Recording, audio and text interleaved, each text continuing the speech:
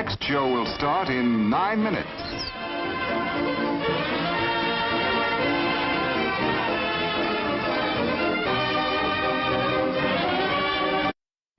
What is it? Say, What is it? hey, why it's Buttercup. Popcorn, add sweet green butter to hot popcorn. Mix it up, wrap it up, Buttercup is born. It's delicious. So nutritious. It's a taste delight. It's so munchy, Crisp and crunchy. you'll enjoy each bite. Eat butter-drenched Buttercup, popcorn at its best. Served in a king-size cup. It beats all the rest.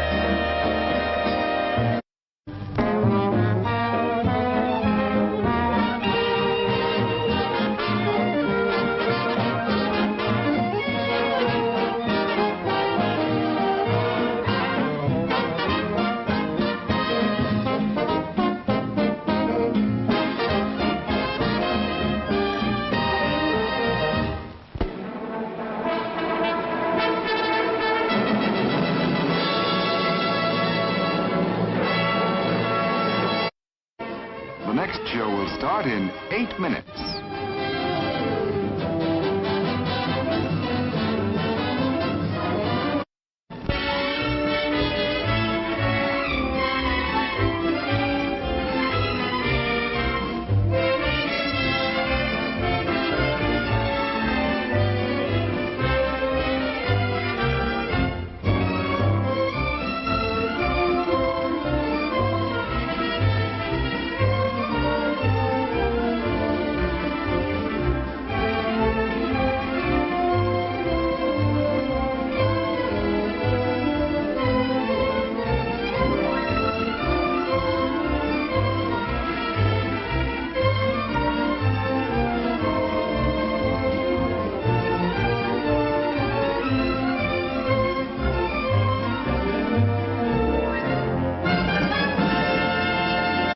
For refreshment.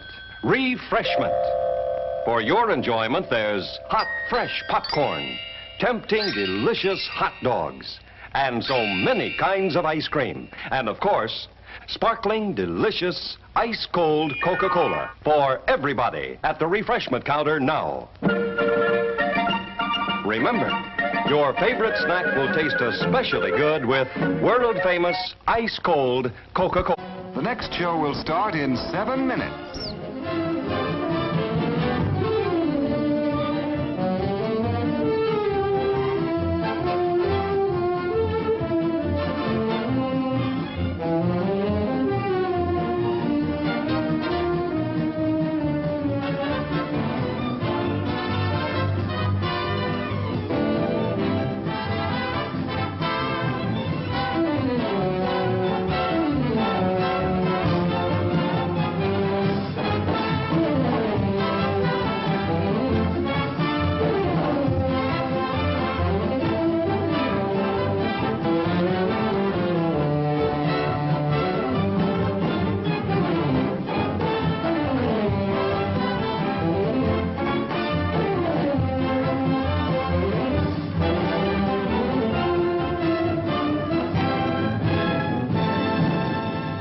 The next show will start in 6 minutes.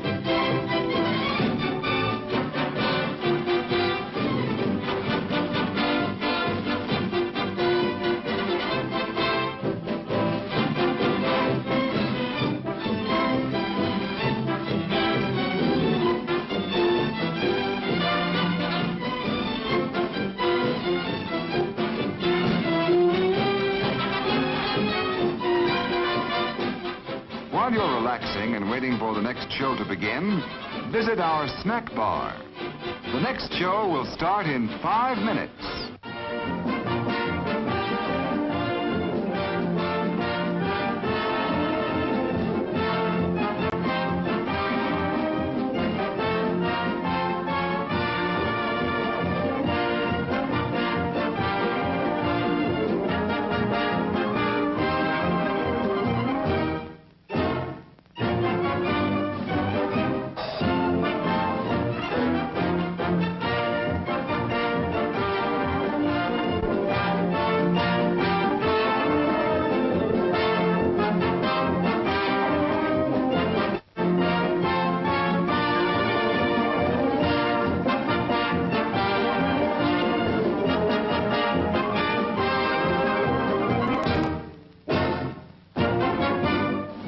The next show will start in 4 minutes.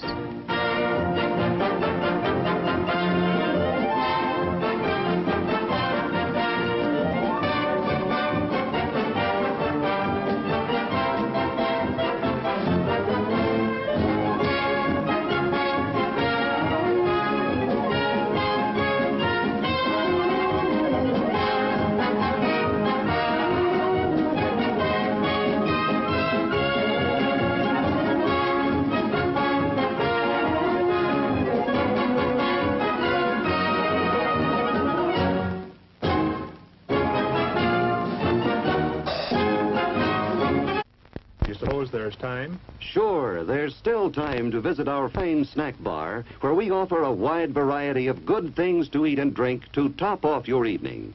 Want a suggestion?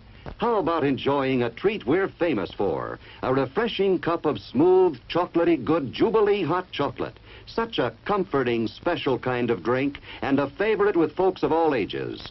Hot chocolate goes down real easy this time of night, makes you feel warm and altogether wonderful. Bet you've never tasted hot chocolate quite as good as we make it. Enjoy a cup tonight. Hot dogs with your favorite trimming for men and boys, girls and women. Dress them up to suit your taste. They're good. So good.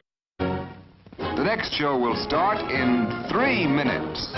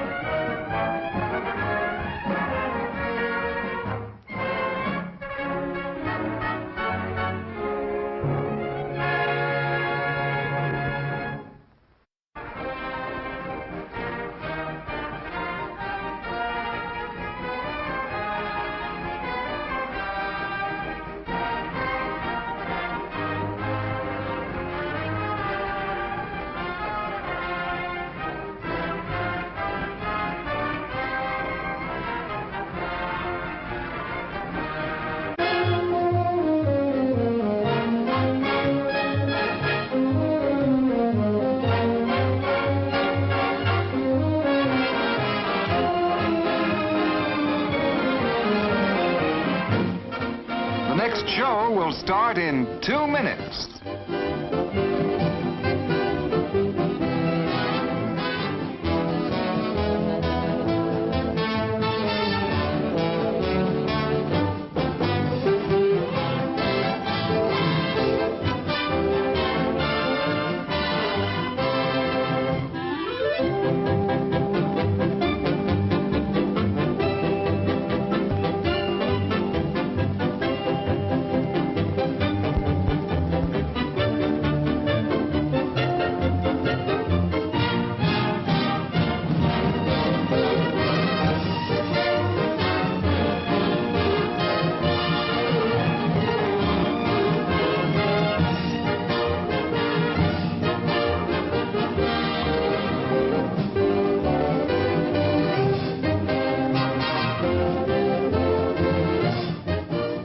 The next show will start in 1 minute.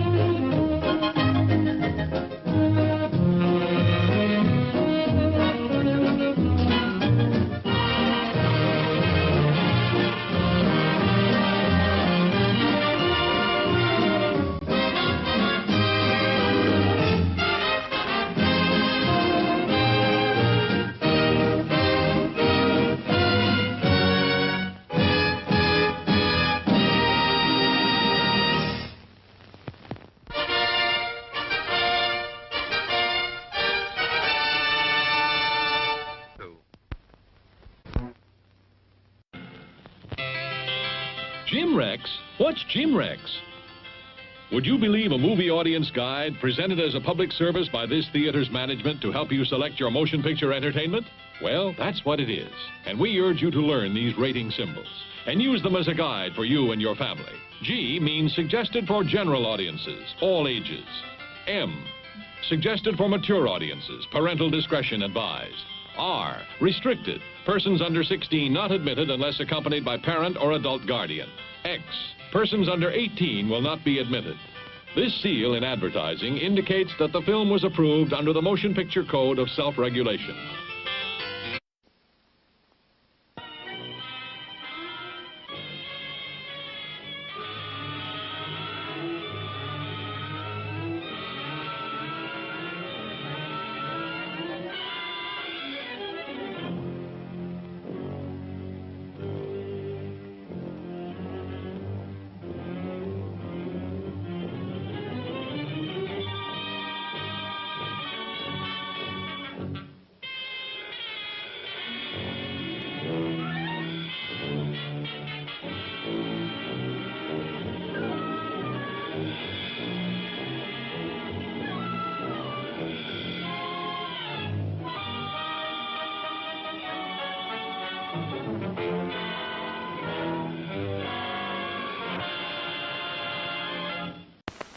Hi, folks.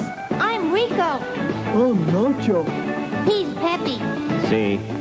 You can find us at the concession stand in the lobby. Along with all sorts of other tasty goodies. See? Rico's Nachos, a refreshingly new and different snack discovery. Chock full of high-quality ingredients, crisp, fresh tortilla chips, covered with creamy aged cheddar cheese, topped off with zesty jalapeno pepper rings. Rico's Nachos, out of sight. Remember, folks, we're the new star at the snack bar, Rico's Nachos, a new taste treat you can't beat. See? Rico's Nachos, on sale at the snack bar now.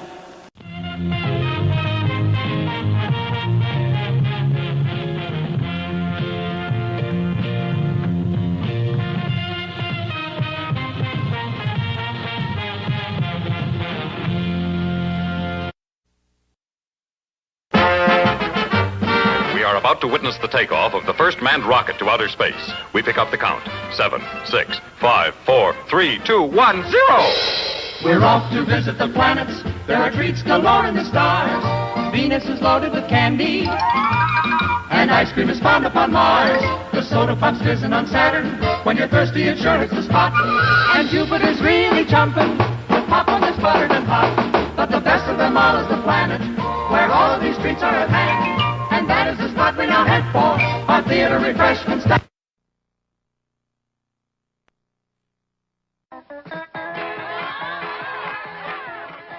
Good evening. It's intermission time. And during the next 10 minutes, we invite you to visit our refreshment stand located in the center of the drive-in. Our service is friendly and quick. You'll find hot dogs, hamburgers, pizza, your favorite candies, hot and cold beverages, and other delicious snacks. So add to your fun of watching the movie. Visit our refreshment stand right now during our 10-minute intermission. We're glad to have you with us tonight, and we hope you'll come to see us often. It's great to get out to the movies.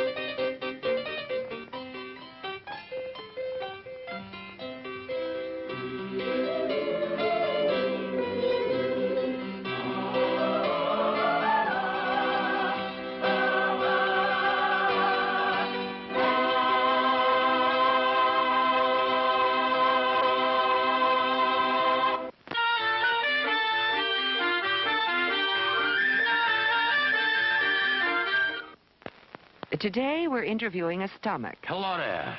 What is life like as a stomach? Oh, boy, it was humdrum. I mean, until what's-his-name discovered Tony's Pizza. Tony's Pizza? Yeah, I was suffering from the pizza cravings until Tony's came along. Crispy crust and zesty sauces. Wow. And so now... What's that? Another pizza craving.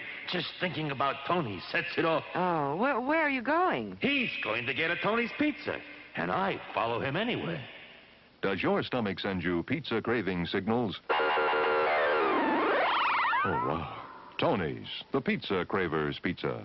Available at the concession stand.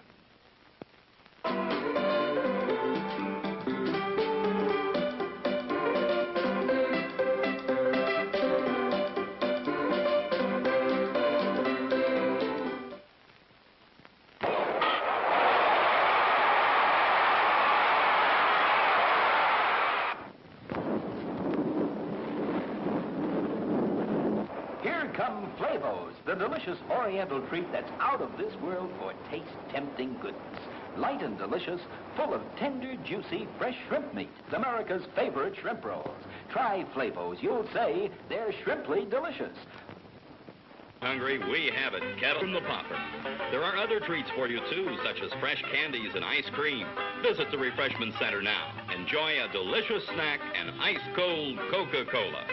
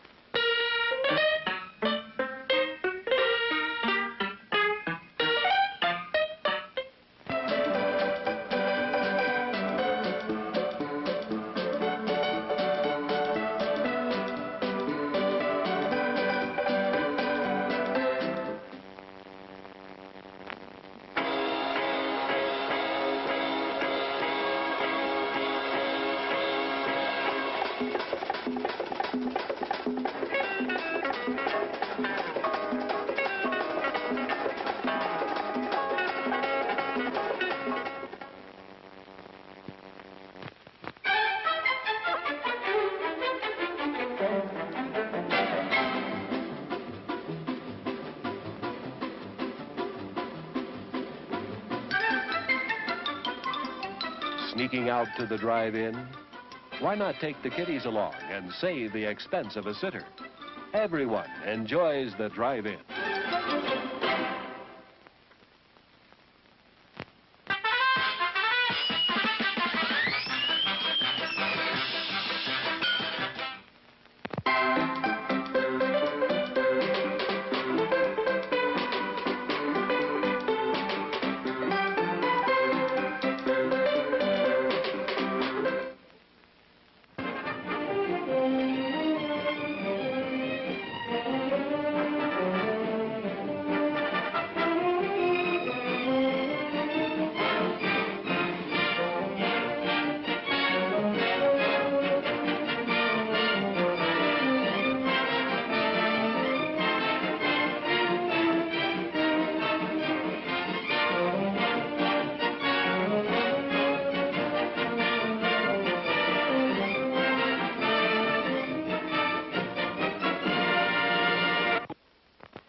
replace the speaker on its rack when you're ready to leave.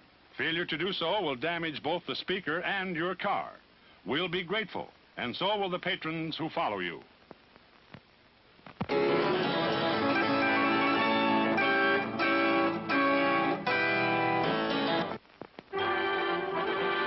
It's intermission.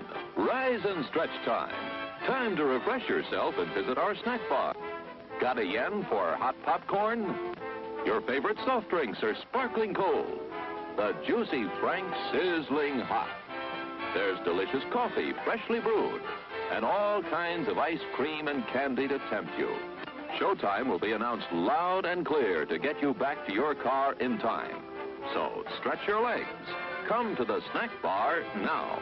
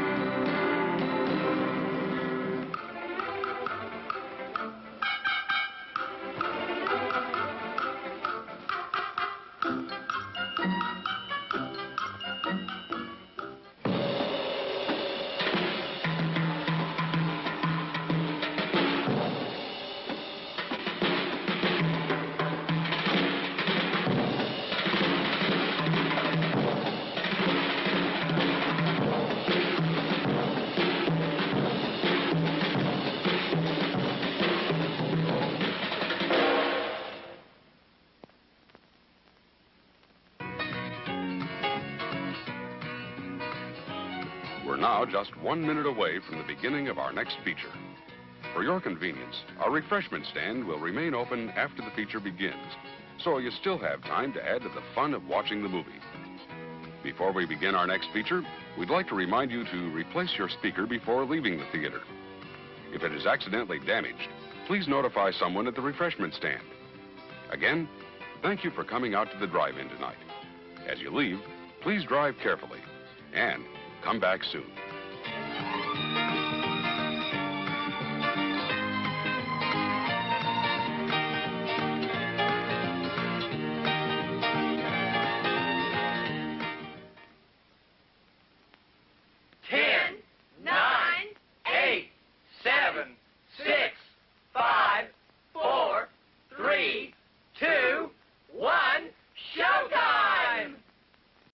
Please replace the speaker on its rack when you're ready to leave.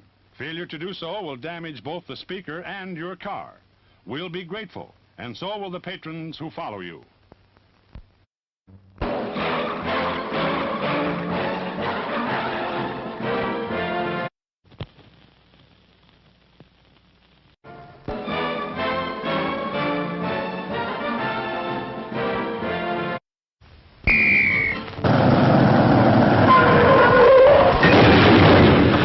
Projectionist, stop the show. Here's great news you ought to know. We've just got a shipment of taste-thrilled treats, all tip-top quality and delicious eats. There are hot dogs and popcorn and candy galore. There's soft drinks and coffee and a whole lot more. So direct your steps to our refreshment stand to enjoy the finest snacks in all the land.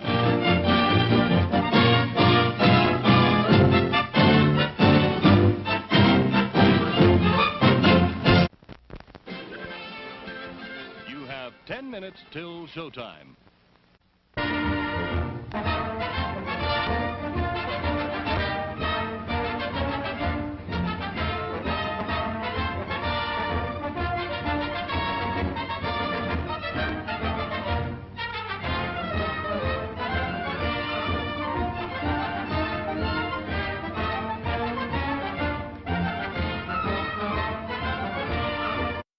You've seen the show. It was quite a treat.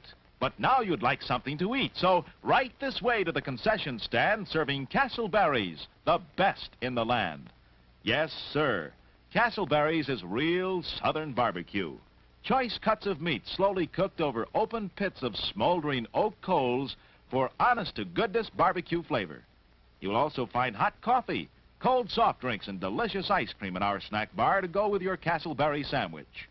Just look at that generous helping of rich, juicy barbecue. Yum, yum. For a real taste thrill, Castleberry's barbecue will fill the... The next show will start in 9 minutes. Golden, pure creamery butter, rich, flavorful, satisfying. That's what it takes for the finest buttered popcorn, and that's what we use. See for yourself why there's no Showtime treat to equal the crisp, delicious flavor of hot popcorn that's bathed in real melted butter. It's at the concession stand now.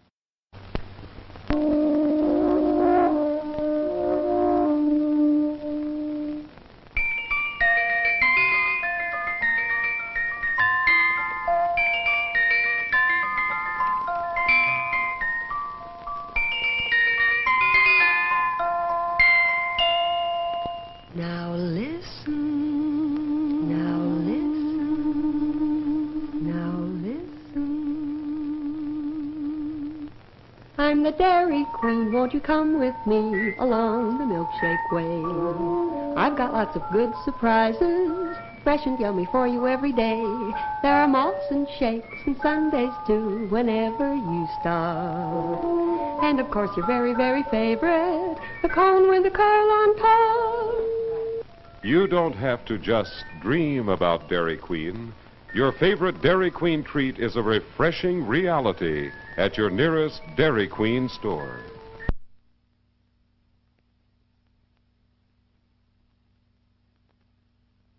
The next show will start in 8 minutes. Hey!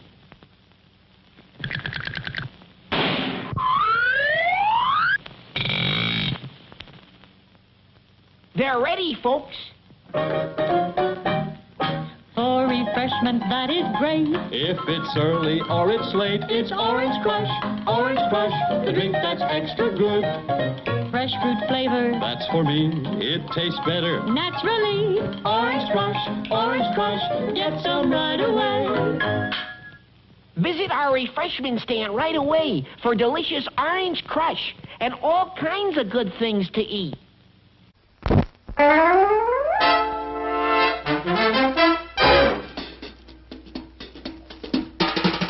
Oh, the time is now, the time is here. Now's the time for a bite of cheer. A tasty light where the price is right. Well, look here, you'll dig this sight.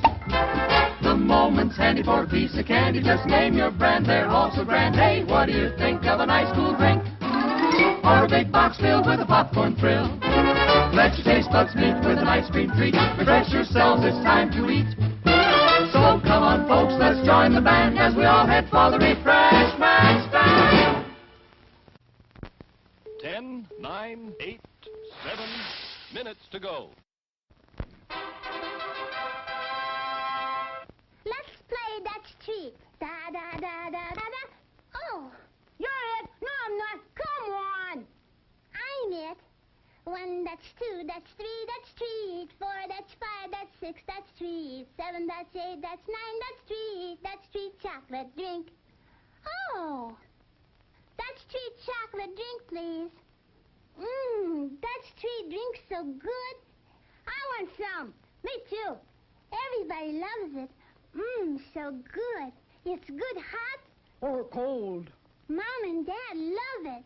So, get Dutch Treat chocolate drink at the snack bar now. Still plenty of time to come and be served at the refreshment center before showtime.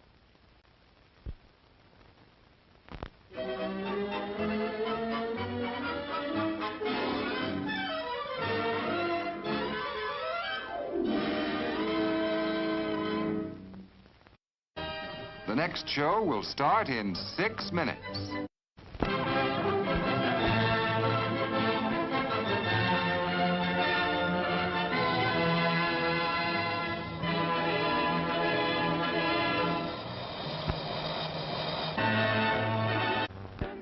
With mustard and relish, you'll guarantee mouth-watering satisfaction.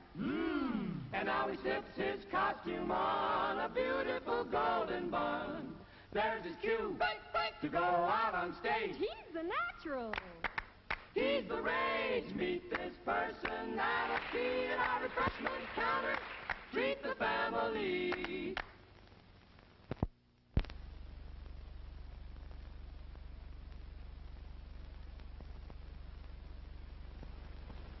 Something different for a change? Then try the perfect refreshment. Chili Dilly, a delicious pickle treat that's spiced just right for every bite. Economical, too. There's no waste. You eat every bit of the juicy goodness of Chili Dilly. How about trying one right now? Chili Dilly, on sale at our concession stand. You'll love 'em. You have 5 minutes till showtime. Time for refreshment. Refreshment. For your enjoyment, there's hot, fresh popcorn, tempting, delicious hot dogs, and so many kinds of ice cream. And, of course, sparkling, delicious, ice-cold Coca-Cola for everybody at the refreshment counter now. Remember, your favorite snack will taste especially good with world-famous ice-cold Coca-Cola. It's refreshment time, folks. Time out for a delicious snack in our sparkling refreshment building. Every item a fresh, appetizing taste treat. Fresh popcorn, delicious and crisp, with or without butter.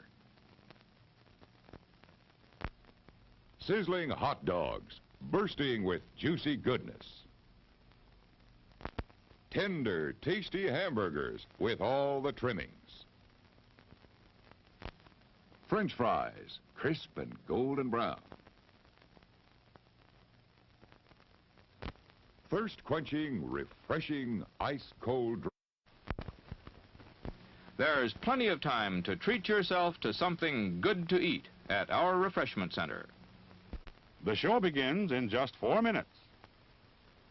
And now meet the star of our show.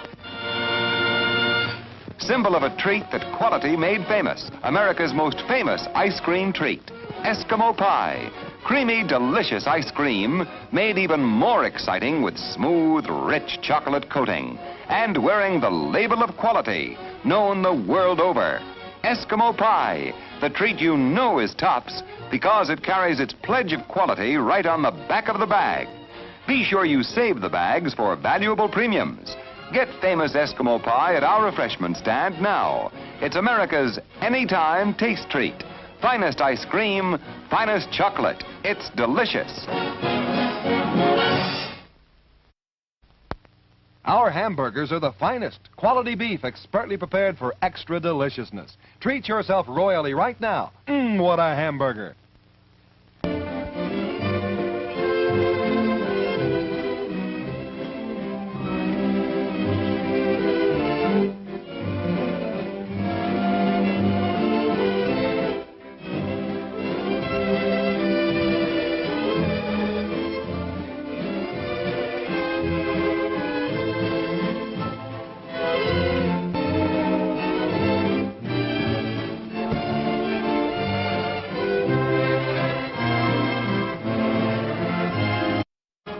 The next show will start in 3 minutes.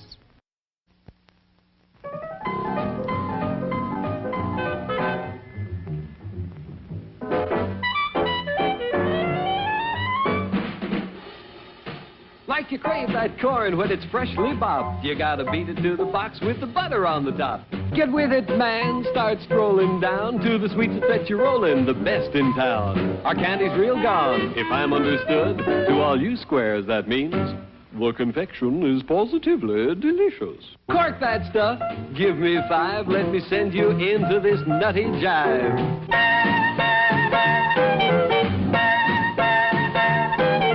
Go, man, go, it ain't very far. Shake it on down to this cool snack bar. Come on, Jill, give us a treat. A friendly pepper-upper with a tasty beat. Drink Dr. Pepper, Dr. Pepper, 'cause it never lets you down. Frosty, man, frosty.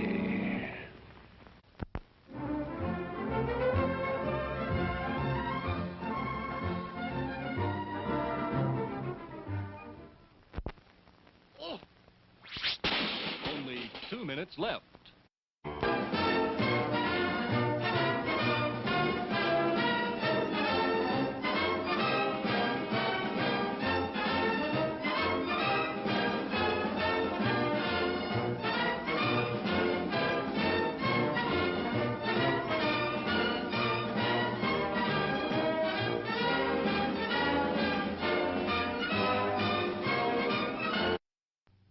Give them a faith to live by. Worship this week.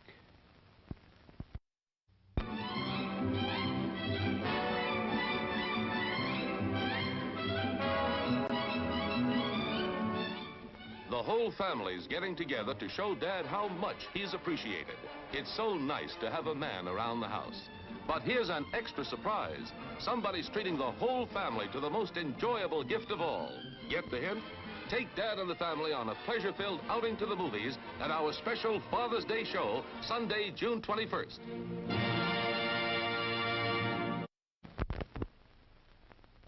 You get more out of life when you go out to a movie. It's 1 minute till showtime.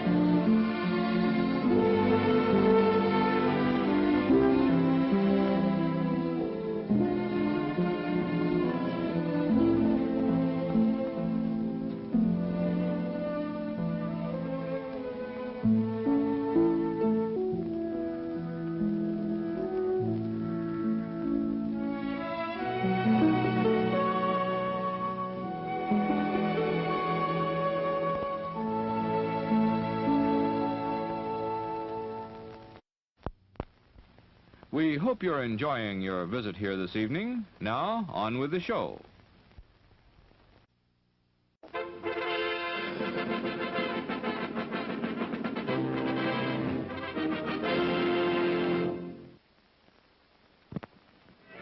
Here's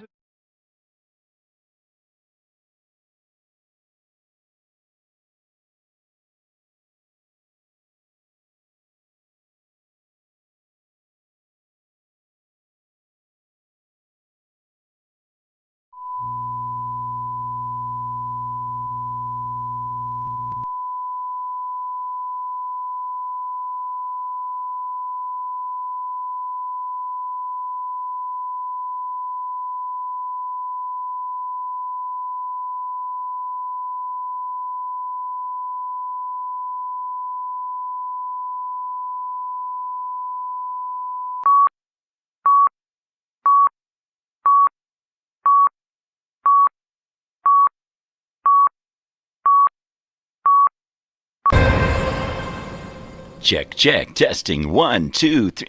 Fuck it.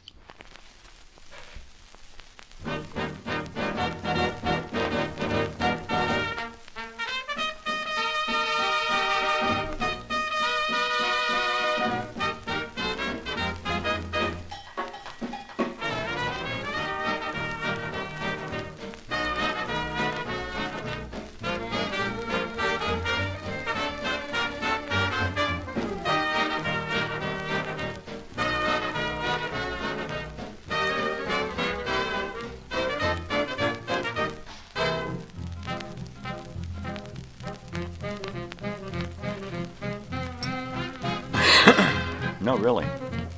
Yeah, baby.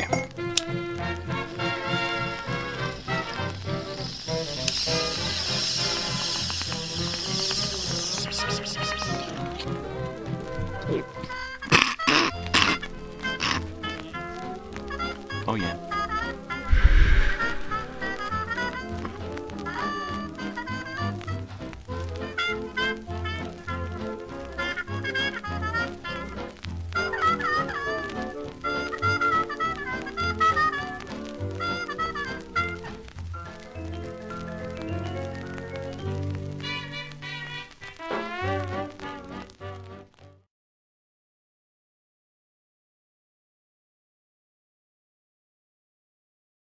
Good morning, everyone. And how are we today? Well, let's see what we've got going on here today. We got a lot of stuff going on here today. And today is Monday. It's Monday movie memory time. Oh, my favorite day. We get to talk about movies. Isn't that great? Yay! Anyway, I'm here. I'm weird. Get used to it. Coffee and bong hits are flowing this morning, man.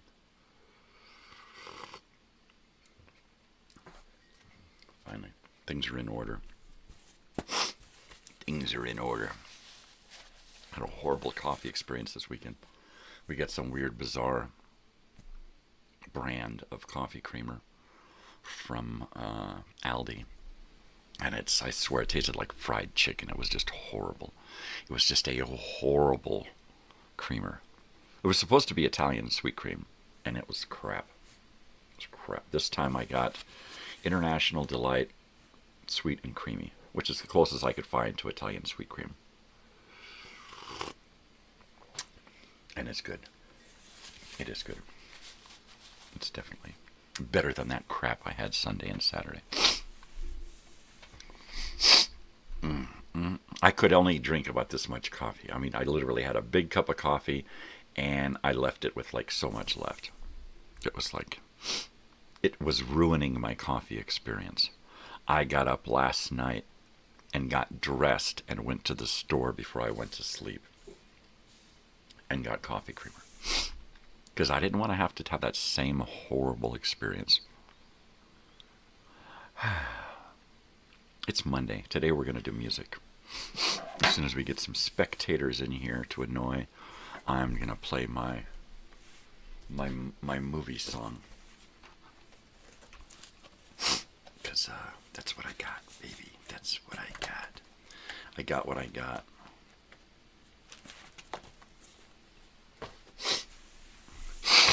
Okay. Man, I am doing better this morning. I was a horrible Saturday and Sunday, mostly Saturday. I went into a severe depression after Halloween. I don't know why. But Saturday, I was melancholy all day. I didn't have any desire to even be here. I finally got up and created a promo, and then finally created some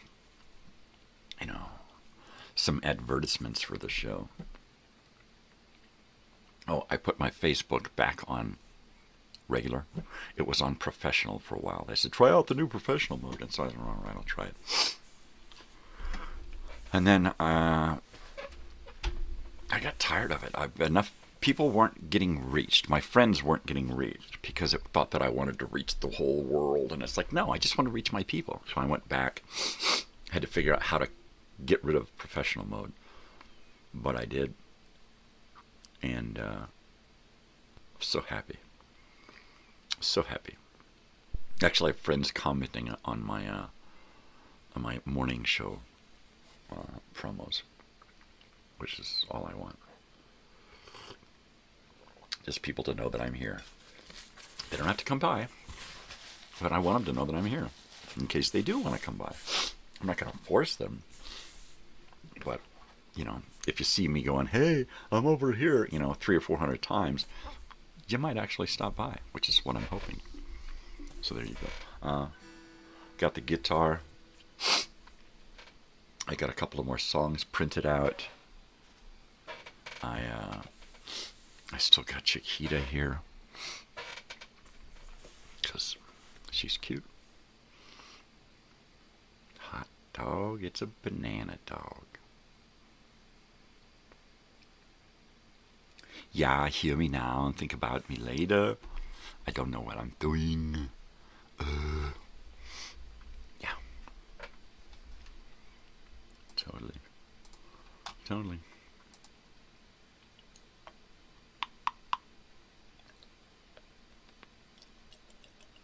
No, really. Me and my dentures. We're starting to get along better. We are.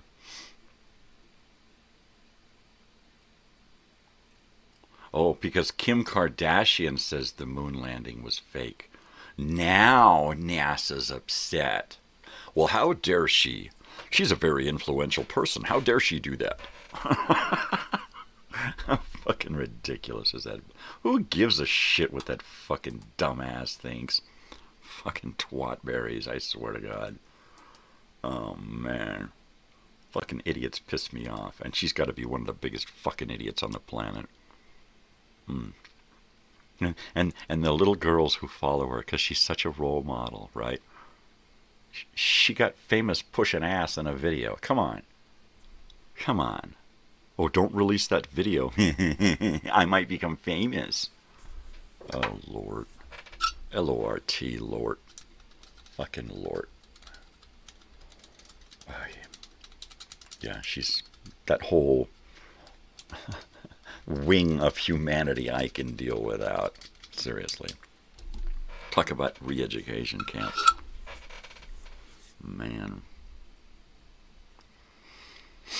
Anyway, here I am, brokenhearted. Thought I finished, but only started. This is the morning show. It is the 3rd of November. It's November. We are officially into winter. It's winterized. Here we are. We're going into winter. November. I'm thinking about doing a Black Friday show. Right? Should I stick with the big rig and do a Kmart delivery truck? Delivering Simons and Ataris and Commodore 64s and all of that good stuff, right? I could be a Toys R Us truck driver or a Kmart truck driver for Black Friday. It just means making a new truck, new handle, new outfit, you know, the usual. Nothing big. Oh, that's much better than yesterday. Very subtle. Nothing too dramatic. Okay, people, it is the morning time. It's Monday. It means memories. Movie memories. As soon as we get some spectators in here to check in, we are going to play some music. We are going to do some live music. I printed out some more songs to learn. And I have multiple ideas for new stuff as well. But I've got my Monday movie song here ready to play whenever y'all's ready.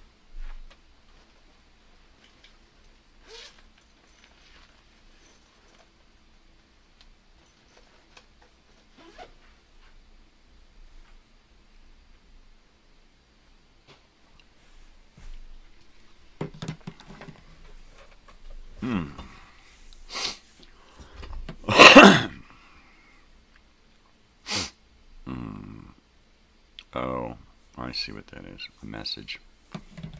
It's a message. It's a massage. It's one of those massages. Okay. I'm going to throw that away. Take a look at my photos. When Black Friday comes. Alright, I'm going to look at... I have to make notes. I've got my morning show for which to make notes upon. Here we go. Hello, love. I'm going to take orange because it's what's in here. Orange. N-O-V. 3, 4, 5, 6, 7. So 7. The 7th is Friday. I like to use my fingers. Thank you. They're my fingers. I can use them. We got 151, 152, 153. Yes, episode 154 Thursday and episode 155 on Friday. There we go. There it is. Notes. I was going to make notes concerning music. Brand new key.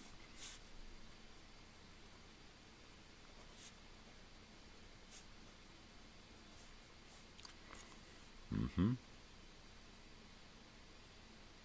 Green-eyed lady.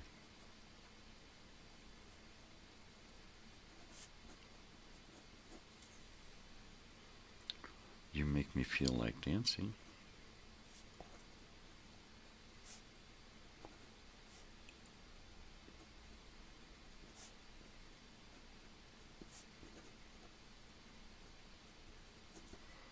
Mm-hmm. And Daybreak, Barry Manilow.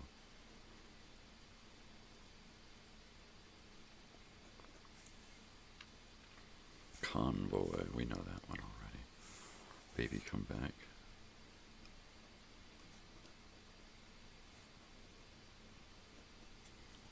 Is that it? That's it. Songs that I was listening to in the car, and I just took pictures of the screen to capture what was playing on XM Sirius. So there you go. It's Monday. We're going to need a song of the day or a band of the day. And we're going to need a movie of the week.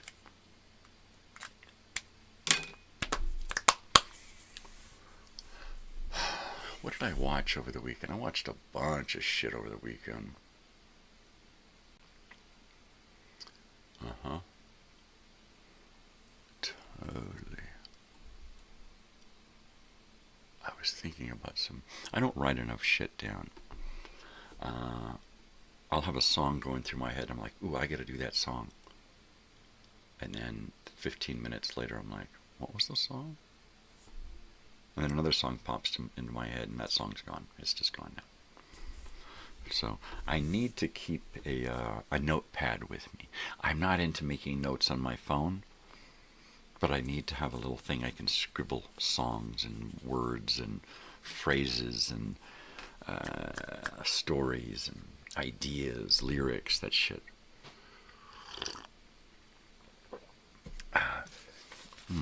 Man, that is good. It's more of a good coffee flavor and not overpowered by the creamer, but it's just sweet enough to... Oh, yeah. Let's see, I was over here on this computer, and what was I going to do? I think I was going to copy this link for this morning's show and share it in a few places. I'll share it somewhere.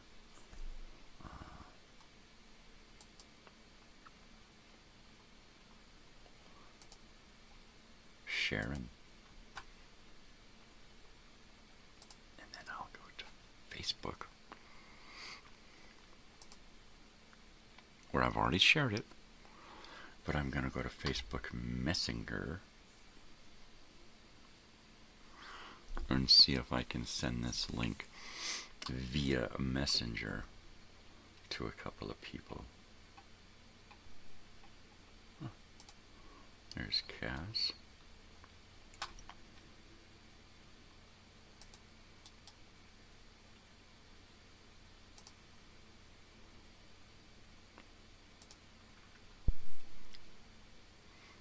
When Black Friday comes, there we go. Anybody else? I know Joey's been working his ass off lately, so I'm not gonna harass him, although I hope he shows by. I hope he comes over, because I really, really, really want to say what's up, dude.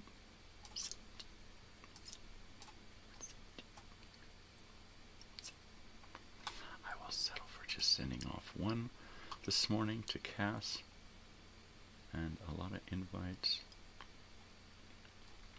and stuff. And there you go. And I will just leave that alone. In fact, I'm going to go ahead and get rid of it altogether. It's Monday, people. I'm so excited. I'm so excited. I'm so excited. Yeah, baby. I'm here. I'm weird. Get used to it. What are you going to do? I got scenes, I got sources, I got audio, I got video. got a whole bunch of stuff here going on.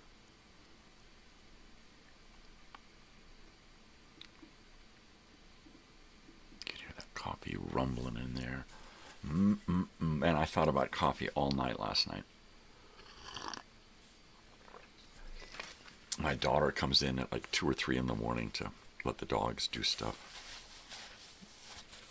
And I'm like, what, did the dogs learn how to open the door? And then she comes in, help the dogs up under the bed and whatnot.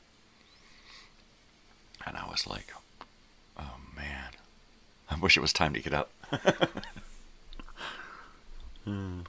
Even though I was up like an hour and a half before my alarm went off.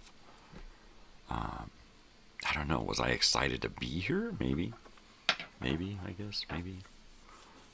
More than likely, it's just my insomnia. My stomach, which wasn't real happy this weekend either. Well, I'm just waiting for people to check in before I start with the live music. Because I don't want to leave anybody out. If I'm going to play, I want to play for an audience. For an audience. Good to have an audience. Yeah, baby.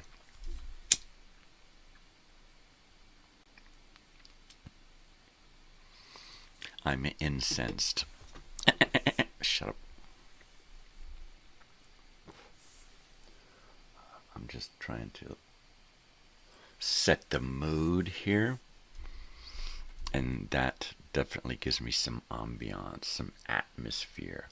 I like the way the smoke is burning off of that in 2 trails, and it goes up, and then it starts to do a twist. It's really cool. Let's see if I can get you to see it easier. No, I thought black would help you see it easier, but no. Totally. I'm just incensed about it. All right. I do take requests for music. I don't necessarily promise that I can learn the song, but I will take requests. We're looking for an artist or a band from the 1970s or 80s. And a movie. A movie. Much like these Betamax tapes here that I have used to prop up my shelf there. Which should change. I should really add, I like the shelf there. What I might do is just in front of my desk, add a shelf system here that's just a little bit bigger than the desk. So I've got some places to put things. What I need is one of those desks with all the pockets, right? That'd be great. What I really need is a big house, a bigger room, at the very least, a garage. Oy. It's hard. It really is. Being broken and not having the means to do what you want. You know, especially if you're a dreamer, that really sucks because you keep dreaming of all these things that you can't do anymore, right? All the stuff you need to make the dream happen, you know, and it just ain't there anymore. No, I'm thinking about crowdsourcing, but that's like sticking my hand out, right? I don't know if I could do that. And if I were to crowdsource something, would I even be able to make it work? Right? And what's the limit on the finances that you can raise through crowdsourcing? I mean, there's probably a whole bunch of rules and regulations and taxes and all that shit to deal with. Because if I were to like crowdsource a shitload of money, it would probably be for that arcade. And that in turn would help kind of set everything else in motion. Having a business, a company, would make it easier to fulfill all the other dreams, right? I've got a lot of ideas for earning money, making money, products to create and whatnot. I'm just one broken man. If I had a team of broken old men like me, we could probably get something really righteous going on. But,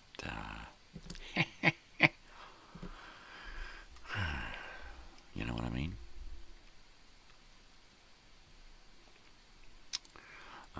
We should have some kind of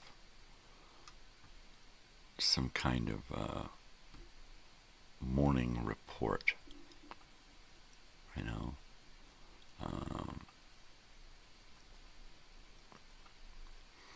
Some kind of thing that says the morning report, where I'm just talking, right? I'm just talking. Let's try that. You know what? That probably won't work, but we'll give it a whirl. And let's just do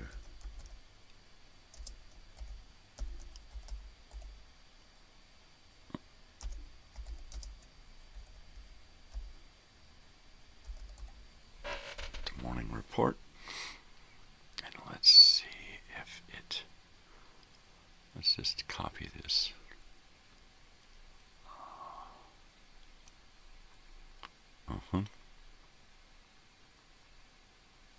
The morning report. And let's give the color a little bit of zing. A little bit of zing. And let's crop this little bit of a graphic down. And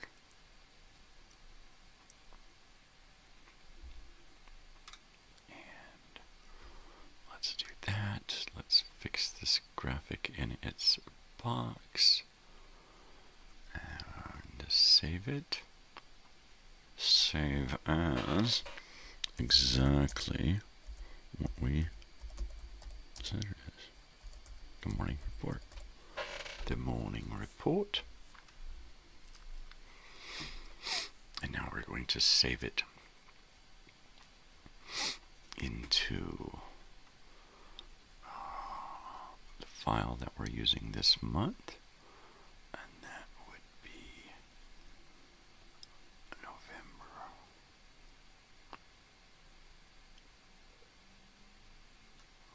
November promos. There we go. And once again, morning.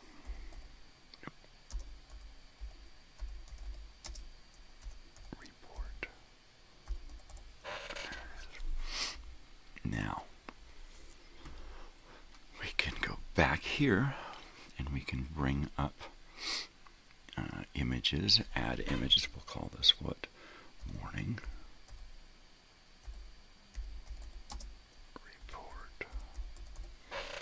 That morning report, okay, and we will grab this file, this image that we just now created out of the November promos file.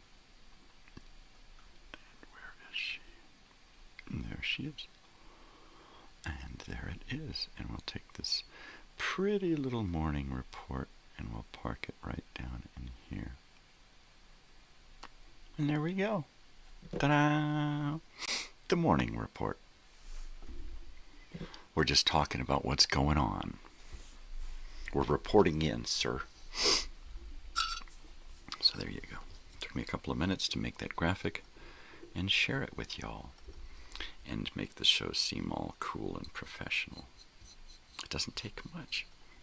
So now we just need a artist or band of the day. So we'll need something from the 70s or 80s, and then I'll dig up that album and we'll park it here.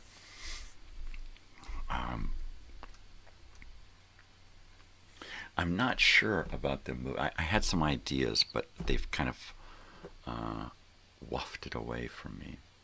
Oh, I can just stare at this smoke. It's got a cone inside of a cone. Oh, wow. It's a total curl cone going up. Oh, that is just beautiful. Man, if I had some shit right now, I'd be spacing hard.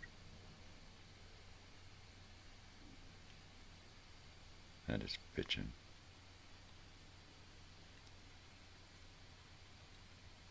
Wow.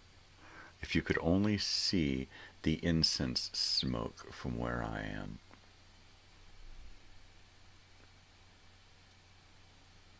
It's like one of those long pointed shells at the beach that spirals out. It's exactly what it looks like. It's totally spiraling out in these lines. I wish I had a webcam that I could share with y'all.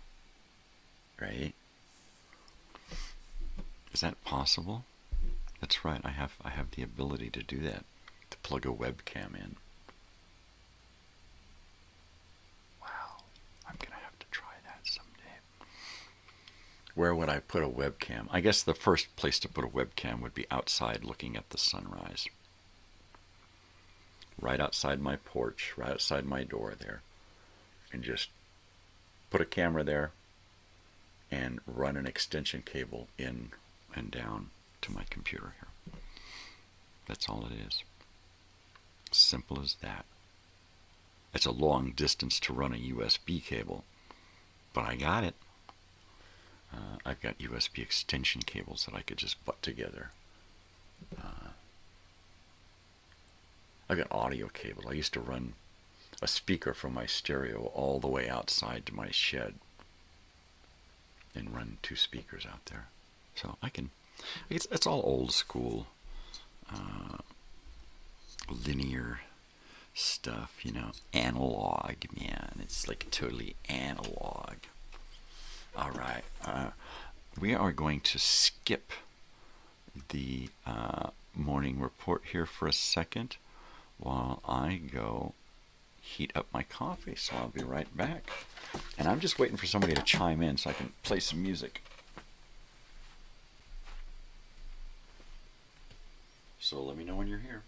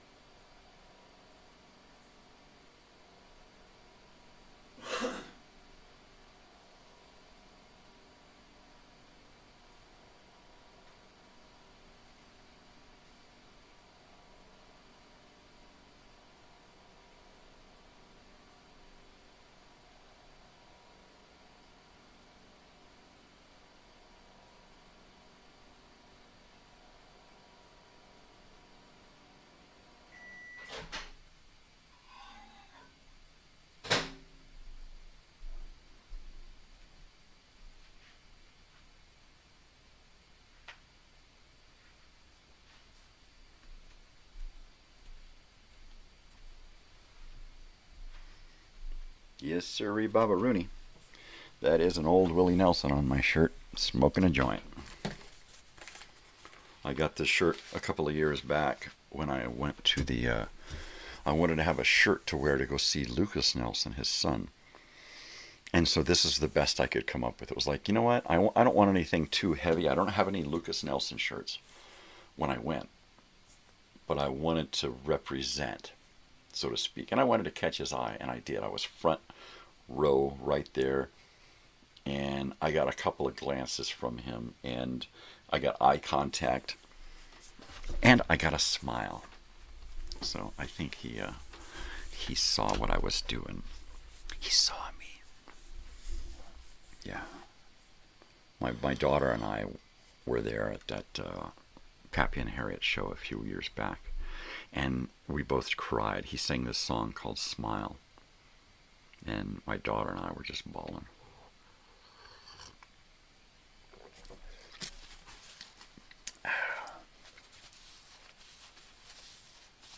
Yeah.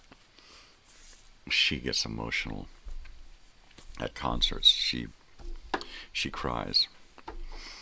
Even at ELO. I imagine that when we see Rush, I'm going to see some tears. Yeah, music is a big thing in her life. And I love that. I love it. I love it. We love LA. Shut up, we don't. I love it. No, really. I'm going to do another bong hit because it's 5:30. It's been a half an hour.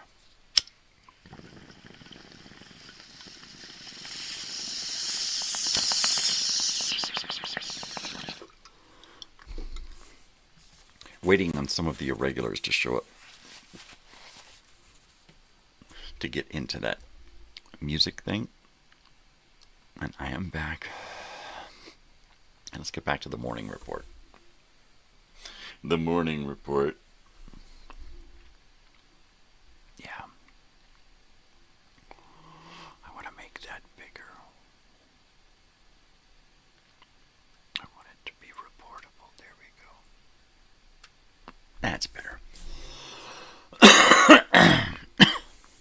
Anywho, I got an incense burning right here, but I like it. I love to watch the smoke. What I really love is when the morning sun hits the incense smoke. I can watch that shit all fucking day, high or not. It's just a great optical trip. And now it's coming off in a cone that's coming off like this. And as it comes off in a cone like this, both sides are curling up and coming out together. It's just bizarre looking. One giant cone with the sides both twisting opposite each other, which, that is crazy. That is just crazy. It's crazy talk. All right, people, we're here. We're weird. Get used to it. Yeah, that's what I'm talking about.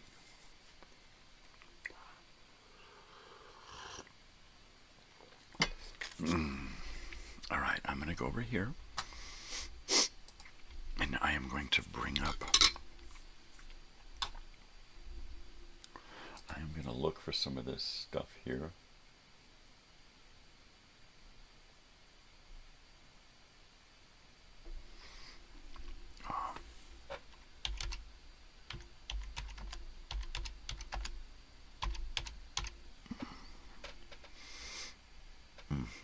Okay. Bring up a song and go take a look at the chords. See if I can swing it. Right?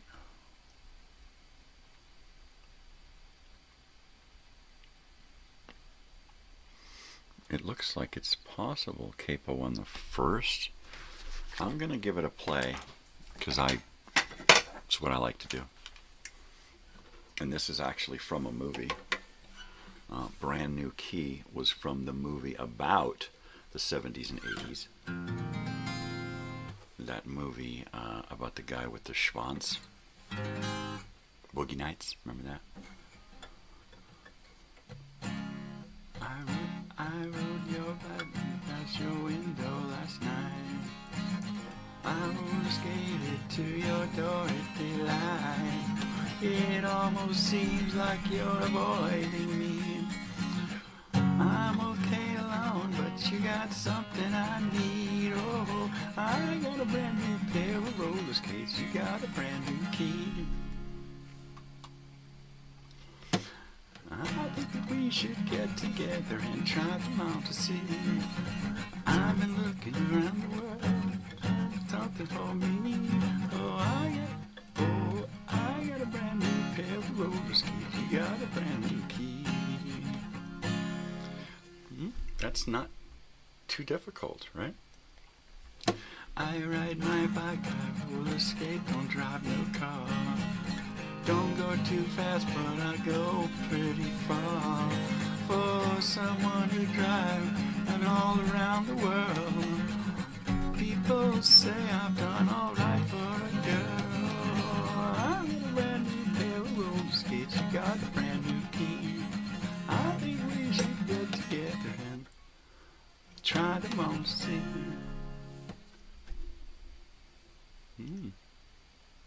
I kind of like that song. That's a keeper. I think I'm going to have to add that one into my repertoire. There. Yes. That is a keeper.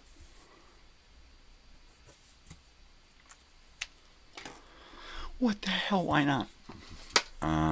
When we get around to it, we'll actually play some music instead of just futzing around. But I need some viewers here. I need peeps. I need some irregulars in here with me. Where's my irregulars? Where's Cassie? Where's James? Where's Susie? Where's Dubs? And Lucy? And Chris? And of course, shh, Joey. Don't wake up Joey. Let him sleep. He's working his ass off. Let him sleep. Let him sleep. Let him sleep.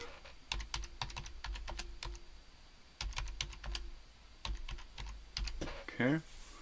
Let's try this one and see what we get.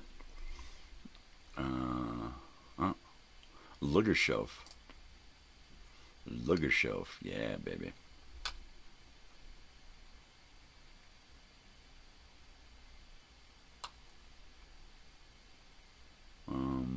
Oh, that one doesn't look too bad. It's just a lot of weird fingers. A lot of weird fingers.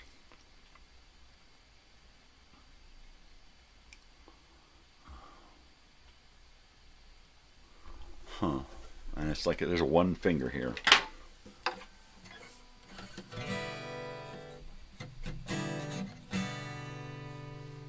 And then where's that A?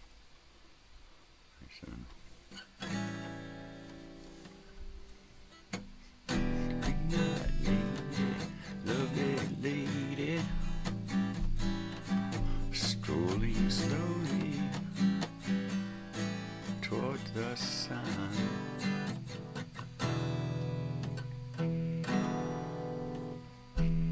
Green-eyed lady, lovely lady, strolling slowly toward the sun.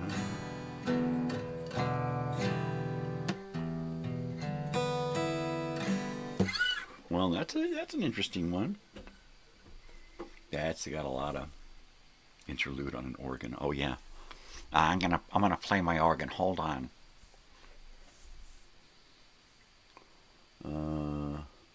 Oh, gee, here's a tough one. Oh, that's gonna be a toughie. I'm gonna need another bong hit for this one.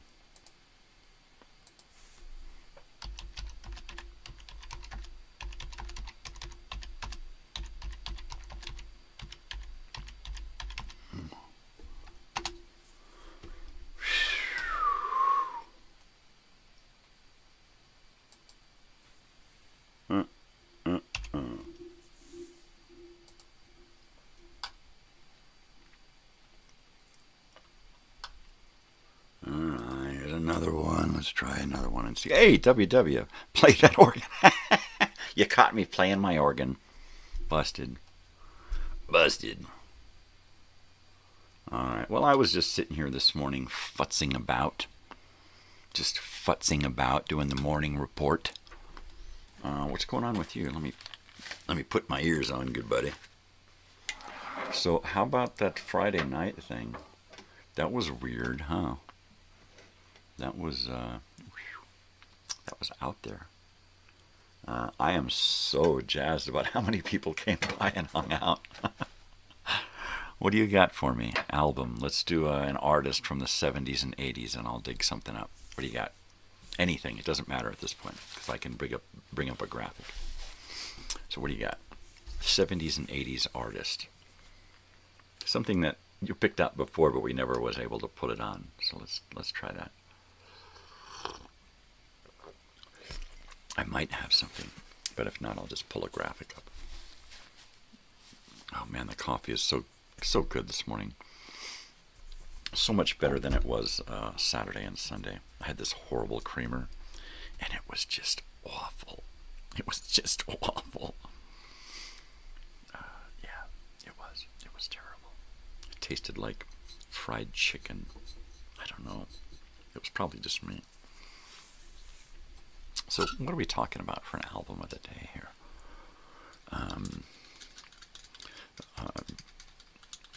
Freddie Buckminster. I don't know.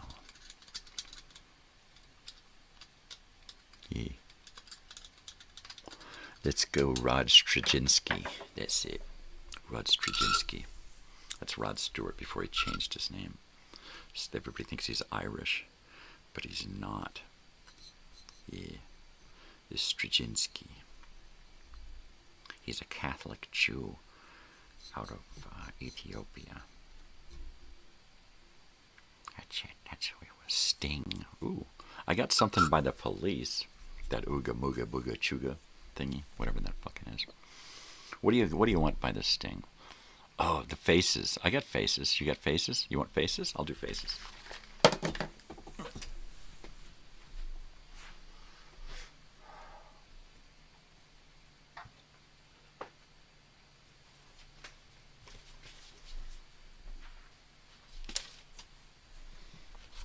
My father saw Faces at the Palladium back in 60-something. Faces. This is a wink's as good as a nod to a blind horse. Nod's as good as a wink to a blind horse, actually.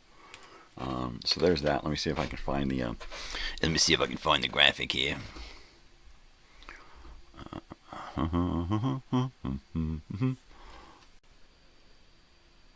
what is it? A nod. A nod is. Oh, wrong keyboard. I always seem to have that problem. I can never get the right keyboard. A nod is as good as a wink to a blind horse. Get the right mouse there. Get the right mouse. Go to images. Grab the album cover from there. Is that it?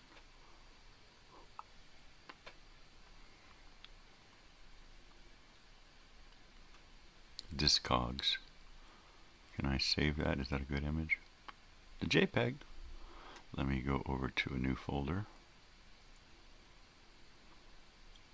I go to November promos and save it there. There it is. And then I just have to go there and bring that file up. Great band Faces. Halloween night was wild. A lot of people showed up. It was so cool, man. I was so amazed.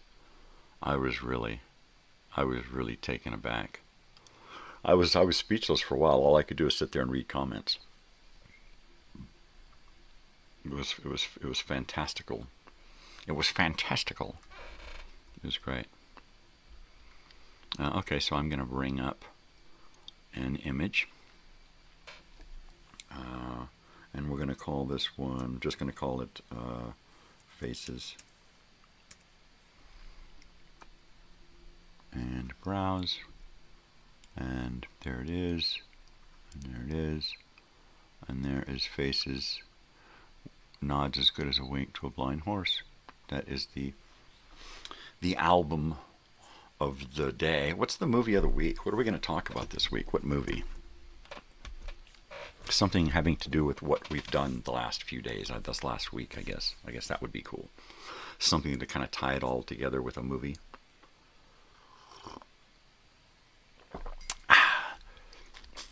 Because I got a brand new pair of roller skates and you got a brand new key.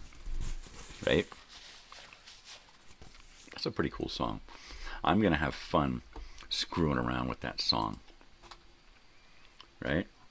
I'm going to have to print this one out real quick. I'm going to have to get this one printed out really quick because it's really stuck in my head already. I ride my bicycle past your window last night. I roller skated to your door at daylight.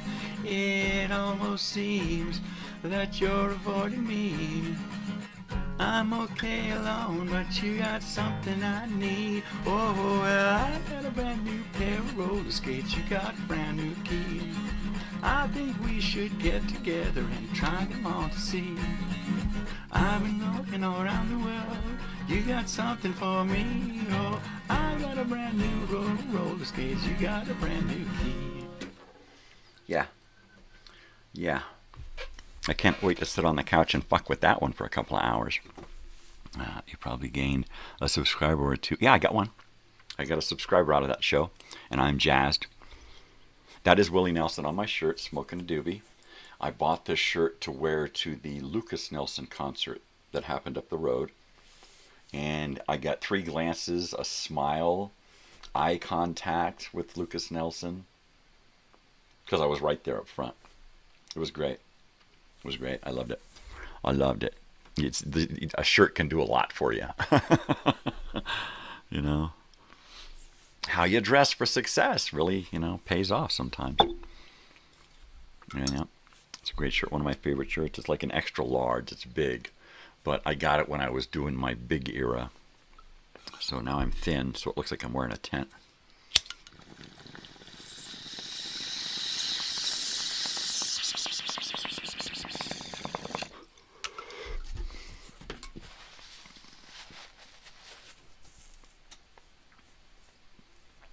I gotta get my,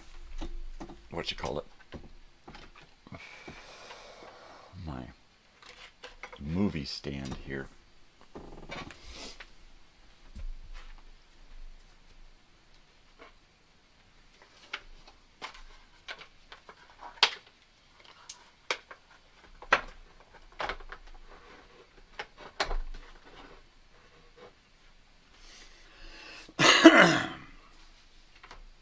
Okay, let me grab my... Let me just try to get this stuff organized here, because this place is a sheer disaster from the other night. I still haven't put this place back together. Like I said, fucking Saturday morning, I just woke up in the hugest fucking melancholy. I wasn't hungover. I was just depressed, man. I was just in the dumps. I just sat there on the couch. I didn't want to do anything. I didn't want to watch TV. I didn't want to play music. I didn't want to do anything. Finally, toward the end of the day, I picked up my guitar and fiddled around. Sunday, felt like shit all day. Just vegged out.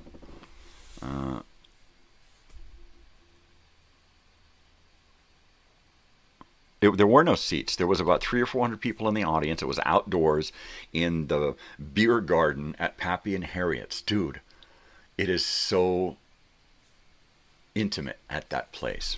Every time we go there, we get early and we get right up to where the barrier is. Sometimes there's no barrier. Inside, we've seen so many shows where there's no barrier. And I'm sitting on the stage waiting for the show to start, right? Starcrawler, Arrow to Wild, just jumped out into the audience, Yeah, it was great. We had a ball. Anytime we go to Pappy and Harriet's, we got a fucking ball. It's just, I've got the little keychain. We went and we stood in line and filled out the forms and got the locals keychains. All 3 of us. And with that locals keychain, you get discounts on tickets, you get discounts on drinks, you get a separate line for VIP when you go to a concert. So we can get in early every single fucking time and get right up on the stage. I mean, right there on the stage, whether it's indoors or outdoors. We're always right there on the stage. And it's fucking bitchin'. I love that place. And it's just literally 20 minutes up the road, driving slow. The other end of town. I know. That's what, you know what? That's the way depression works, or at least my depression. Anytime I have a really good high, it inevitably leads me to a really deep low. And I was able to deal with it and not succumb to it. I took a couple of days and I just relaxed and I had some me time and I sat on the couch, hung out with the dogs, got high, played the guitar, watched movies.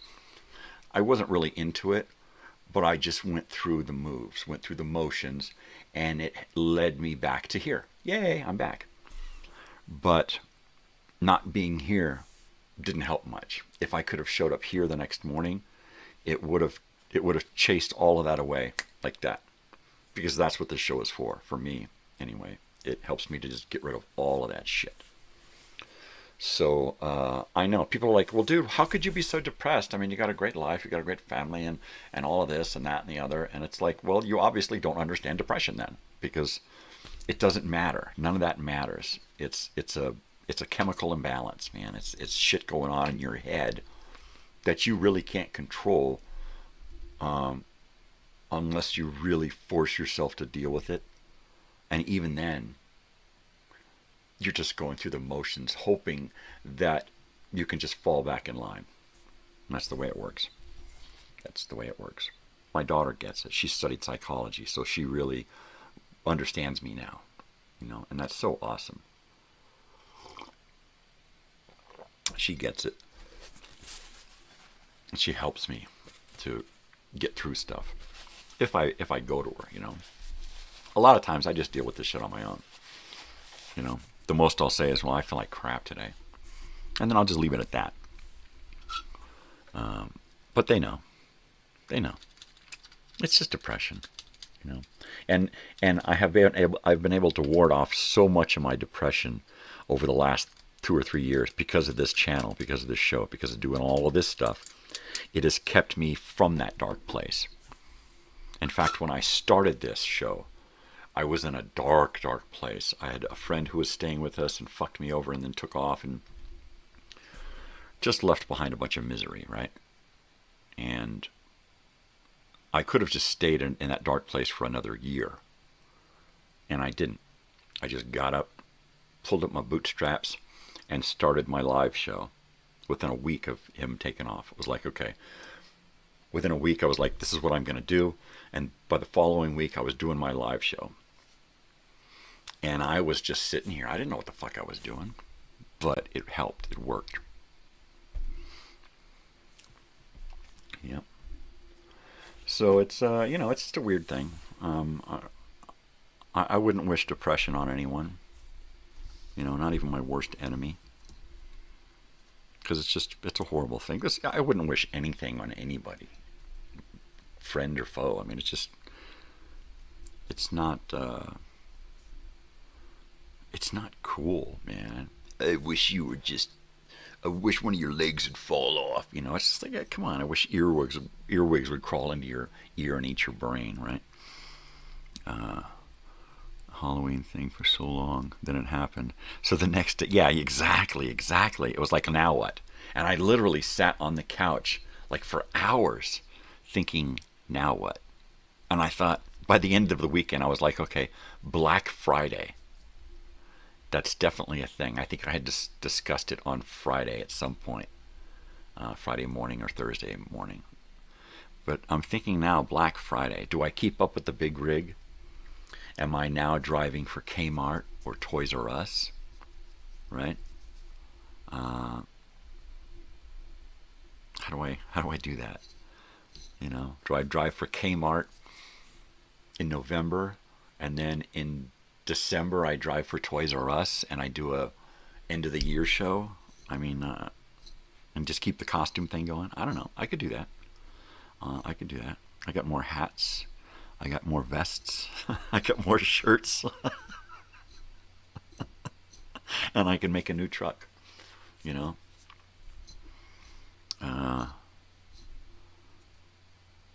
I could call the Toys R Us truck something like the Toy Boy, you know, like Boy Toy, Toy Boy.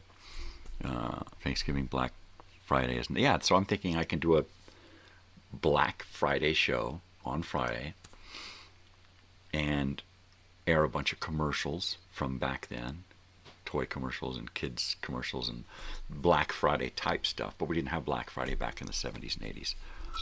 We just had after Thanksgiving sales. Is I think what they call it, you know. So I don't know. I don't want that let down again. So what I'm probably going to do is just go ahead and set something up and advertise it again and just see what happens. It wasn't that the show was a letdown. It was that it was so good that I was lost afterwards. You're absolutely right. You nailed it. So I sat down at the computer and I wrote out more music, more cover songs. 4 more, I believe.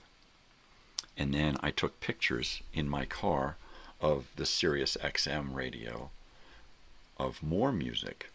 And that's what I've been kind of going through this morning. I made a little list of songs that I saw on the radio there. And I had my daughter take a picture, or I took a picture, and I'd say, take a picture of that song there so I can try it out later. You know? And Brand New Key, oh, come on, I love that fucking song. And when they used it in the movie Boogie Nights, I'm like, okay, that's cool. The soundtrack to Boogie Nights was great. Unfortunately, a friend of mine, while I was working with him, burned everyone out on that by playing it like every day, several times a day. So never work with someone who cannot control themselves around a CD player or the music, where they just have to listen to that same, it's like they're 6 years old. I have to listen to it again. And they get all tantrum if they can't, right? Oh my God. I did write down all the people that were there. Lucy, WW, James, Susie, Chris, Old, and In the Way, and Weir's Beard. And those are the people who left comments. At least, those are the people who I remember leaving comments. And sometimes the comments were going so quick that somebody's name would just be, all of a sudden they're there and then they're gone. Whose song was that? That song was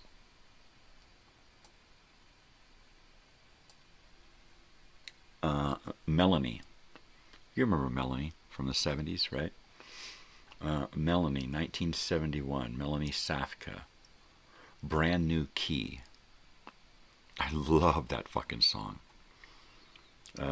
I think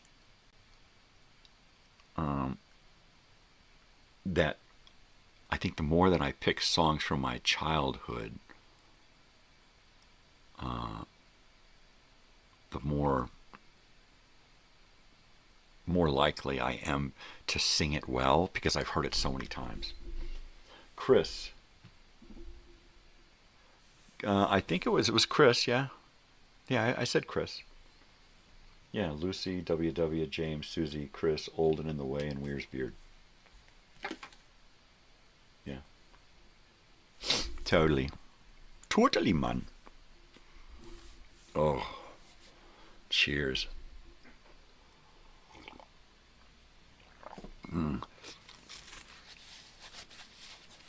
So let's see, what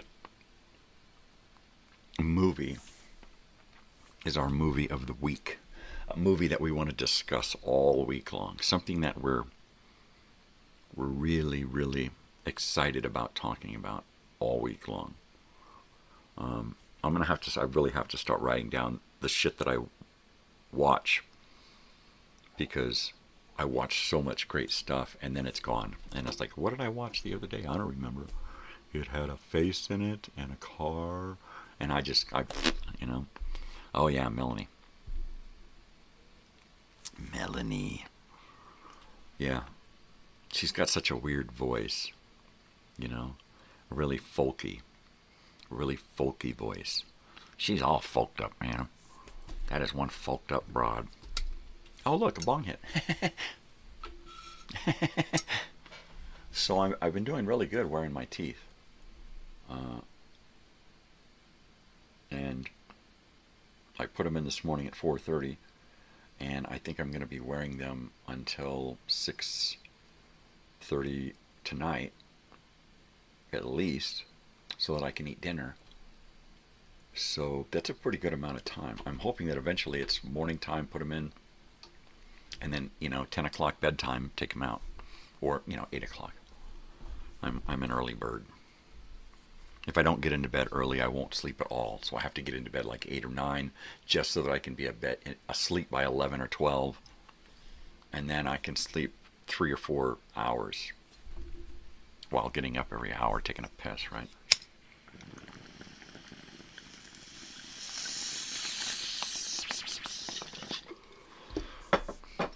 Yeah. My prostate is as big as George Lopez's head. Holly Mountain. No, that's Holy Mountain. Holy smokes. Holy Mountain. I don't know what it is.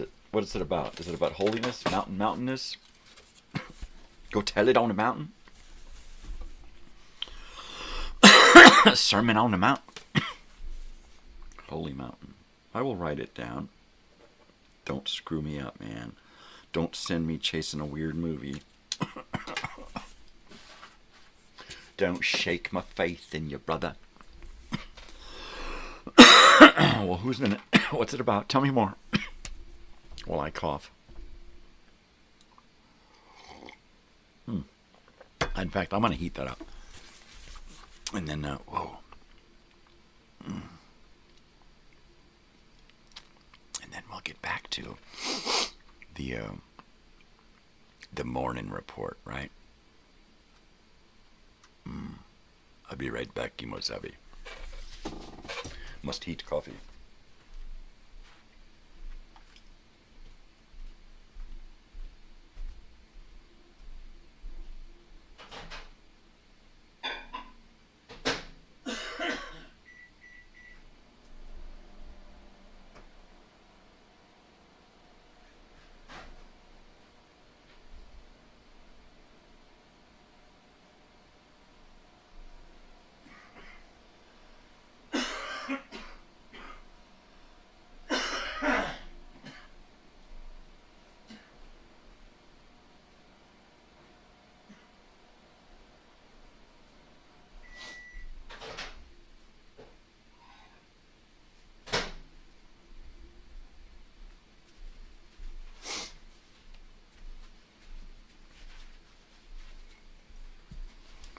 La la la la la la la la la la la la. Oh, I got a brand new pair of roller skates. You got a brand new flea. Hey, who do we got here? Who do we got here? My eyes. Raybo. 17. Howdy.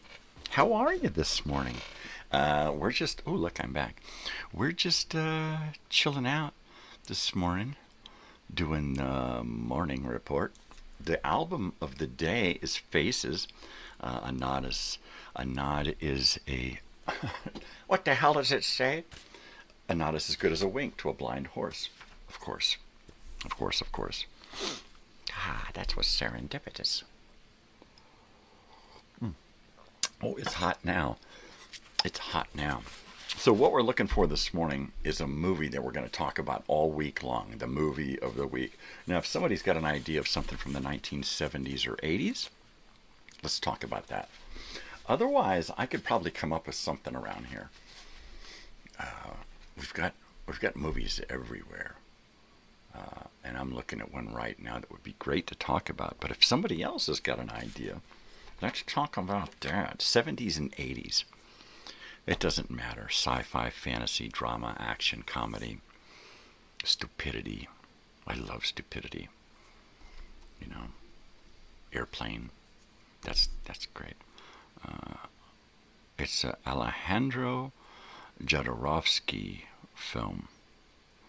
And Holy Mountain. I have not seen it. Let's talk about one that we have seen together collectively from the 70s or 80s, so that we have a taking off point, a direction to go in. And then as soon as you're all ready, we'll think about playing some music. Pardon me. We'll think about playing some live music. It's Monday Movie Memories.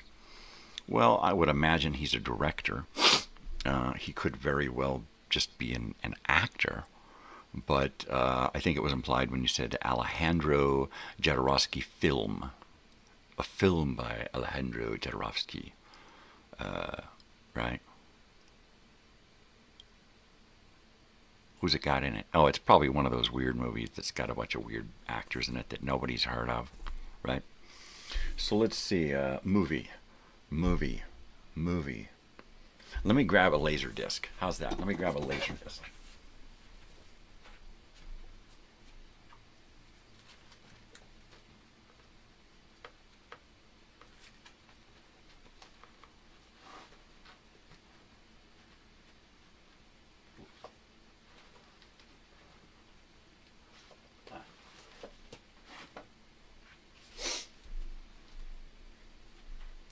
right, here's a Laserdisc copy of one of my favorite movies from the 80s. Goonies. Totally Goonies, man. Let's get gooned. I'm a Goonie, you're a Goonie, he's a Goonie, she's a Goonie, everybody's a Goonie. Wouldn't you like to be a Goonie too? The most occult movie ever made. Oh man, I thought the most occult movie ever made was The Wizard of Oz. I mean Fantasia. Yeah. What was that movie? The Man with Two Heads? That was the most outrageous occult movie ever. Totally, man. So what do you think? Usually what we do, and on Friday was kind of different because there were so many people coming and going. But usually what I like to do in the mornings when we get a new person here is to find out what we call you. You got a first name. I'm Michael, or Crazy Old Weird Bearded Guy. This is William, or Dubs, WW. We've got a few other people on the show, and as they show up, I'll introduce you. But usually I like to get a first name, kind of an idea of when you were born, a year, right? Or an era, a decade, which is fine. I don't want to date anyone if they don't want to be dated. So that's cool. I'm old. I was born in 68. Dubs here was born in 77. So, and then, kind of an idea of what you like. Would you like to talk about from the 70s and 80s? Because that's where we're at here. We're time traveling. I got my time devices here. I got my coffee. I got my bongs. I got my computers. I got all of my videos and stuff. I got rooms just filled with vintage crap. So we kind of never know what we're going to be talking about. And I'm trying to integrate more live music into the show. So we're going to be playing some live music here now that we've got some people, right? So let me see if I can do a little test here. Hello, boom, boom, boom, boom, boom, boom. Hey, okay, that sound is probably good. That sound level is probably good. I love the Goonies. So we'll talk about the Goonies all week. All of the different actors. I just watched Sean Astin. See, there you go. I just watched Sean Astin in Toy Soldiers, right? Where they're in, he and a bunch of other kids are in a military academy, and a terrorist takes it over and holds all the kids hostage, right? Awesome. I remember seeing Goonies on HBO at a friend's house for the first time. I didn't get out to the movies a lot. Poor kid. No real way to get out and do that kind of stuff. Homeless.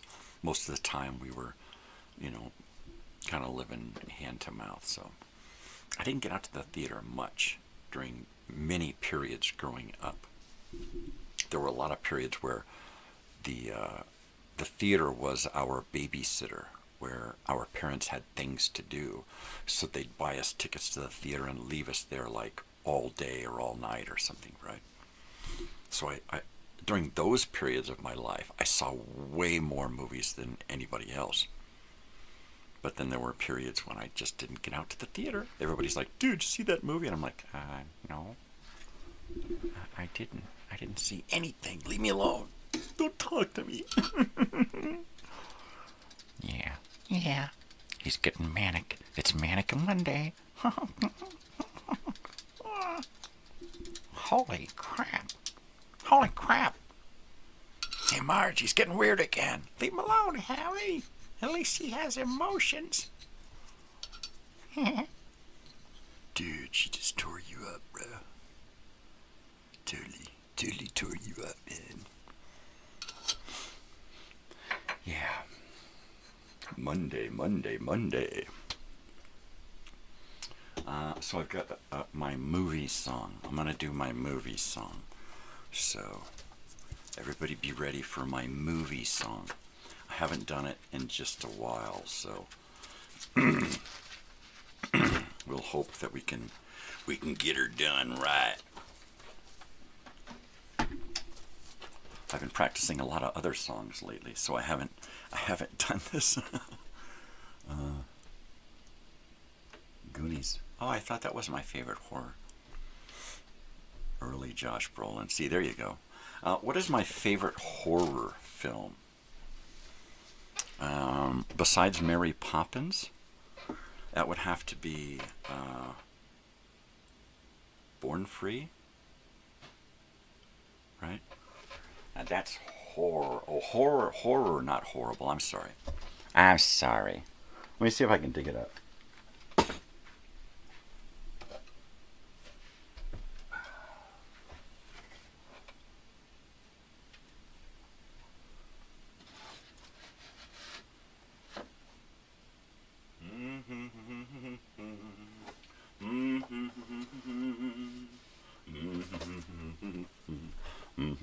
Okay, I can't do one, but I will give you a top 10. A top 10 horror film of mine is this one. And it says it's horror, so it must be. And I am going to go ahead and give you this view. Whoop. Here we go. And there it is. This is my Betamax copy, I believe. No, this is my VHS copy of Evil Speak with Clint Howard. It's kooky, it's crazy, it's zany, it's cruel. Has to deal with a bully or a kid that gets bullied and then becomes the bully. Kind of like Christine, right? That is probably in the top 10 of horror.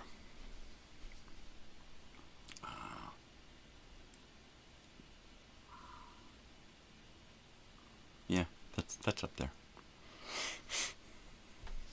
And that one is 1981, 20th Century Fox. Color, 1981. Stanley Cooper Smith is tired of being harassed by his fellow classmates at the military academy. Ooh, there's a theme.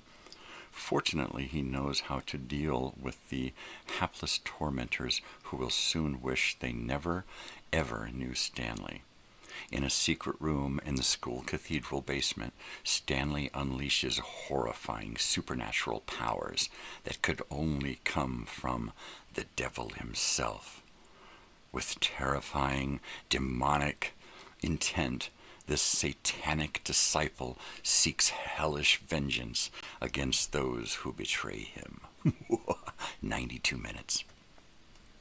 There you go. Jacob's Ladder. Jacob's Ladder. Double D, not double T. What are you, my teacher? Jacob's Ladder. Yeah, that's a spooky one. I saw that one once or twice. I must be claustrophobic or something. I saw that one once or twice. Wasn't it a claustrophobic movie?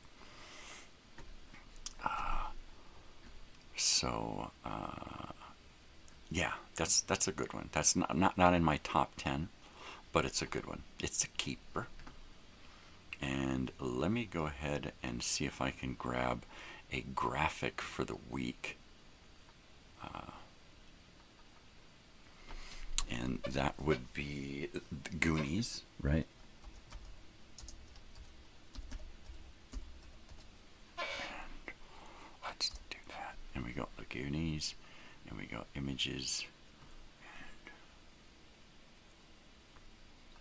And let's see if this is going to work.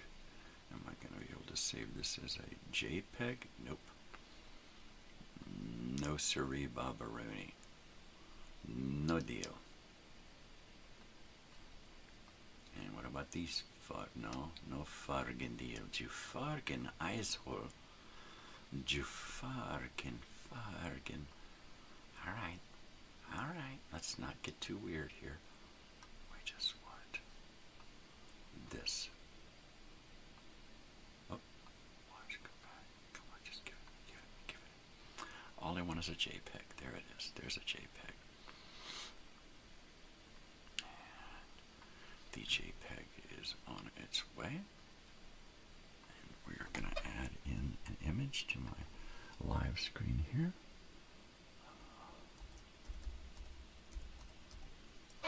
just going to call the image Goonies.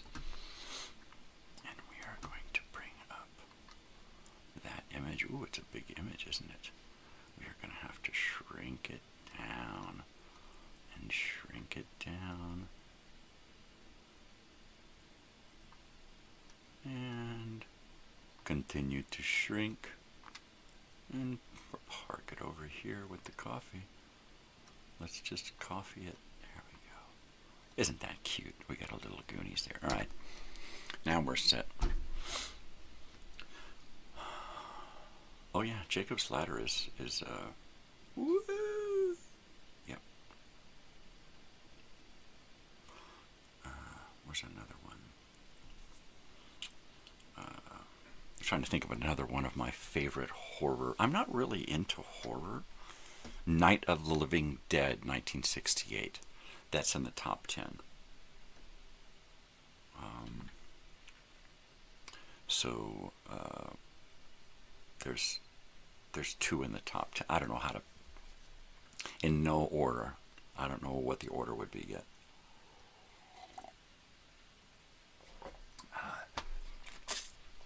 Let's see. Top 10 horror.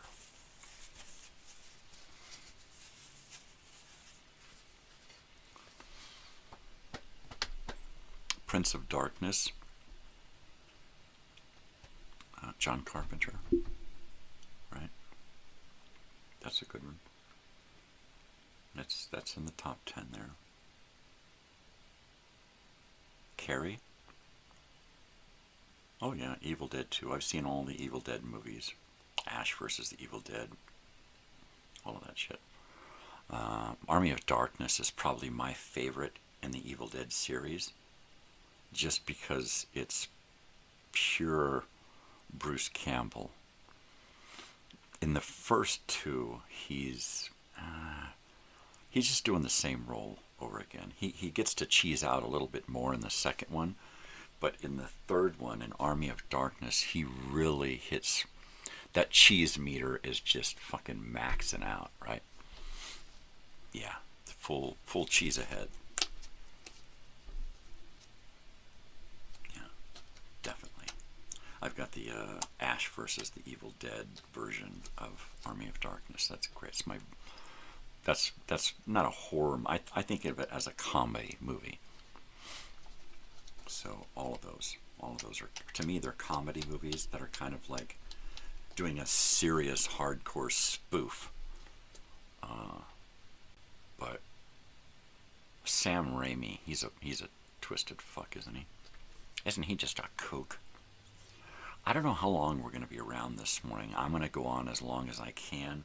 I don't think anyone in the house has any reason to be up super early. Even so, I'm going to try to stay on till at least 8, and my time. And we may go on, so that's a couple of more hours. We may go on longer than that if the house is still pretty mellow. But I don't want to put anybody in a corral and say, I'm on my show, knock it off, right?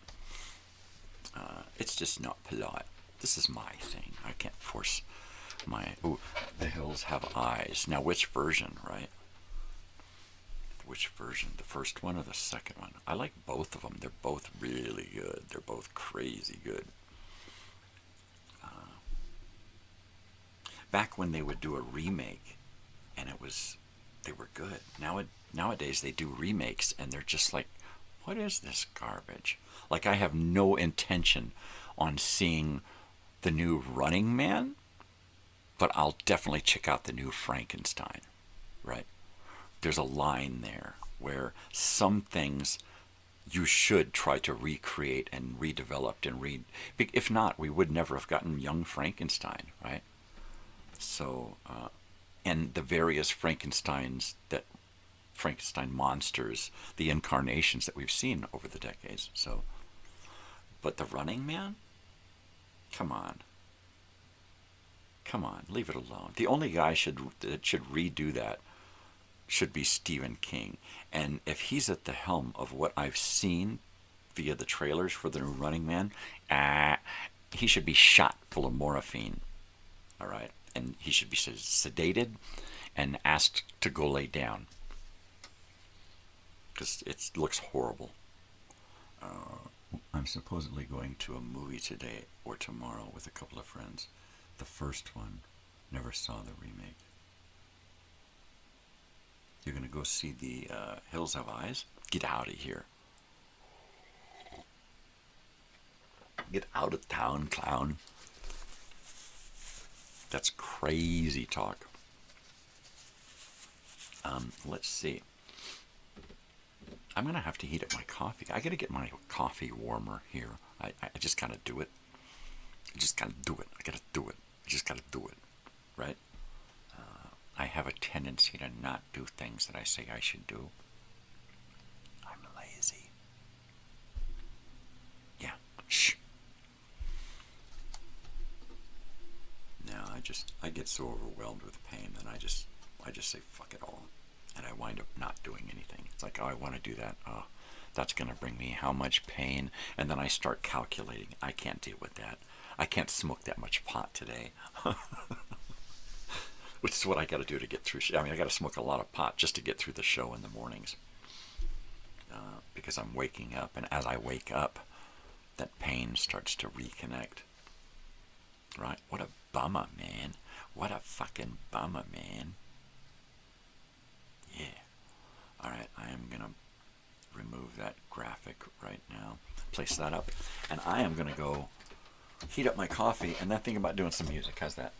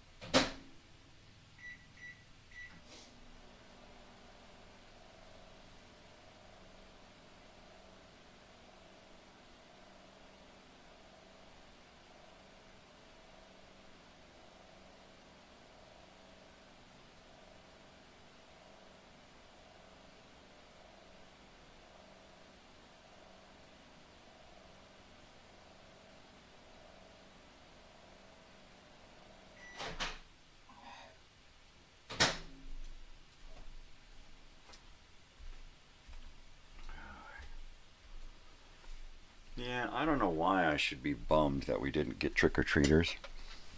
We've been here several years living here, and we've never had trick-or-treaters, so there you go. There you have it. I used to have a kid that came by to ask if he could take my trash out to earn money. And sometimes I would if I had trash. Otherwise, I would give him a bag and say, here, go fill this up with trash outside somewhere. There's that field over there with a lot of trash. Go fill this up. Bring it back and I'll give you $1. There you go. We are either going to see Frankenstein, Bugnia, or Predator Badlands. I was listening to somebody on the radio, and they were literally stumped by the word begonia. I'm like, what is he trying to say? Bugnia, bug, and it was like he could not figure out how to say begonia. Begonia, Bugania, and I'm like, dude, this is what we've produced as far as educated people now. You can't even handle a simple fucking word like begonia. I was dumbstruck. I literally was like, what the fuck is your problem? Dude, it's just a fucking word. It's just a word, dude. Yeah, sad. It was sad.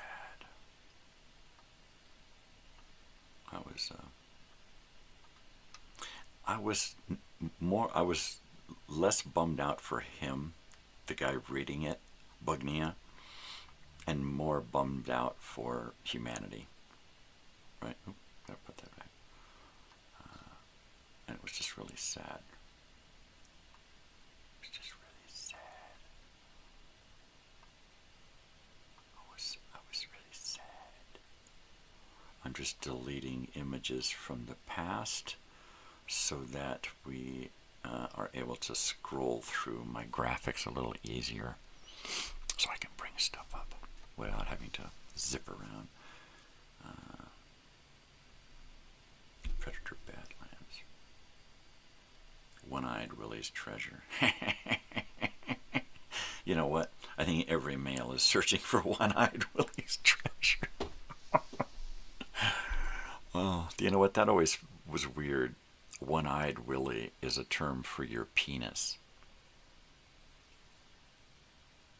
And they were chasing One-Eyed Willie's treasure. I really thought, where's this going? No. Goonies was not Josh Brolin's first movie. He did a bunch of stuff before that. Let me go ahead and bring up his file and see what we get. Bugnia. We're going to get Bugnia. That's what we're going to get. Fucking Bugnia. Of course, he's in the new Running Man as the TV show host. And it saddens and sickens me. So there you go. But hey, a paycheck is a paycheck, right? Bugnia.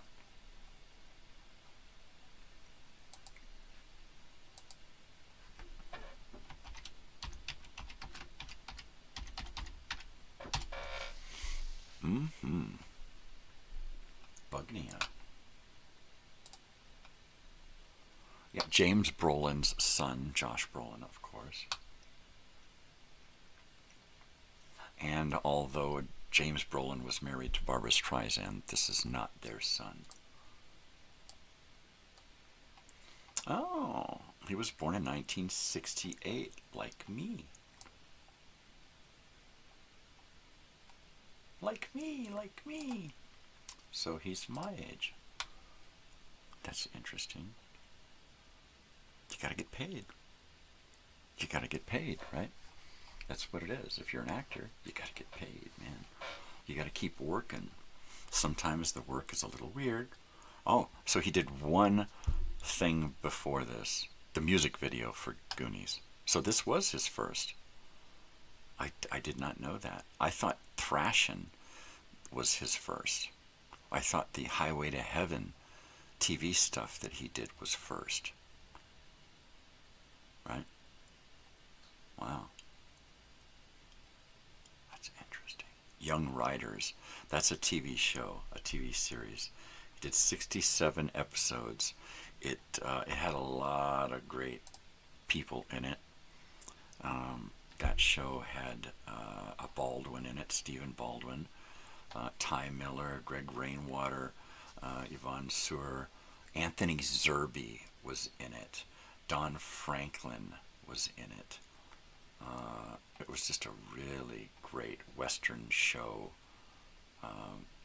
about the early Pony Express riders, who were mostly young men, because young orphans.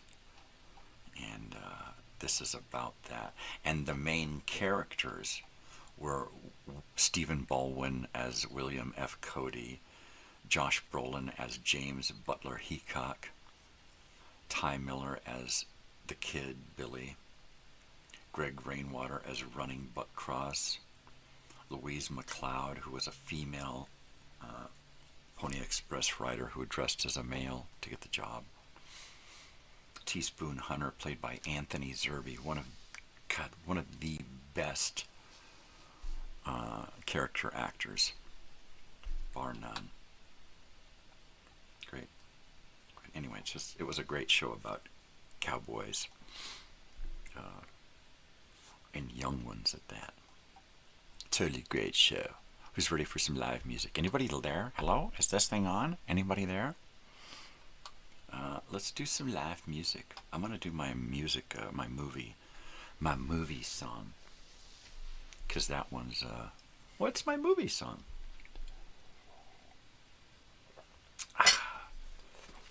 And that's one is about movies. So, and I wrote this song. It was supposed to be a theme song for a video segment about movies, right? Let's go to the movies. And I was going to do a Let's Go to the Movies segment. So I figure now I will play this on the occasional Monday movie memories, and we'll do it that way. So I'm gonna take off my hat. Now I'm gonna take off my headphones so I can do this right. Kind of set things off to the side, and give myself a little more room here. Ooh, see, that's exactly why I'm doing this. There we go. Don't need the capo on this one.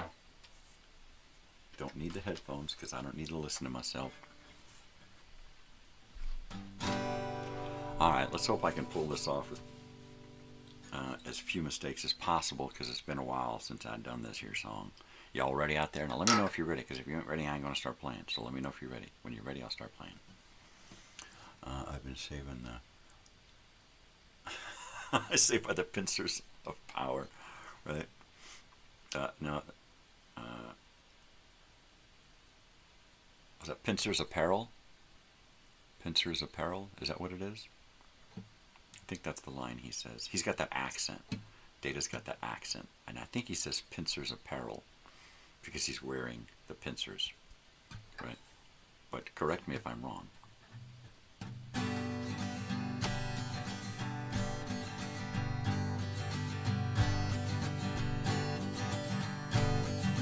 Let's go to the movies. Let's go to a show. We'll get a bucket of popcorn and sit down in the front row. We'll be having a good time, walking up on that silver screen. All of our favorite stars living out our fantasies. Let's go to the movies. Let's go to a show. To hell with the popcorn. Let's sit in the back row.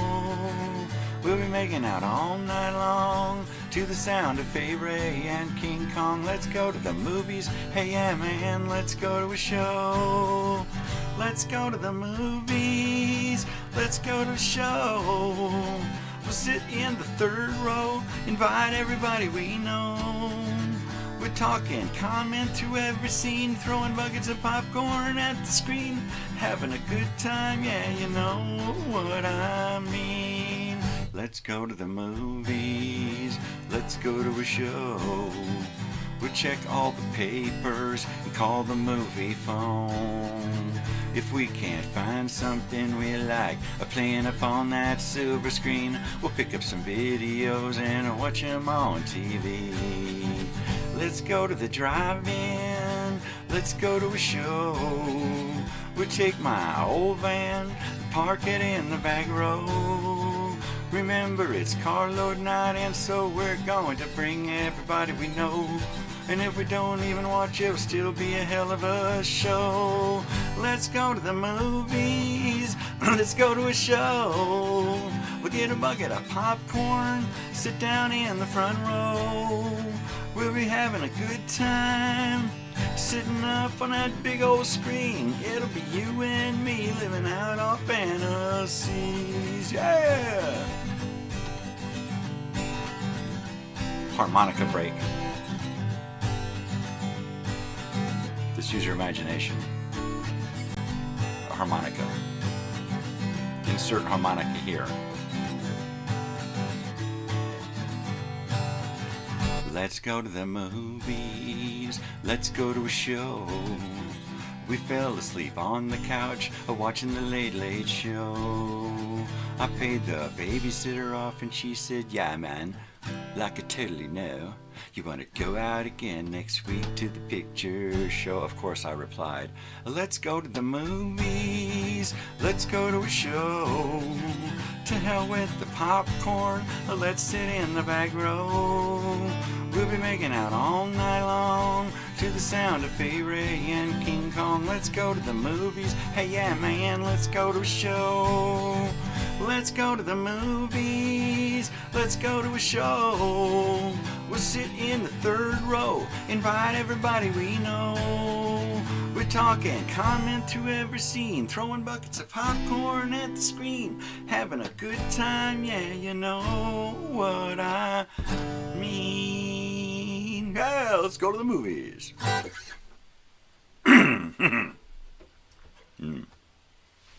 Power. Power. It is power. Okay. You got it, man. You are the power man. Give me the power, buddy. See his accent. It always made me think Pincers Apparel. Pincers Apparel. Pincers Apparel.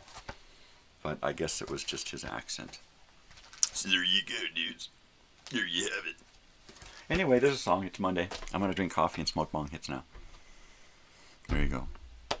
Monday movie memories. Monday movie memory song. So there we go. I imagine that people will check in and say hi, and then they'll check out because it's morning and people have got stuff to do, right? So they don't always just hang around. Sometimes like, hey, what's going on around here? Hey, that's cool. And then they just gone. The phone rings. The kids wake up. They got to get in the car. They spilled their coffee. Oh man, this bastard. So cheers to everybody who still hangs in there. WW. Anne Ramsey, there you go. Helen! Yeah, she was great. She was just bizarre. She was a bizarre old lady. She was probably the sweetest thing in the world, boy, but when you got her in front of the camera, she just, woo! Woo! Crazy. Crazy. Crazy. Crazy taxi. Bugnia. So let me know how Bugnia is. Like I said, I'm not an Emma Stone fan. So, yeah, let me know how it is. Bugnia. That guy, I swear. Bugnia. What am I doing this morning here? We got Berry Days this morning. Berry Days. Good stuff. So we get, ooh, piece of candy. I'm going to do this bong hit here because it's the morning report. And I only report the facts as I see them.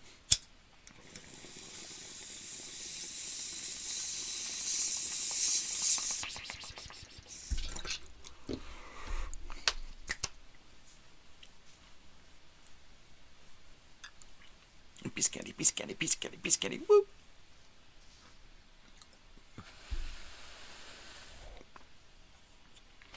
The Gooners.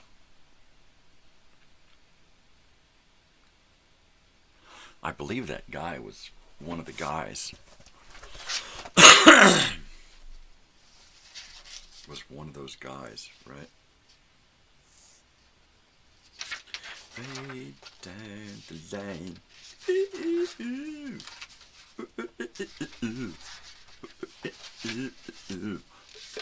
I haven't done my video time machine reports lately. I'm going to need to write those down. Corey Feldman. Yep. I remember first seeing him in Cheers. Came in as one of Coach's baseball players, Little League players, Coach. Brought a bunch of kids in. And they wanted to quit because he was being an asshole. And anyway, before that, I believe, or around the same time, just before that, he had done that Bad News Bears TV show with Jack Warden as Coach Buttermaker. But yeah, Corey Feldman, man, he really got started early. He was really young. We were pushing him into Hollywood, man. So anything that he says about Hollywood, I totally, fully believe. I would totally believe him because he's been around. He was in it, right? He grew up in that shit. And it's only when you get out and you see how other people live and how the real world is that you realize that you grew up in a weird... That's how I feel. It wasn't until I got married and had a family and started to work towards specific goals in my life that I realized that the way that I got raised as a kid was a fucking shit show. It was a bizarre fucking circus type thing. And I was just a sideshow freak, man. I was just a sideshow fucking freak, man. I mean, you know, what are you gonna do, man? You're either fucking a sideshow freak or you're just part of the family, man. And I was a redheaded stepdog. Keep me locked up in a cage, man. Do the truffle shuffle chunk. Do it, just fucking do it, just do it. Hey, leave the guy alone, jeez. You know what? I was Chunk. There was a period in my life where I was Chunk. And my friends, my good friends, would say, hey man, do that thing, right? And I would have to do that thing. And I hated that. Hey man, do that thing, right? There was one where they made fun of me because I was laying on my side and my belly was hanging out. And so they called me a wall, or a whale and then a wall. Do the wall, man, now do the whale. And I went along with it. I was young. I was in junior high. And that was one of many things that they used to, my good friends would, of course, find something about me that they could capitalize on and then make fun of. Right? So even in your own cliques, there can be bullies. And unknowingly, they didn't even realize they were being bullies. Because that's the way kids were. That's the way kids are. You get them in groups and they just kind of collectively become this entity, right? Heavy. All right, no more of that rant shit. So now here's the part of the show where we just go, wow, man, what's going on? It's gonna be, well, we may be here for another hour or more. So we need something to do. Martha Plimpton. Oh, Martha Plimpton. I had such a crush on Martha Plimpton, right? Now she looks like a total grandma, and I still got a crush on her. Except when she does that sideways face. Oh, I hate that sideways face. I don't like that. And that voice. But I love young Martha Plimpton, especially in that. She was so adorable. Even when she stuck her head in that bucket of crabs and pulled out a crab, right? Yeah. I have friends that have been to that place, to that town, and seen the house and the dock and all of that stuff, and the rock, and it's right up in northern California. No, it's in Oregon, right? Oregon coast. The whole town, it's all right there. They filmed it right in that town.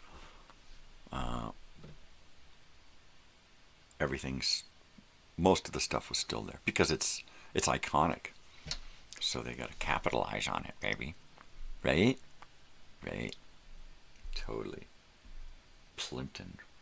You know who Martha Plimpton's father was, right? Tell me you know, or I will tell you.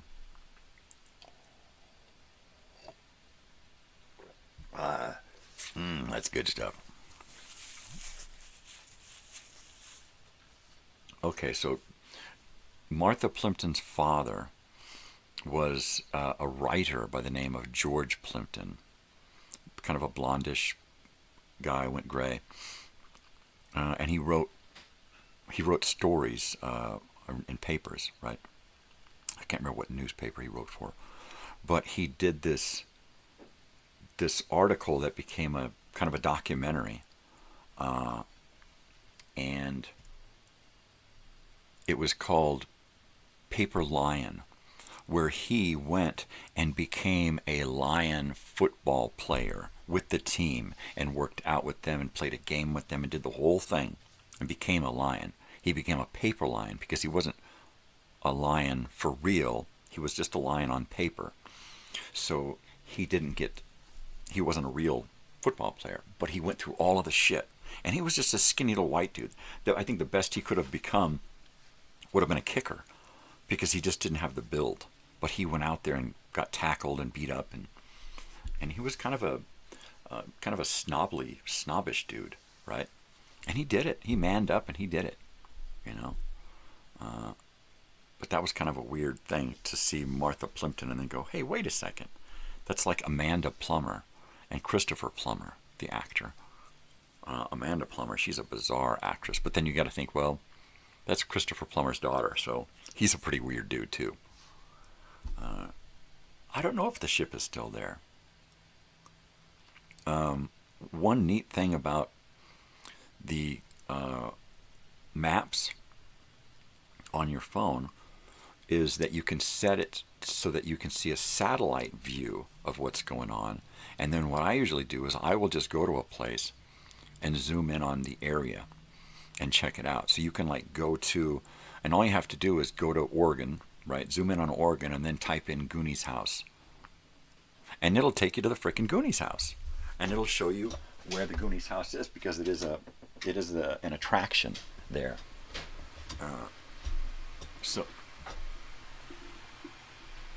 So yeah, I would imagine that if the ship is there, you should be able to see the ship. What I do know that is there is that right in that bay, I believe there's a railroad, an old railroad that goes from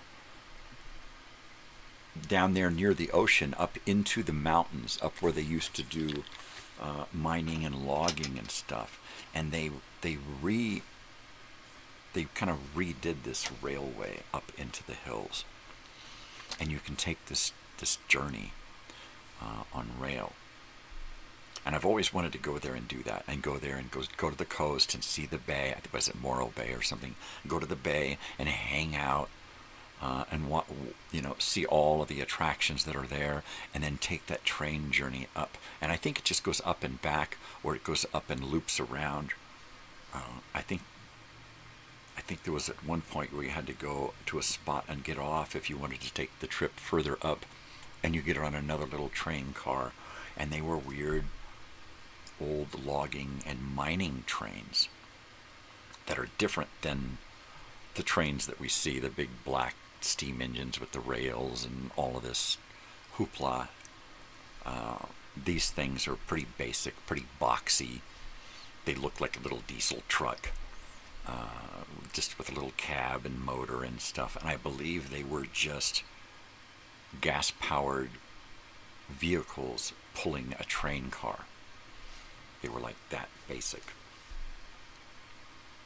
But that would be neat. You could check that out. And if the ship is still there, you could probably go. You know what? I don't know if it was an actual ship. The ship in the movie was built on a set, and it wasn't a real ship. Spielberg had this ship built inside of this big thing and all of this stuff done, and then supposedly surprised the kids. So when they came out and over that hole popping out in the rocks above the waterfall, they look down and they see the pirate ship. Well, that is supposed to be an actual shot of them seeing it for the first time, except for Corey Feldman, who snuck in there and saw it. And that's what he claimed. So I don't think it was an actual ship. And then the ship that was out on the water, that was just a matte, I believe. That was just a special effects drawing of a ship out on the water. You know, Monty Python, and sank or went out to the distance. So I don't think it was real. I think it was just Hollywood, baby. It was just Hollywood. Yada da da da Hollywood.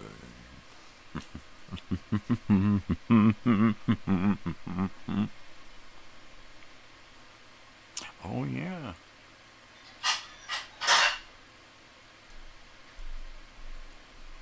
Wow. That's heavy. I did not know that. I did not know that.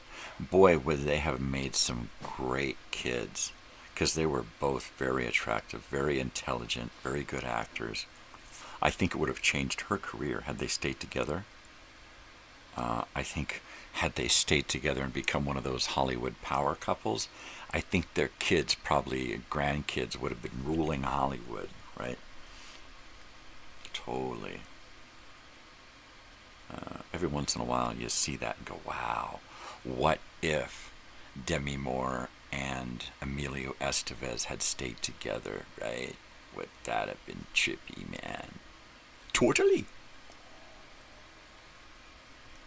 Yeah, man. Okay, I'm gonna get some more coffee, and I will be right back. So don't go anywhere, because if you go anywhere, I gotta come looking for you, and I don't want to do that. All right.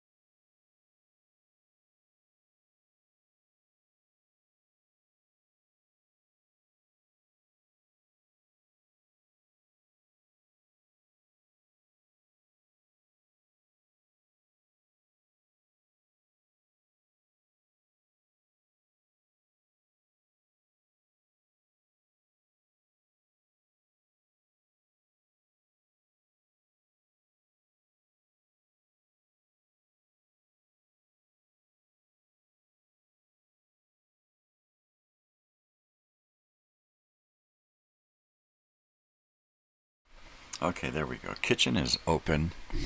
So, here we go. Here we go, people.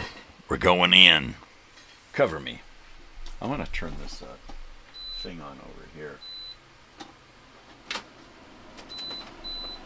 Just turn it on fan. And then we'll have a little bit of a kind of a white noise thing going on there to kind of cover up the sounds of the house. I got dogs on the couch. They're awake. I made my coffee. I got an extra half a cup, and I made it too hot. So now I have to wait. I gotta wait.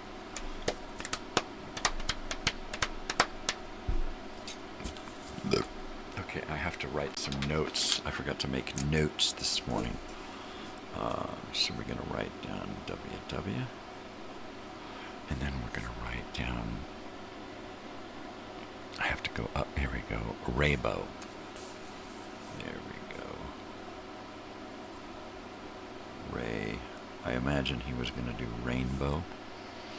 But that was probably used Raybo.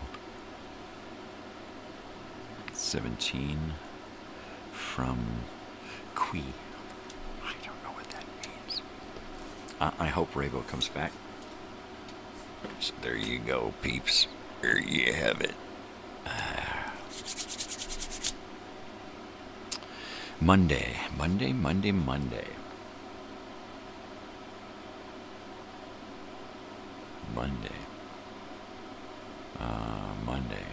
Oh, I gotta go into the desert today. That's it. That's what Monday is. At some point this morning, I gotta get ready to take off and go down to the desert to university with my daughter so that she can get to her class. And that's it. So today I will be a chauffeur. Not taxi, but chauffeur, because my daughter drives in style. She rides in style, so I'm a chauffeur, not a taxi. There'll be soon you won't even know what a taxi or a chauffeur is. It'll just be Uber, or it'll just be order me up a car, right? And we won't even care what company is providing the service. Just get me a car. Get me a ride. Oh my God, you know? Ride this. So, movie of the week is now The Goonies. Album of the day, Faces. Faces, baby. I want to shrink it down a little bit here because I don't want it to be so big. It's so big and overpowering, you know? Let's just keep it cool. There we go. There we go. There you are. Oh, it's almost 7 on the Pacific West Coast here, you know. The Pacific West Coast, these huge United States of America there, you know. Bruh. Ah, cheese, oh yeah. Oh, we got a comment here. Martha Plimpton was actually the child of Keith Carradine and Shelley Plimpton. Really? So what is that, her uncle or something? Get out of the town, really. That is crazy. That is like, just no way, man. That is like, no way. That is, I thought it was you get out of here. Really? That's awesome. See, I love learning new stuff.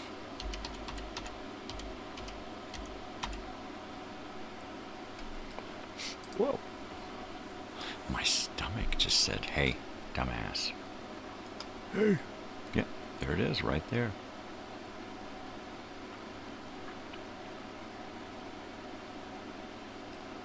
Oh, what's going on there? What does that mean?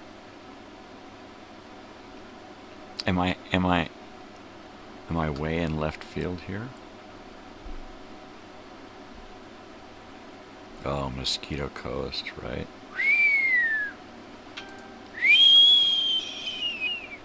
Don't tell me what I should look at. No relation to George Plimpton. George Plimpton. There you go. That's horrible.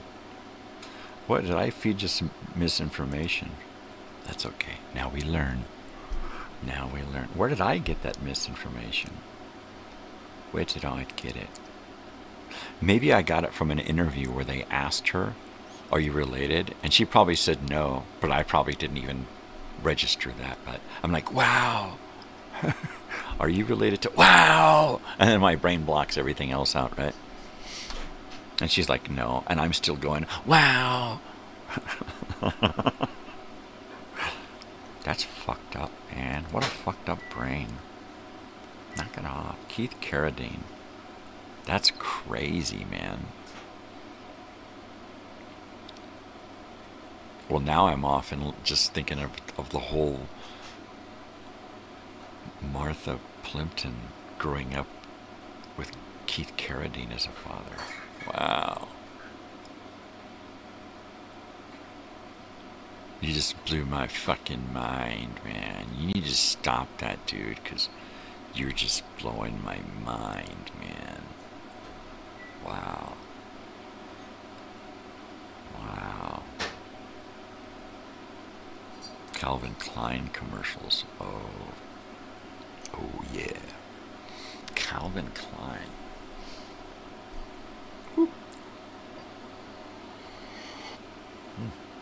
That's still really hot. Boy, did I get it hot. Hot, hot. Hot, hot. Sweet and hot. I'm telling you now, hear me later and forget about me now. Alright, enough about that. Let's talk about that. What? Oh, there goes my dog. He decided it's time to go out. He felt that need, that urge. Keith was a handsome man. Oh yeah. Keith the Keither. Carradine. Totally. He still is. He still is. He's just old. What is that what happens? We get old and we're no longer good looking? He did a lot of great stuff. Wild Bill Hickok on Deadwood. Oh yeah. Right? His Western stuff was probably his best stuff. God, he's done a lot of shit. God, he's done just so much, right? Chiefs. There's a good one, all right, where he plays kind of a hillbilly guy, serial killer. And Chiefs takes place over 3 generations of police chiefs who get killed off, right, by this guy. And it's the last chief who figures it all out, that this was the guy doing it all. But it was like a weird fucking mini-series thing. And each night was a new chief. And the first 2 chiefs got bumped off by this guy. Yeah. What is it? Long Riders. There's a crazy brotherly movie, right? Kung Fu. He had a good part in that. Uncredited, but he played his the middle Kane. He played not Kane that left, but the teenage Kane. Hey, Cassie. Good morning. How are you? Thanks for showing up. It's movie day, so we're talking about movies. Darn it, we already did our movie song for the day, right? Darn it. So you missed that. But we might do another song here at some point. The kitchen is open, so I'm kind of waiting to see if there's going to be any harsh kitchen noises to disturb my concentration. But other than that, Thieves Like Us. That's a movie that Keith Carradine was in. And it's also the name of a local tribute, 80s synth rock, synth new wave pop music tribute band here in California called Thieves Like Us. And they are fantastic. Had I gotten a budget, I would have hired them for my reunion party back in August. But yeah, Thieves Like Us. So what's going on out there, people? Yeah. I had no idea she was any of this. Keith Carradine's daughter, right? River Phoenix girlfriend. This is all new, right? This guy's just hitting me with all kinds of stuff. My mind is just exploding this morning. I thought I knew some trivia, right? And now I'm getting schooled. I'm totally getting schooled here. Oh, that's good. Sweet and hot. Hot. Sweet, sweet and hot.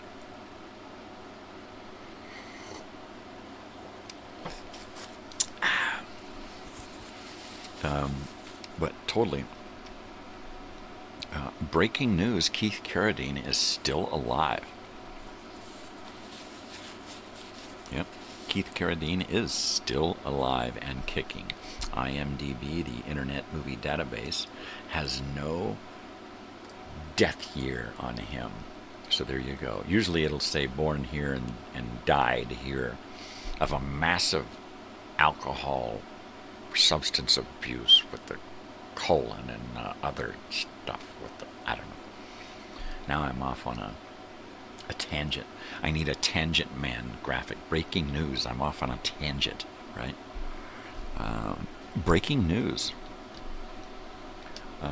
Parallel universe might actually say Keith Carradine has passed away. So it depends on what timeline you're living.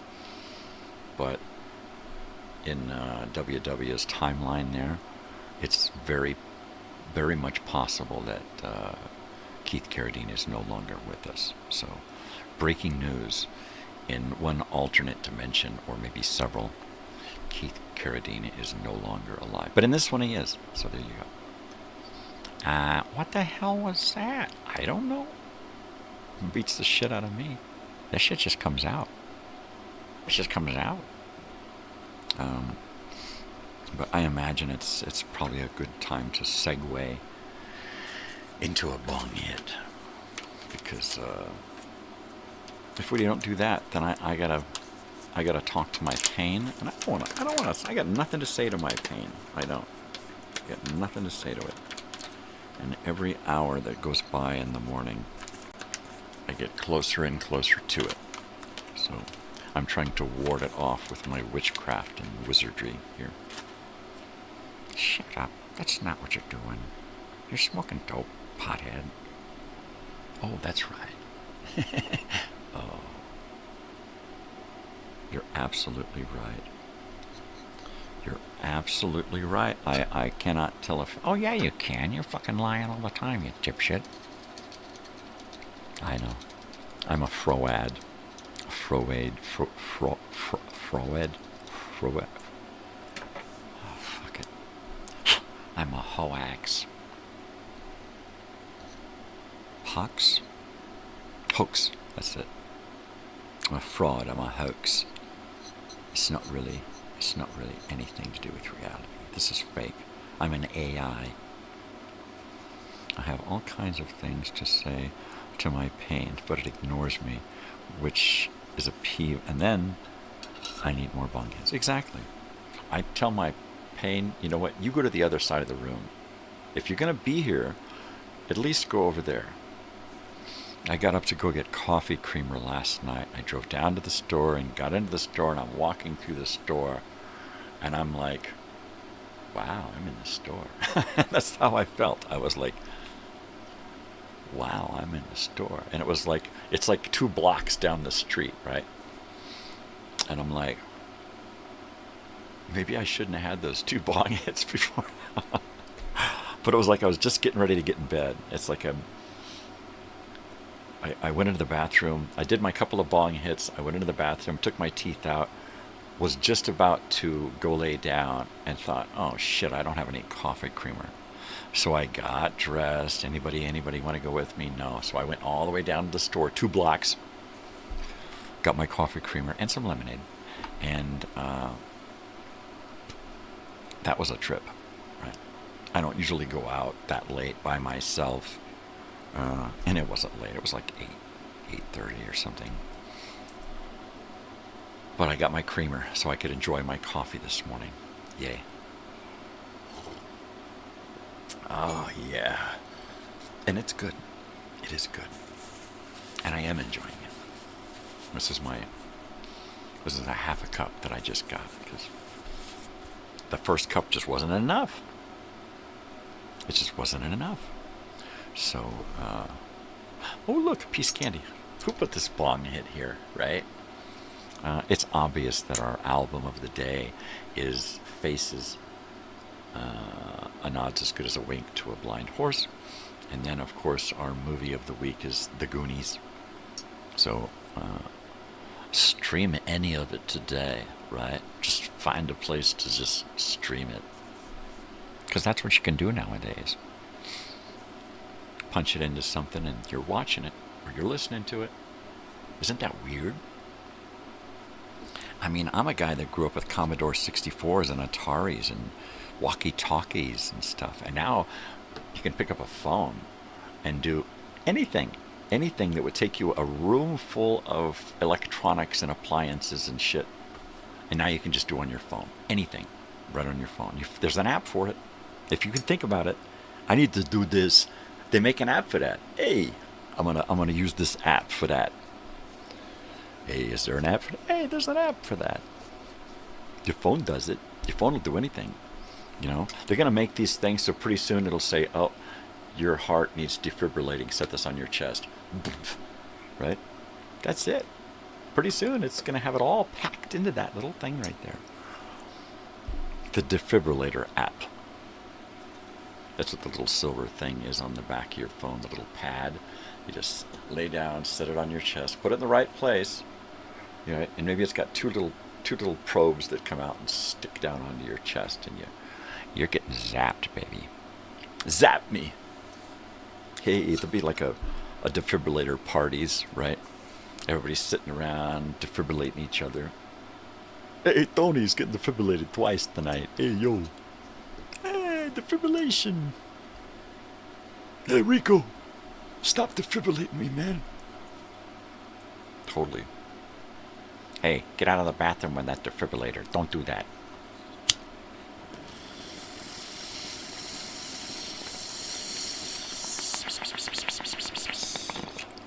Hello? Is this thing on? These are the jokes, people. Try to keep up. Today's pen is orange. And I will write down Cassie. Put her, I gotta take roll. Every once in a while I gotta take roll call. And make sure nobody has to spend any time in detention. You don't want to be detained after school. You better check in and be sure to get a hall pass if you're gonna leave the class early. Have all kinds. No, see, I'm reading that comment again. I need more bong hits. I'll smoke to that. There you have it. Yeah, that's a mind blower this morning with all that information about. Now I'm looking at the whole Carradine family differently, right? Now you got to tell me who Martha Plimpton's son or daughter is and how they're kicking it, right? Tell me, show me, talk to me, give me something, right? Oh my God! Right. Yeah, baby. Hear me now and think about me later. Hell no! Don't do it. Totally. And now.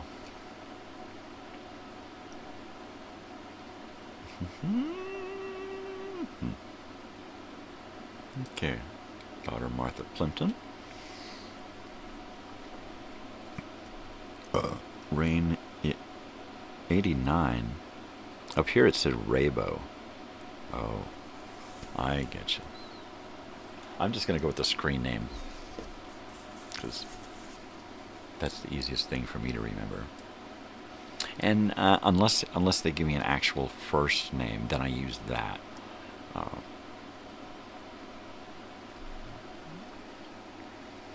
Totally. I'm just going to bop on over here to Martha Plimpton. And we'll go down. We're going to go down. Oh, wow. Family, parents, relatives. It doesn't say anything about kids. It doesn't say anything about children.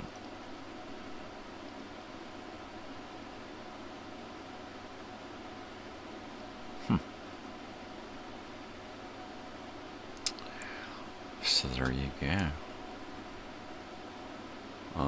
And I'm reckoning they didn't have any children, man. That's fucked up, man. Yeah, he was only here for a short period, but hey, I won't knock it.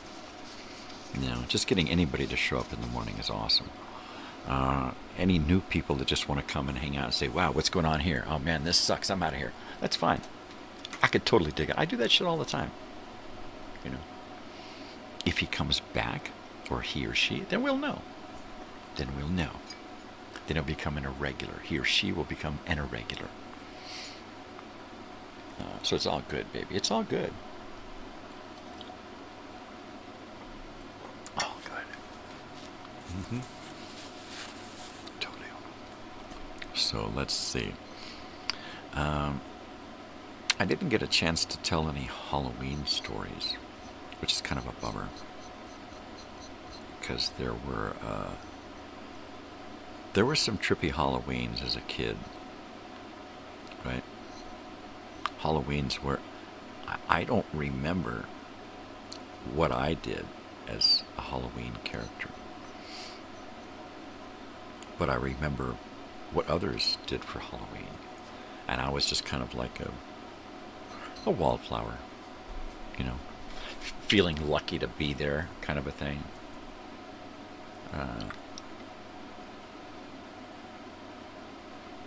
Yeah, I remember on Halloween night, 1977, Halloween during the day.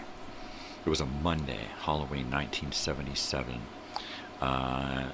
There wasn't a cloud in the sky. It was a really bright, sunny day. And we got called into the office from school. We were all in the same school. We got called into the front office. And they told us that our father had gotten into a car accident on his motorcycle. And that he was in the hospital, and that our grandmother and mother would be there at some point, and we were just to, after school, we were just to go home and wait for Mom and or Grandma to show up. So that was Halloween night. Nobody showed up. Grandma or Mom, nobody showed up. My mother didn't have a car. We had been using my grandmother's car, an old Plymouth. And my father, we weren't driving, for some reason we weren't driving that Plymouth anymore, and the best we could come up with was a motorcycle for my father to go back and forth to campus. And down at UCSD. We lived in Fallbrook, and he would drive down there to go to school, and then all the way up to Hollywood to see my mother, where she was living with my sister. So my brother and I, on Halloween, after school, went home, and no one was there. So we went over to my brother's friend's house and started talking about Halloween night and what to do, right? Because, of course, why would you worry if your dad was in a hospital dying, right? So, of course, we just went out and partied. And at this point, 1977, I'm 9 years old. So, that would make my brother 11. So we're just like, yeah, let's go out, let's go trick-or-treating. So everybody got dressed up. I remember that my brother's friends, a brother and sister, dressed up as Gene Simmons and Peter Criss. His sister was Peter Criss. And she did such an amazing job on her face, and she had the perfect build in her face for it, that it was strikingly Peter Criss, right? This girl, right? This girl, this 11-year-old girl, 10 or 11-year-old girl. It's crazy. That was one of the biggest memories I have. I also remember that this mobile home park that we lived in, on a hill, across the street on this hill was a cemetery, another hill that was a cemetery, an old cemetery, long established cemetery with a lot of old graves. And of course the plan was at the end of the night we were going to go through the cemetery, and we did. After all the trick-or-treating and stuff, we went through the cemetery, and it was just dark. That's all. It was just dark. There were probably a couple of the kids trying to make it seem more than it was, but it was just dark. As it turns out, my father, who was in the car accident, he was on his motorcycle going through a green light at high speed because it was green. And a lady pulled out in front of him to make a left-hand turn. And she treated it like a stop sign instead of a stoplight. And she was brushing her hair and looking in the mirror when she pulled out, as my father saw as he approached the side of her car at high speed. That's the last image, was her looking at the mirror and brushing her hair as she was pulling across the intersection to make a left. He hit that car at about 50, right? He flew off of the motorcycle. His right hand went through the driver's window. He flipped over the bike and over the car and landed on the other side of the car on the ground on his back. His arm that had went through the driver's window went through, nearly pulled loose, and then followed behind him as he flipped over the bike, right? So he said that when he was laying on the ground, and this is about 10 years out of Vietnam, he said he's laying on the ground, and he was thinking, I made it through Vietnam with only an ear infection, and this is what I get? He's laying on the ground. He looks at his feet, and both of his feet are facing the opposite direction, right? So he's thinking both of his legs are broken. What he didn't realize was that his boots had slipped off and turned around, not his feet. So his legs were fine. Then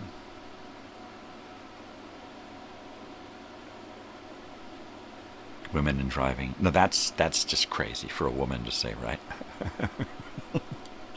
Exactly, pay attention. So he's lying on the ground. He's taking stock of his injuries, right? He figures his legs are broken. His wrist here is floppy. It's broken. His finger from the arm that went through the driver's window, from the fingertip, this middle finger was broken and stripped from the bone. His wrist was shattered. His arm was broken.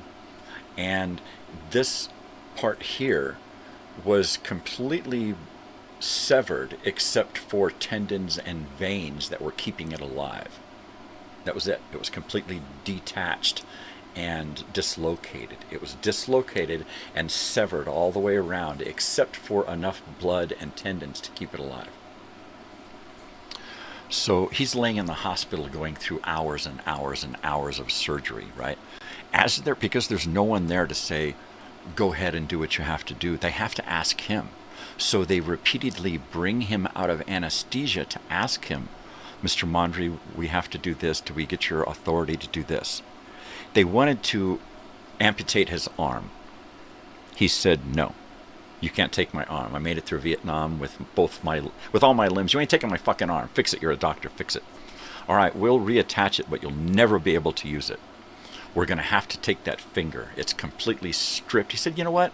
If you can fix the arm, you can fix the fucking finger. Fix the finger. Fix it, fix it, fix it, fix it. And he said, you can't take anything. I'm leaving here whole. Even if I have to strap this hand up and hold it here for the rest of my life, it's my arm. I'm fucking keeping it.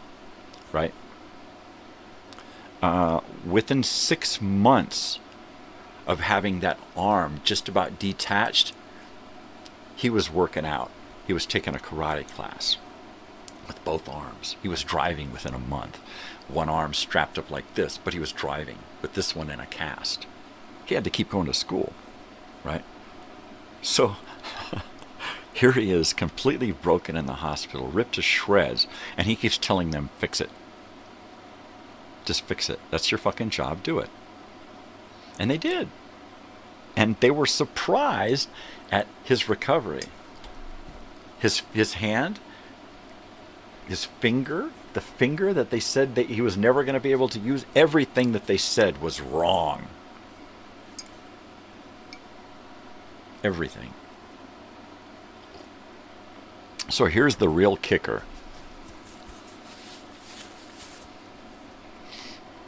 It's after Thanksgiving. It's in November. It's a month later. He's in an old 50s Mercury that he bought with insurance money so that he could keep going back and forth to school. He's driving back and forth to school in this old 50s Mercury with one arm strapped up like this and one arm still wrapped up. Right, his one hand was still wrapped up. And he's driving. He's got a dog in the passenger side, or a big dog, Buster or something, right? And he's in the same place on the way to school, and a lady pulls out in front of him again. Again. Same fucking thing. A month later, he hasn't even... he's still got fucking bandages on, right? So he's all of a sudden, he has to slam on the brakes and grab the steering wheel with his broken, torn up fucking arm. He squeezed that steering wheel so hard at the impact that it shattered. Like he squeezed it. I kid you not. And the steering wheel broke like this. And when it broke, he came in and hit it. And it broke like that. and it split his chin wide open, and he banged his head on the windshield.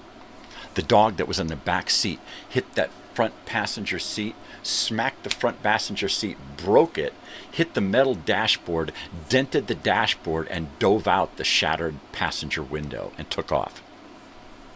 My father gets out of this car, and everything is bleeding. All of his wounds are now open again and torn and shattered, right? He's squirting blood out of his chin, holding it like this, squirting blood, and all he can do is scream, "Buster, Buster, Buster!" His face is all chewed up. He's just beat to shit, right? And all he can do is scream for Buster.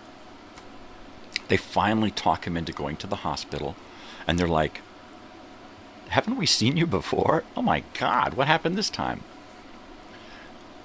He got through at the hospital in a couple of hours and took a taxi back to where the accident was and sat there with the taxi driver for like 20 or 30 minutes calling Buster, and Buster came back. And he brought Buster home. Uh-oh. Uh-oh.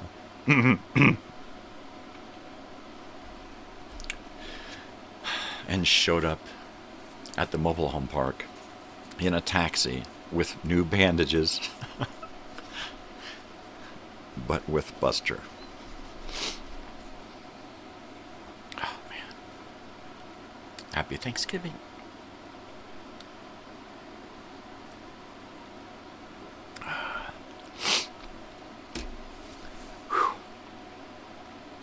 Man, that story, it never does this to me. But that's one of those stories from my childhood that are so vivid. The entire time spent in that place, really. That mobile home park in Fallbrook, California. So many memories. Both Buster and my father, big-time troopers. My father, the Vietnam veteran. So everything that has happened to him in his life, all of these horrible accidents and injuries that he just keeps going through and going through and going through. He really, really just was like a fucking, like a soldier. I mean, he had so many accidents and car injuries, and he got kicked in the face by a horse in his late 60s, shattered his face. He went through so much in his life, right? And then died horribly of cancer. Just one last on the way out, right? My goodness, the shit that he had to fucking endure throughout his entire life. Yeah. So, when I look back at my past and who the hell am I and where I really come from and all that shit, I think, no wonder he treated me like he did, like his own kid, because he went through so much shit. I think that's probably one of the things that kept me from freaking the fuck out. Crazy shit. Crazy shit going on. And that's just one of the many little fucking bizarre stories from my childhood. One of the Halloweens,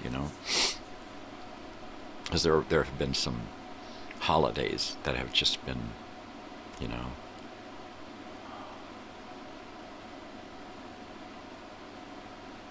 like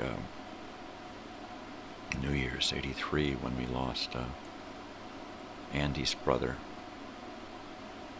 Man, that just destroyed everybody. It rewrote the town's future without him, Yeah, I know. Nobody escapes suffering, right? Exactly.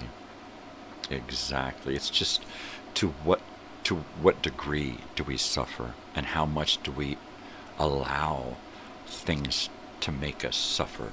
Do we allow other people to write our emotional story, right?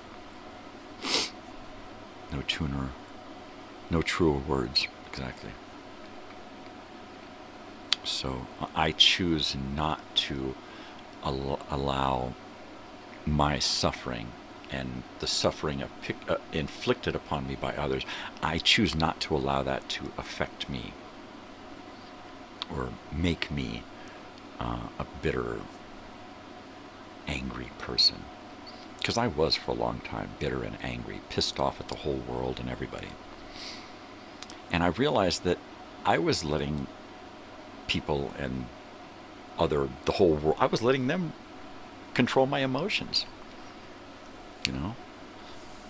Let somebody pisses you off, right? They're controlling your emotions. If you can look at somebody and go, fuck it. You know? That's the true measure of character, is be able to just say, and ignore that kind of shit. It's hard, but man, does it's kind of frees you, you know. Because I used to get pissed off all the time, the drop of a hat at just about anything, and it happens still, but a lot less. It used to happen all the time, every day on a regular basis. I mean, I went out to the store the other day, and I just went out. I went out to try to find something to eat, go to the store, and come back, and I was gone for probably an hour, right? And during that time, so many people did things to affect my emotion that they weren't even aware of. They were just being their inconsiderate selves. Inconsiderate selves. And I was allowing that in, right? And I just had to say, you know what? I'm not going to go there. I'm not going to fucking rage up in front of this person and slam on my brakes or flip them off or do this or that. And then I found myself doing just that. And I was like, fuck. You know? Because when you go out and somebody cuts you off, you can... It makes me mad, but I can set it aside. But when it happens like 6, 8, 10 times within an hour of just driving, 15 miles through town, it's really difficult to keep from just wanting to pull somebody over and bash their brains in, right? And I'm not that kind of person, and I don't want to be that kind of person. And I got to talk myself down, talk myself down. I'm out there driving, and there becomes a point where I've been driving for 30 minutes, and I've had 20 fucking idiots coming at me, right? And it's like, finally, I'm in a mess of fucking traffic, and I got to punch it and do 70 or 80 out of there just to get away from all of that bullshit. It's like, fuck it. I'm going to fast and furious my ass out of here. And then I get up, a quarter mile in front of the bullshit, and I just ease back down to 65, 70, whatever the speed limit is, I just have to get away from the idiots. I find myself coming up the hill home, and I'm just surrounded by morons, and I just got to get the fuck out of there. And I do. I punch it, and I zip through a couple of cars, and I hate doing that shit. I'm getting to the point where I'm just gonna stop driving, right? I'm just gonna have to, because I don't want to get into trouble,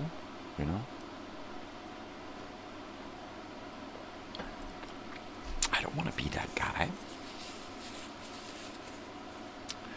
I don't. I just want to drive and enjoy driving. I used to love driving. Maybe back then there were few idiots on the road. There were a lot fewer because there were fewer people. Now there are so many people, and so many people think that it's an entitlement to be able to drive, and it's not a right. It's a privilege, right? At least it used to be. Now, as long as you pay for it, you can get a license. Don't matter who the fuck you are. You missed 10 questions here. Answer me some questions, and we'll give you your license. It's just become too easy. Or you can go in and pass it because you've memorized so much bullshit that you don't even know. Because as soon as you get out on the road, all that shit goes out the window. And I see people, pulling out of a red light, changes green, and they change lanes right in the middle of the intersection. Well, that's illegal. Don't do that. You can't make a U-turn there. You can't stop right in the middle. Oh, that always gets me. I'm in a tourist town, and so many people just stop right in the middle of a lane to make a turn. And I'm like, dude, there's a center lane right there. Get the fuck over. And they're like, duh? Or they stop right in a lane just so that traffic can go by so they can get over into the next lane. And then they stop over there in that lane waiting for a parking place. It's like, dude, this ain't the fucking city. This is a highway here. It's not just our town. It's not just our main street. It's a major fucking highway. Get the fuck over. I'm constantly driving through my own town, honking my horn, screaming out my window, use a fucking crosswalk, asshole. Hey, get out of the fucking way. I have no choice.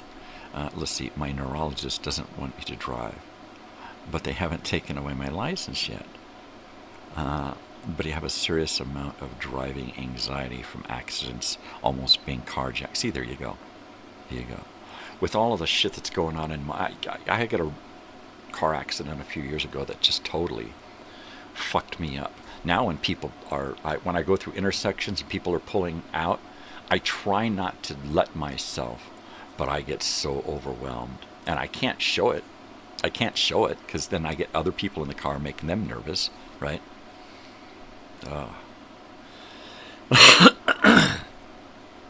Oh, see, yeah. Now it's where one small minor accident will just fuck you up completely and you're done. And you got no choice. And it'll just... Could be, you know... Good night, Irene. Elle Fanning is in the new Predator Badlands movie. She plays a synthetic cut in half and...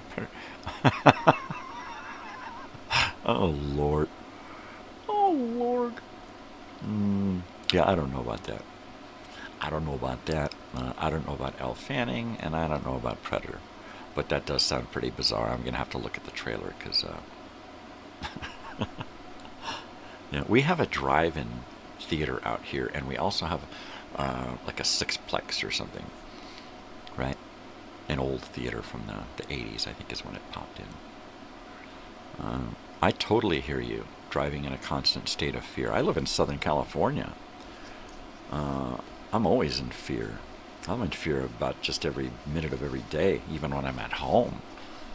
You know, seriously, there's a lot of shit in this state to be afraid of. Yeah, I don't want to drive anymore. I used to love to drive, and I don't want to drive anymore.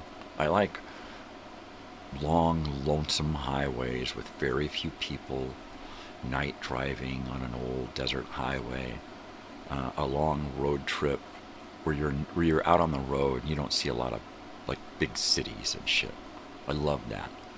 Every once in a while we got to drive to the city to go to a show, a concert. And I just have to suck it up and do it. The Predator is the star of the movie with her, which is weird for the series. That, you know what? The Predator alien whole genre thing, that just got really weird, right? It did. It's just... I remember Predator and Predator 2 and Aliens, Alien 3, Alien 4. And then after that, it just started to get really, really out there. Right? I love what they did with the franchises. The franchises. But once again, it's not really my genre of taste, right? I would probably pay to watch something else. Our drive-in theater, every month they're offering older movies. Just recently, before Halloween, they did Beetlejuice 1 and 2. I didn't get a chance to make it.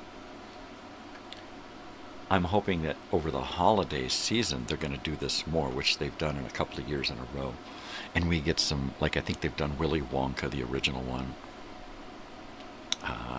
Lethal Weapon, a few, I think they did Lost Boys, Goonies, that kind of stuff. So I'm hoping we can get back into that, because I would love to go to the drive-in and see that stuff.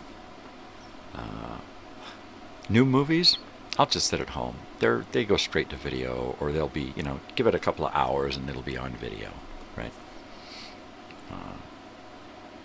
Totally. But that's it. Movies.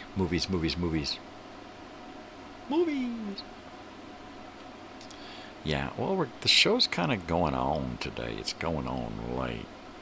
We're going to push on into 8 o'clock and see where we go from there.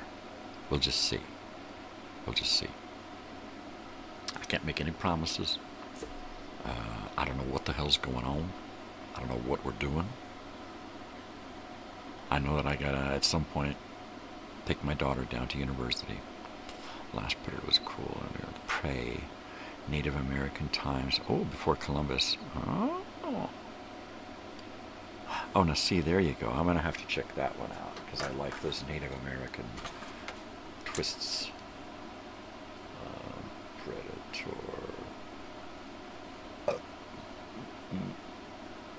Prey.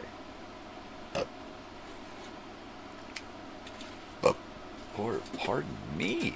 My goodness. I got the burps. I got the voips. Look, a bong hit. Piece of candy. Cover me, I'm going in.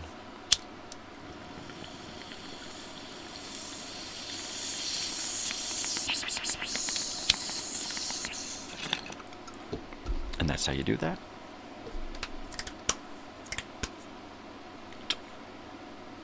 Totally. My wife and I finished watching Netflix Dark Wind, right? Native American reservation life stuff. Our drive is in here. It's seasonal, and they do the greatest movie. Last Halloween they did double feature, The Lost Boys and Beetlejuice. See, that's a great double feature to see at a drive-in. That is awesome. I love. So let's see. Cassie, you're in Oregon. You can tell us about the Goonies house, right? Up there. Because we were just talking about that this morning, because Goonies is the movie, right? And I believe the Goonies town is still a pretty big, popular tourist destination. So, totally Goonies, eh? Yeah, they've done both those movies out here at the drive-in. Yeah, exactly. I told my wife and daughter, I don't know about going to see any of this new shit, but as soon as they bring an old movie back to the big screen and we can go check it out, let's go. I'm ready. Old flicks in the big screens. Yeah, they never get old. They never get old, right? If it's a classic for a reason. And put it on the big screen, because it was on the big screen at one point for a reason. Astoria, that's it. Totally. Yeah. Oh yeah. Oh yeah, baby. Oh yeah. See, there you go. I was just talking about that. You can look it up on maps and go to the house and see the satellite view of it, and then you can see all the other shit that's going around. And I believe that the ship is like not real. It was never a real ship. So there's that. But yeah, they filmed the whole thing right there. I think that's cool. When you've got a town where a movie was actually filmed. And they filmed a lot of low-budget movies in towns in and around Los Angeles and Hollywood, right? Like Saugus, there's this one town. Oh, what is it called? Oh, now I won't remember the name of the town. Of course, it was there in my head a minute ago, and now it's gone. But a lot of these little towns where they go, a lot of TV shows will go just outside of Hollywood to this little mountain community or something to do an A-team episode or something. That kind of shit happened a lot. A lot of movies and shit. Martha Plimpton, exactly. I think that's what got us on Martha Plimpton this morning, was talking about Goonies. Yeah. Martha. I had a crush on her. I had a Martha Plimpton crush. But then, when I was like 6 years old, I had crushes because I had seen a lot of stuff as a youngster, to say the least. So I knew a lot about the female anatomy, to say the least. I knew a lot about what male and female's parts were for as a little kid, right? Growing up in a hippie counterculture lifestyle with a father who worked at a pornographic magazine. So I was exposed to a lot of weird stuff at an early age. So at an early age, I would have urges and feelings about people on TV and in the movies and in real life and stuff. And I knew that I was different, and I knew that I knew more about stuff than other kids, which was kind of a difficult thing to deal with.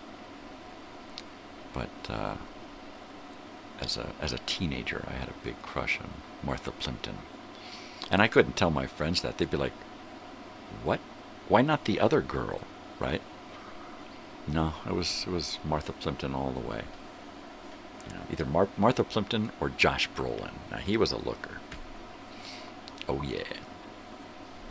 Wouldn't kick either of them out of bed, right? What the hell did he say? Oh, my God, this guy's a fruit. Get out of here.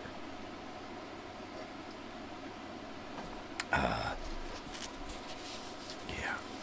Yeah. Oh, yeah. So what's going on today out in the world, right? I have no idea. I've got to go down into the desert and hang out in the car for a little while.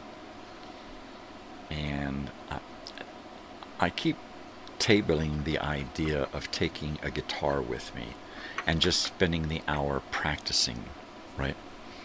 But it just seems so cumbersome to the guitar and inside the little car. And there's a park there, but the weather conditions aren't always nice. It's usually too windy or too hot or too cold or raining. It's like every once in a great while, like 9 out of 10 days I go down there, the park is actually nice. And I think the grass is usually wet on the day that I go down there. So it's just like, what am I going to do? I got a book in the car. I haven't started reading it yet. 1984, George Orwell. I usually just watch a show or a documentary or something on my phone. That's usually it. Keep it uncomplicated. Maybe visit the thrift shop and poke around.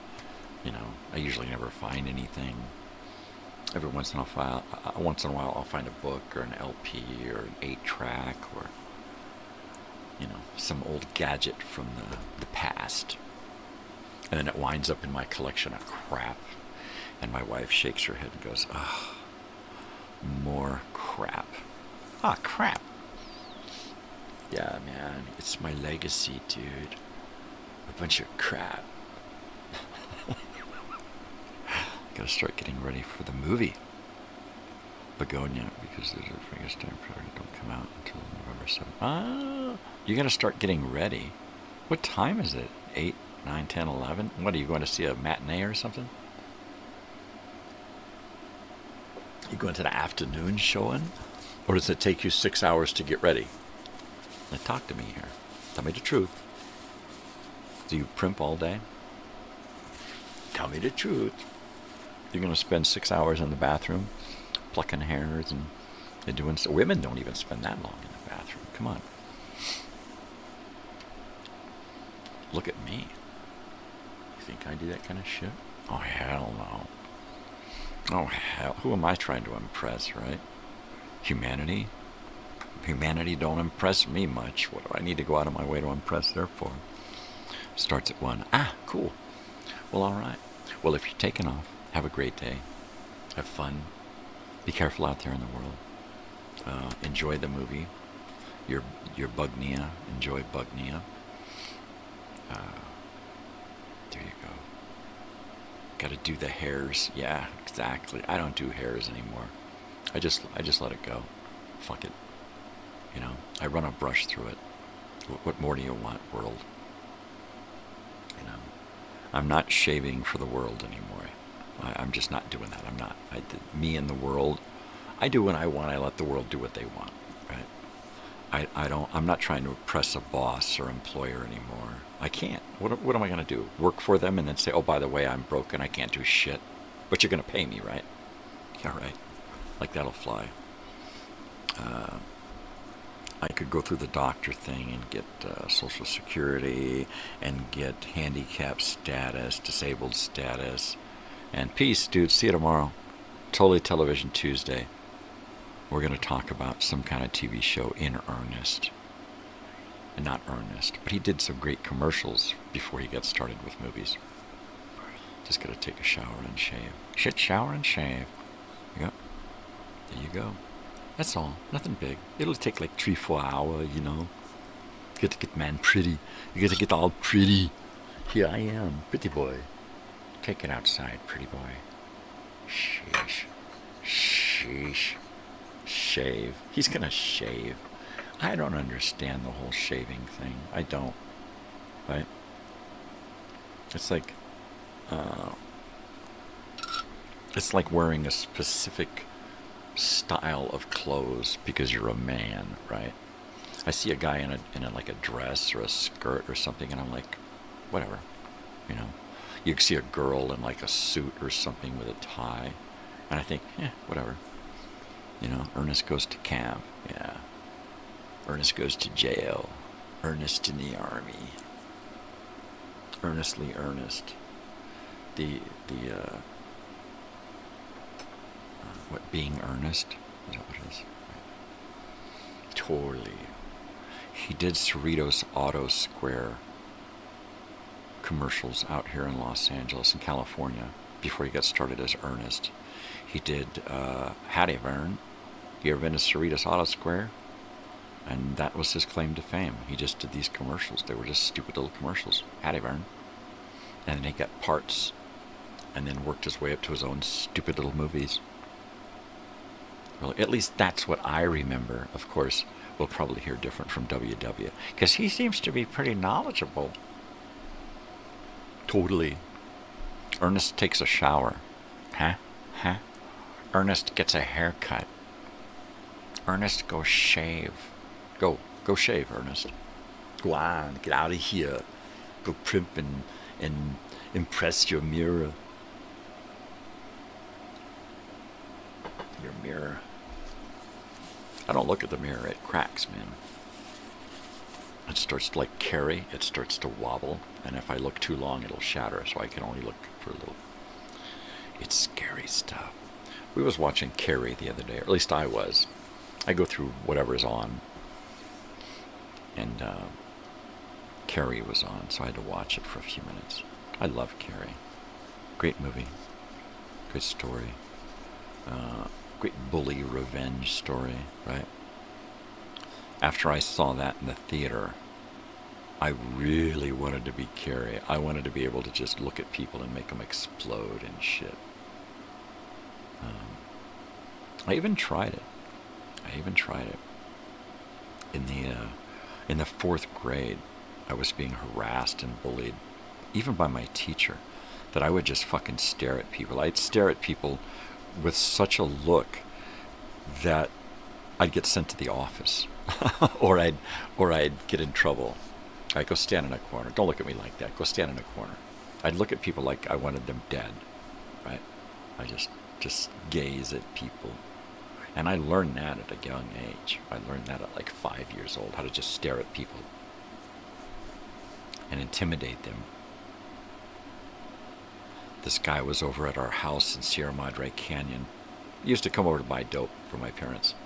And I was like 4 or 5 years old, sitting on the couch, just staring at him. And he had to tell my father, man, get your kid to stop staring at me. He's freaking me out, man. He's fine, leave him alone. No, man, seriously, I'm going to leave if you don't get your kid out of here, man, because he's freaking me out.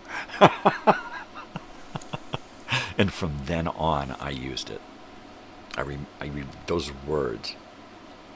Your kid staring at me is freaking me out. I'm going to leave if you don't.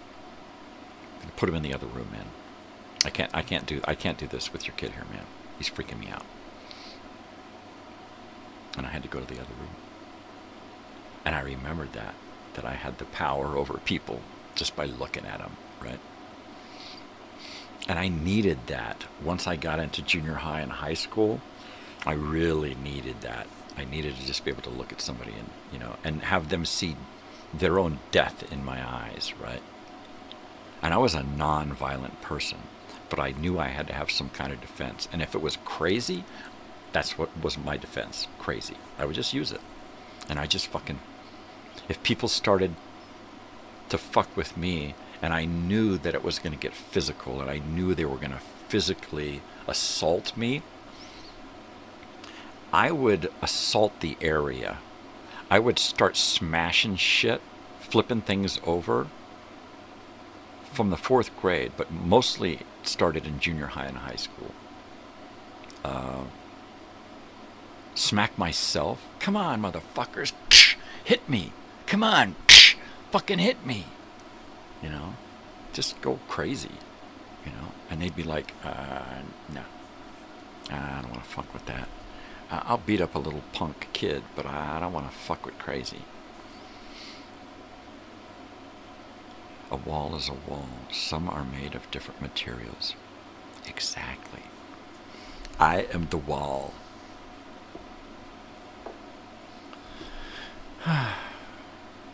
Yeah. I wish there was some point in my life there where I just wished I was Carrie, or I had her abilities at the very least. And I could just look at something and make it catch on fire. Close a door.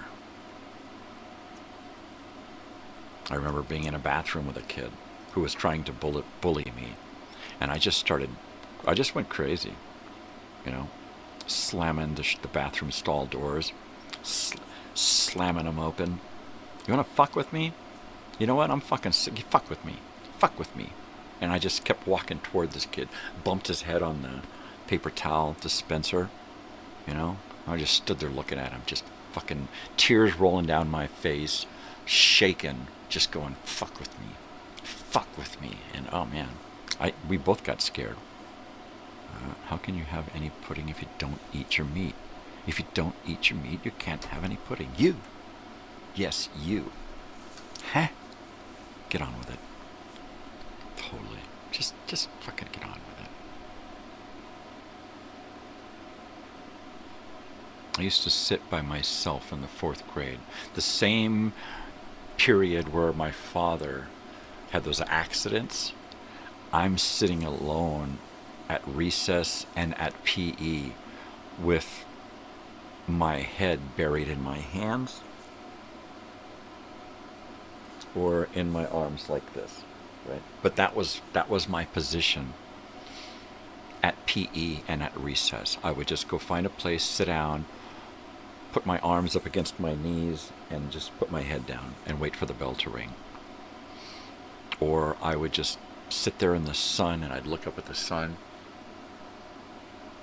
and I would do this, and I would just trip out on all the weird optical illusions that would happen, right? Press your eyes and you see all kinds of colors and shit. And even then, I couldn't escape trouble. Kids would come up behind me and throw balls at me. That was usually, I'd get hit with a ball on purpose, or smacked in the back of the head or something when my eyes were closed. And I just didn't. I was just trying to escape.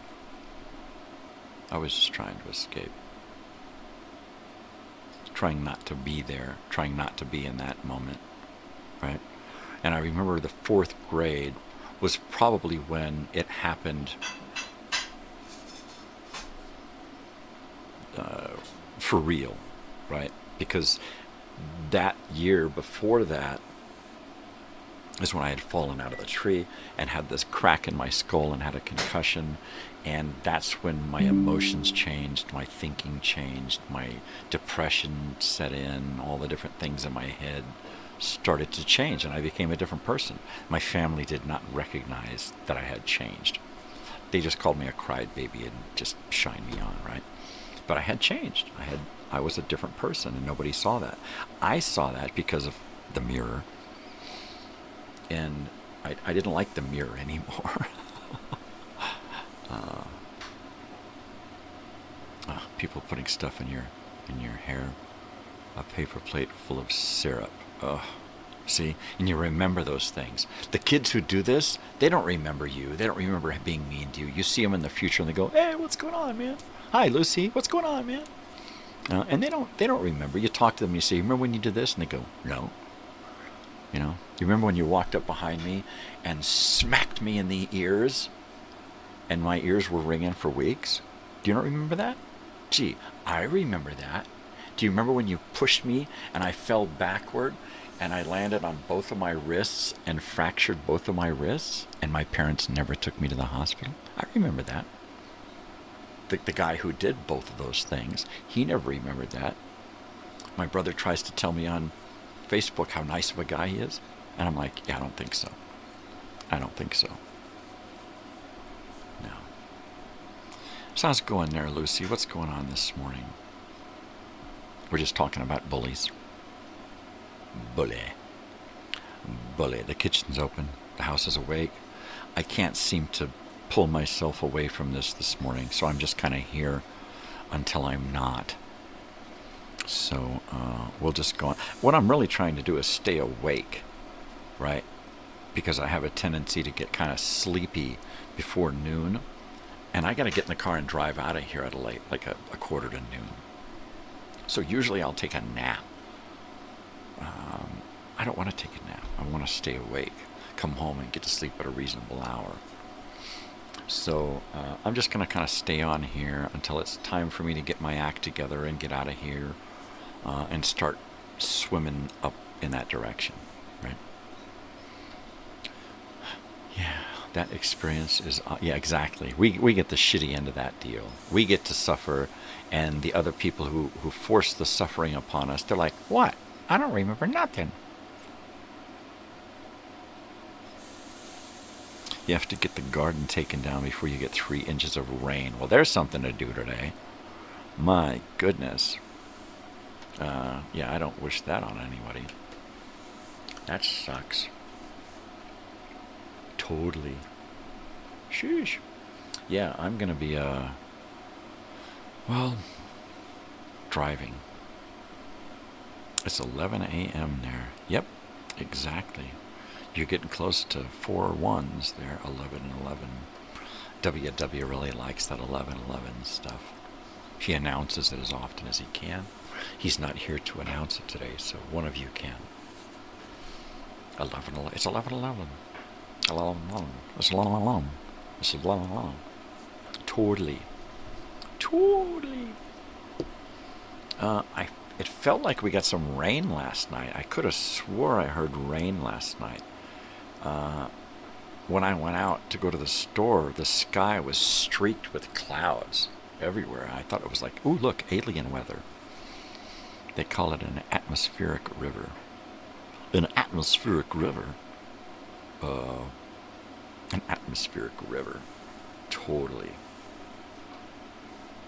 That's heavy.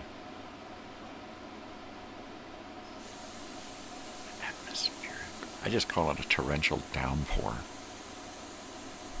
That's it. A lot of rain. What's the weather report? It's gonna rain! That's it. That's all I need to know. And I wish it would. I wish it would rain. And if it did rain last night, well, why the hell isn't it still raining? Hey, see? There you go. It's almost 11:11. I told you. I told you. Here he is. Time update. It's neat because we usually make it to about this time of the day now. We've been going, hey Vern, howdy Vern. It's almost that time, right? But we're making it pretty far. Some days we make it to noon on the East Coast there, which is pretty cool. I'm still kind of bummed that we didn't make it until that we didn't make it far after midnight on the East Coast. Came 9 o'clock on Friday night, and I just had to call it quits. Right? I had to do stuff. There were things happening. I was starving, and I just had to, And I was kind of bummed because I wanted to hang out with Weirdos Beard some more and WW. Oh, you're all clean. Wow, that was quick. Wow, military style. Did you go? I bet you did. You went to a military academy, didn't you? Tell me, WW, did you? Did you go to a military academy at any point, or a private school? I know you had a nanny, so it's quite possible that she made you snap 2 in the morning. But I don't know, I get the air of military school, Yeah. Because you've got that, oh, thanks, man. I appreciate you being there. That was fun. It was fun Halloween night, driving around on my big rig, listening to KMET radio and the Grateful Dead and CB chatter and talking to everybody about weird shit. People popping in and out. It was weird. It was great. I'm going to do a Black Friday show. I'm going to do a Black Friday night show and drive another big rig, right? Probably Kmart. Eagle Scout. There you go. So, there you go. Eagle Scouts. That'll do it. Learning how to be a young man. I was in the Cub Scouts, so I just learned how to be a young boy. Never got into the real heavy stuff, man. Although we did get to march in the parade, the 1976 Bicentennial Parade. We got to march in that, and that was pretty damn cool. So I'm happy that I was in the Cub Scouts just for that alone, right? Just for that alone. Because I was in the hometown parade for 1976, the bicentennial year, And that's still a big deal for me, All of the movies, all of the shows, the specials, all of the celebrations, the music. I mean, everything was just, it was really good right then, right? Right there in the in the 70s, man. It was just fucking awesome. Eagle Scouts. I love Girl Scouts. Yeah, it was, scouting was real big in our town because our town had a big lake, mountains. We were kind of down from the big cities and stuff, so we were still pretty rural, and we had a lot of farming and tree orchards and groves and food and stuff. But it was also a lot of manly stuff, I guess, outdoorsy stuff, right? Water skiing, boating, hiking, biking, motorcycling, scouting. There was always some kind of scouting going on. All of the schools back then still did summer camp, and you could go to summer camp in the 6th grade. You could go to summer camp every year if your parents could afford it, And there were so many summer camps that were so close, right? My brother was a Weeblo. My brother was a Weeblo. And then he wanted to stay in it, right? Because he was really good at that kind of shit. He was a real outdoorsy, athletic guy. He was he was a boy. And he really did that boy shit really well. Me, not so much. I was like, I don't want to do that. I don't want to do that. I don't want to do that. Our parents put us both in Scouts and both in Little League. And my brother, he excelled. He was great at baseball. He was great with the kids, the team, everything. He was like, yeah, baseball. Me, they'd put me in the outfield and I'd go lay down. Somebody'd hit the ball and I'd put my glove up. If it landed on my glove, I caught it. If not, fuck it, I didn't get up. And that was the difference, right? My brother would get a skateboard and learn how to use it. It'd be all badass, and I'd be sitting on it watching, right? I'd be sitting on my skateboard watching him on his. Same thing with bicycles. He'd be doing all kinds of dirt tracks and jumps and shit, and getting beat up and torn up, and I'd be like, no, but you can use my bike. And then get a broken bike back, right?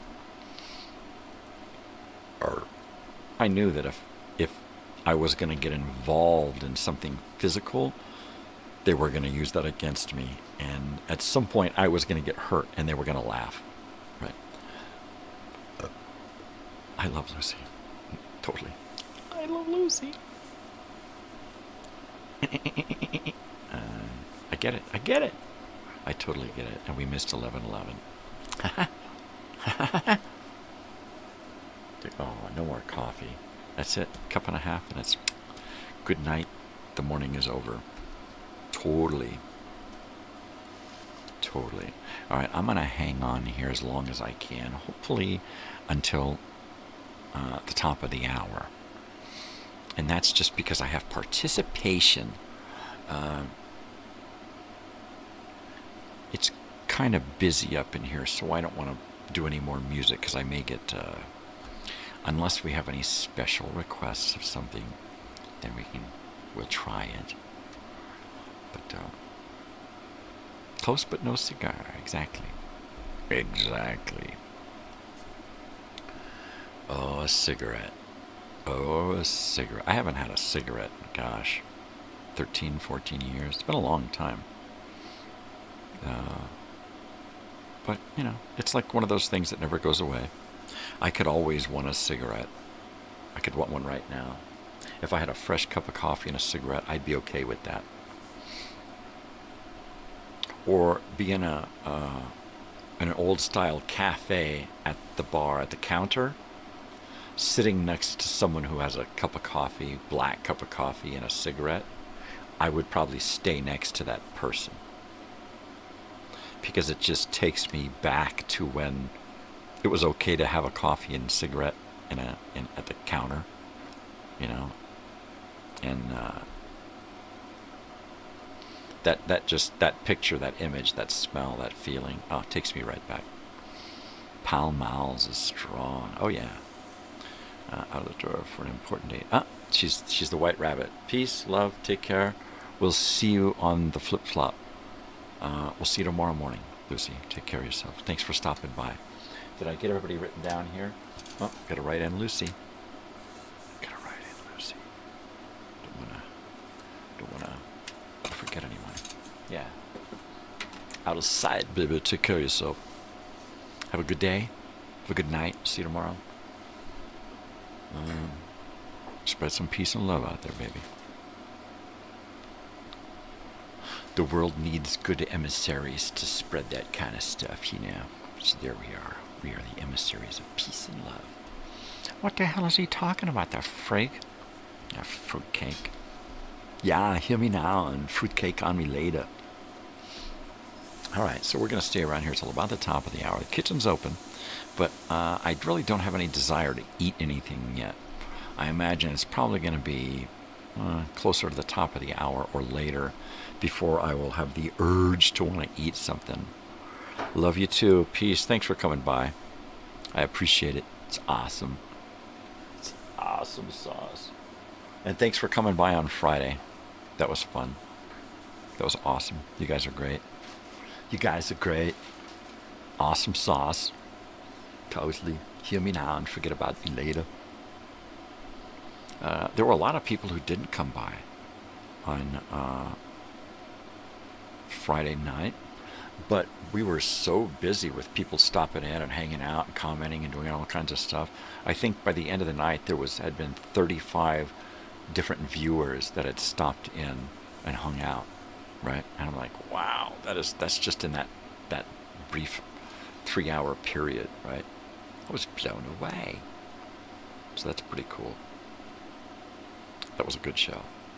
It was a very good show. It's hard to do any more interaction during a show that fast-paced than the comments, right? It's like because the comments are coming in so quick that I have to pay attention to what's going on and reply to the comments, that we don't really get too much time to dwell on anything else, right? It just becomes about the community, right? And that's pretty cool. That's pretty cool. There were a lot of like-minded individuals hanging out together on Friday night, and that was fun. So I'm thinking for Black Friday, I'll dress up the big rig with a big Kmart logo across the front. And for Christmas, New Year's, I'll do a Toys R Us on the front of the truck, right? And then I'll find some kind of name for the truck and a handle for myself, and I'll kind of do the same theme with a truck driver and continue that through the end of the year, like Ace here and his little costume, right? Where's Ace? You can't even see him anymore. There he is. Here's Ace, my little rubber chicken, wearing his Ace mask. Get back there. So another kind of costume. I'll just make a new big rig and dress it up for Black Friday. I think that's appropriate. Pirate flag for the Black Friday. Ooh, there we go. What's this? What's the flag for the plague on a ship? Because it is like it became like a plague. It's like a disease when people start getting into Black Friday. It's like a sickness. So yeah, a pirate flag, a pirate ship with the flag, the plague, and the pirate flag, and because the sail, get it, the sails. Now we're just getting whoa, hello. Oh man, I get it. Jolly Roger, exactly. The Jolly Roger. There was a restaurant called the Jolly Roger, right? I think my aunt, my father's younger sister, I believe she worked at the Jolly Roger.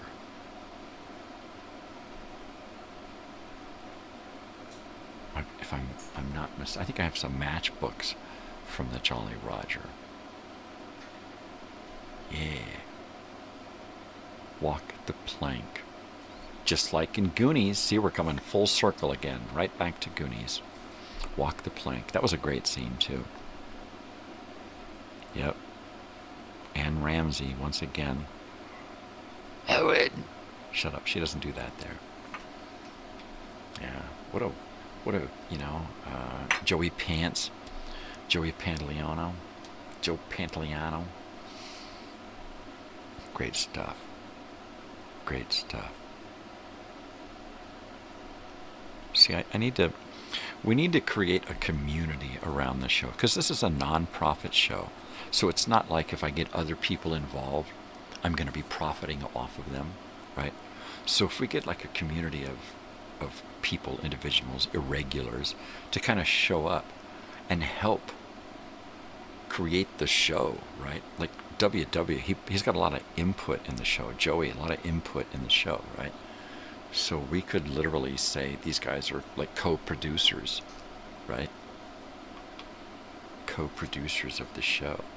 And we could actually come up with shows and themed shows and ideas for whole shows using ideas from the community of irregulars, right? I like that. Yeah, wise guy, huh? Totally. So that's neat, that we have that option. We have the option of getting people involved in stuff, making them a part of the show. And the whole goal, I guess, is just to reach people with a positive message. That's it. A positive message from the past, because I'm a time traveler at heart, so it's gotta have a slant backwards, really. It's gotta be a backslash time travel. That's me. Hey, That's my nickname, /time travel. Yep, that dog. Watching my dog do circles and then bury his face. What a guy. Yeah, I'm a chrononaut. I am a chrononaut. Robert Davy, right? Davy. Davy and Goliath. There you go. Robert Davy. That sounds familiar. Why does that sound familiar, Robert Davy? Oh, I'm thinking of David Roberts. I'm sorry. No, Robert Davy. Who is that? The Fratellis. Ah, Robert Davy, the older brother. Yeah, the Fratellis. I love that guy. I love that guy. He's in a lot of movies, or in TV shows where he just plays such a great character. I think I saw him in something recently, and I can't remember what it was. Yeah, just great stuff, man.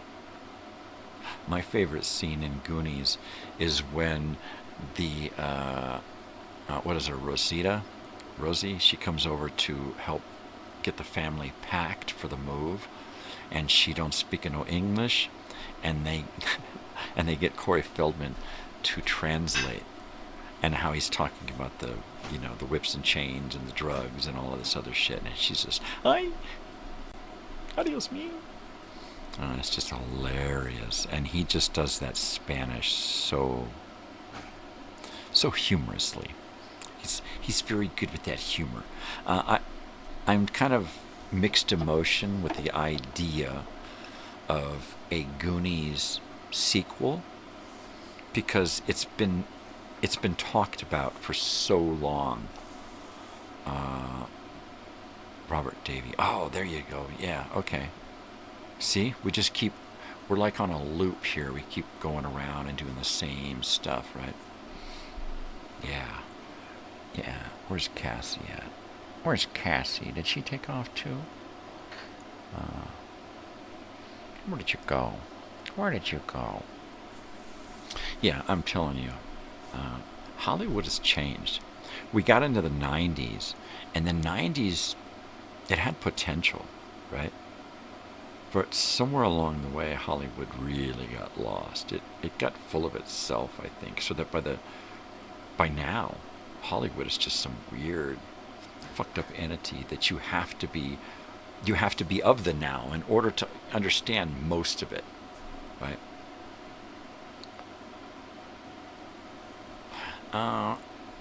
You know what? Because of Corey Feldman's coming out about Hollywood, he may not be in it now if they're going to do it. And if he's not going to be in it and he's alive, they can't do it, right? They can't do it without specific people in it.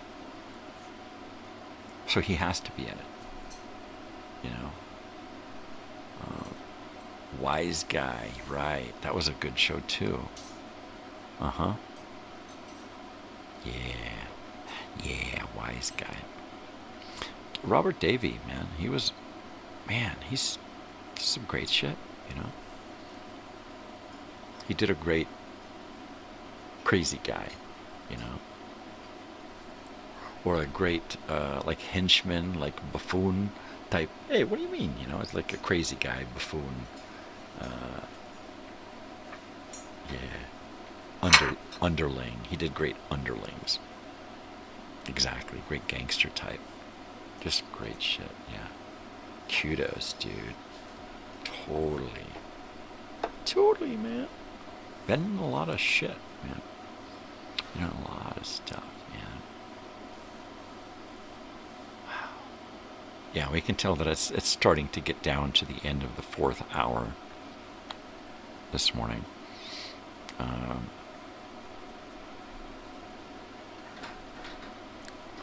License to Kill. Ooh. License to Ill. Wow. License to Thrill. License to Chill. I got a license to fill. I'm a bartender. All right, that's enough. I don't need any more of that. Keep this shit away from me. Just stop talking like that. Yeah. I think tomorrow, Television Tuesday, we really need to get into a really good TV show that really says 80s, right? What's a good 80s show that just screams out the 80s, right? I don't know, what is it? Goonies, the TV show. No, there never was. Sometimes there is. Sometimes they go right to making a TV series, or they go right to the animated series, right? Or go right into the sequel. I mean, sometimes shit is just... And it was a Richard Donner film,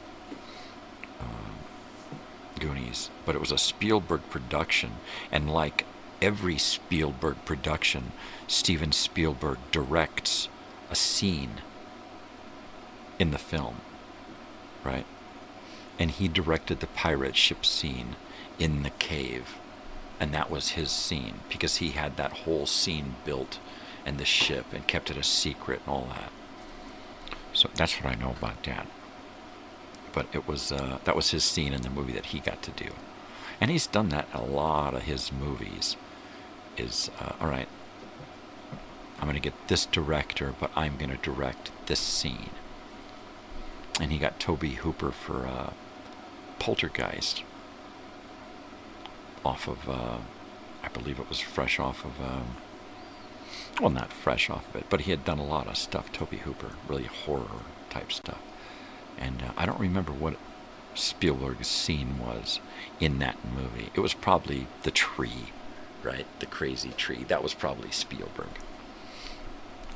Son of Pink Panther. Dude, I was just looking at Pink Panther movies the other night thinking, man, I really want to start watching that whole Peter Sellers series, because there's like, what, 4 or 5 really good Peter Sellers, Pink Panther, Inspector Clouseau.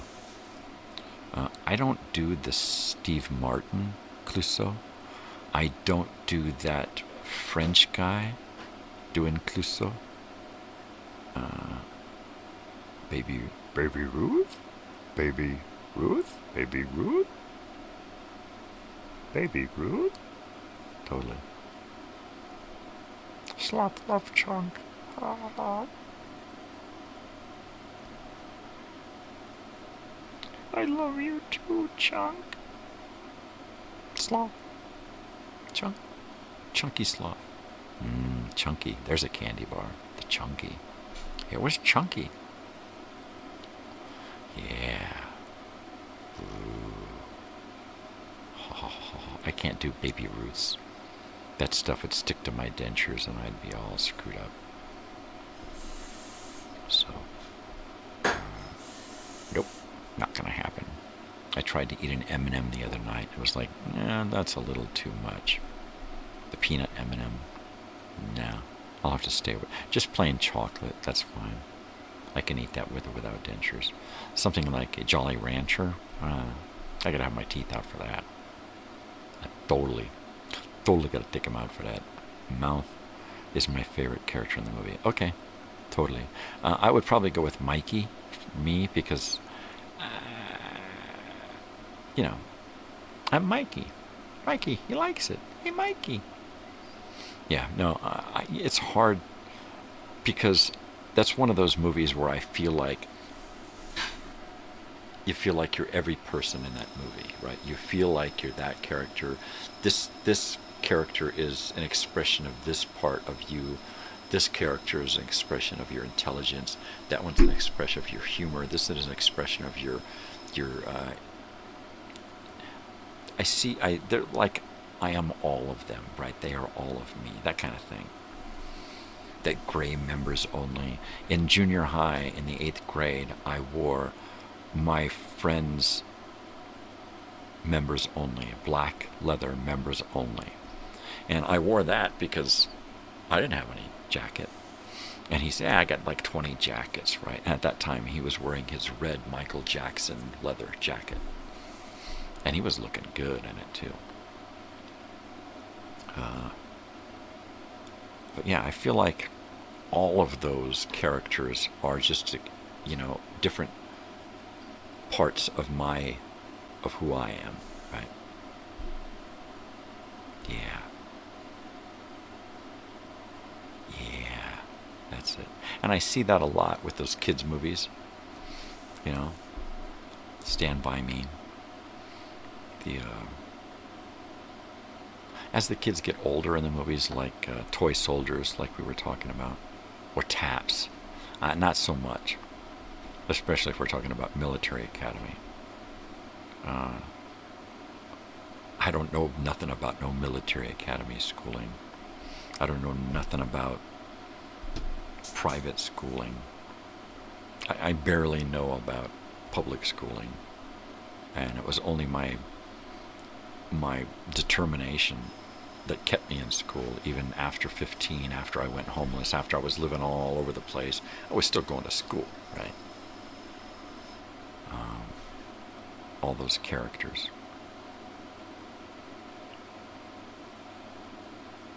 Yeah. Yeah, I'm taking it back. Taking all of it back. Or the speech Sean Astin gives to One-Eyed Willie and the treasure. And they catch him, and he's all teary-eyed. That's pretty good, too. Yep. Josh Brolin plays a good big brother in that. I guess after that is when he made that film, Thrashin', about BMX riding. Or was it skateboarding? That was one of those. I think it was skateboarding. Where he's on a skateboard team and, tries to hook up with the girl. Whatever. Goonies is just the shit movie. I mean,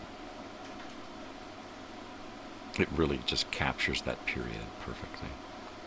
But Spielberg does that. He has these movies, or produces these movies, that they totally just encapsulate a perfect place and time. Even on up into Super 8, you believe that you're there in that time period, where 8mm Super 8 is like the shit, 10 years before camcorders, that was the shit. And then digital cams, that was the shit, and then your phone. Now, people can do anything. Can make a fucking movie with their phones now, right? Man. No, there's not a bad line in the whole of Goonies. But you get that with a lot of Spielberg-driven movies. Whether he writes it or directs it or produces it. It's so real, right?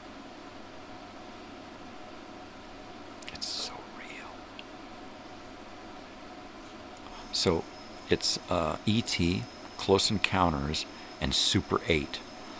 Are those his best three best alien movies, right? Isn't that it? He doesn't do any more alien movies, I don't think. Not to my, what you want to call Jaws. Blair Witch Project. Oh. Yeah, now that was neat and different, and I got into the theater, and I'm watching that, and I'm going, how come it's just a square? I'm watching it on the big screen, and it's just this little tiny square, like a TV screen, right? Because it was filmed on camcorders. And I'm like, oh, this is pretty weird, man. Yeah, definitely different. And it opened up the ideas for a lot of people. They're like, oh shit, if Blair Witch can do that, imagine what we could do, right? Where's Mom's camera? Hell yeah. Hell yeah. Mom's camera, because it's still in the box and it's in great condition. Probably never been used. He did AI, Steven and Kubrick. Oh, see, there you go. That was another great one. Great story, beautiful special effects. It wasn't Alien, though.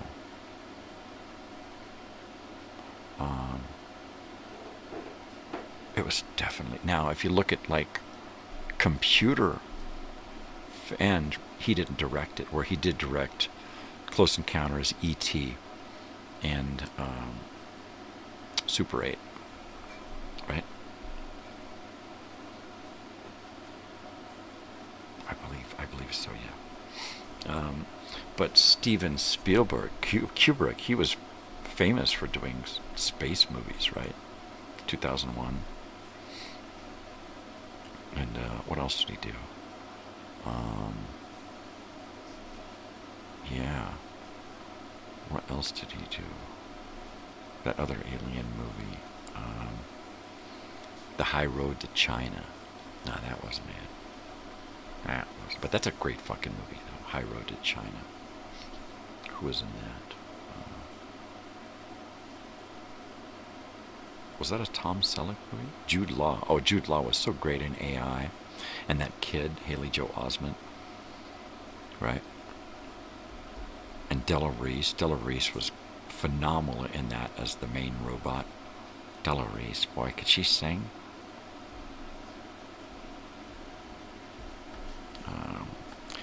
Right. Jude Law's real name, Mickey Bernstein. Jude Law. Why would he come up with a name like Jude Law? How about Jade Lou? I like that, Jade Lou. Sounds a little Asian, though. Jude Law. Mickey Bernstein. Totally. Bernstein, man. His name is Bernstein. Shut up, it was not. Well, it could have been. It could have been. Right? Like Sting. Sting. Gordon M. Sumner. That's a great name for a lead singer. Gordon M. Sumner. Sounds like you're going to be buying life insurance from the guy. Right? Mickey Bernstein. Sounds like a used car dealer. I see dead people. Right? I see dead poets. Shh. Stop it. It's not like that at all. Right? I see a urinal in my future. Totally, eh? If I can make it there. Gotta just keep your legs crossed. Hold it. Hold it. Hold it. Right, don't cough too much. Because you can just have like a total accident, right? We've only got 20 minutes left in this morning's show, so I'm just going to let it go. Just going to let it go. Top of the hour, we're going to call it quits for the day. You know what I'd like to do? I have no idea. I don't know. I guess, if I could do something, I'd probably take a road trip. I know, driving and all that. But it'd have to be like head east or northeast or something where there's no major cities. It's just little places along the way, and just keep working my way out to like Arizona and the high Arizona area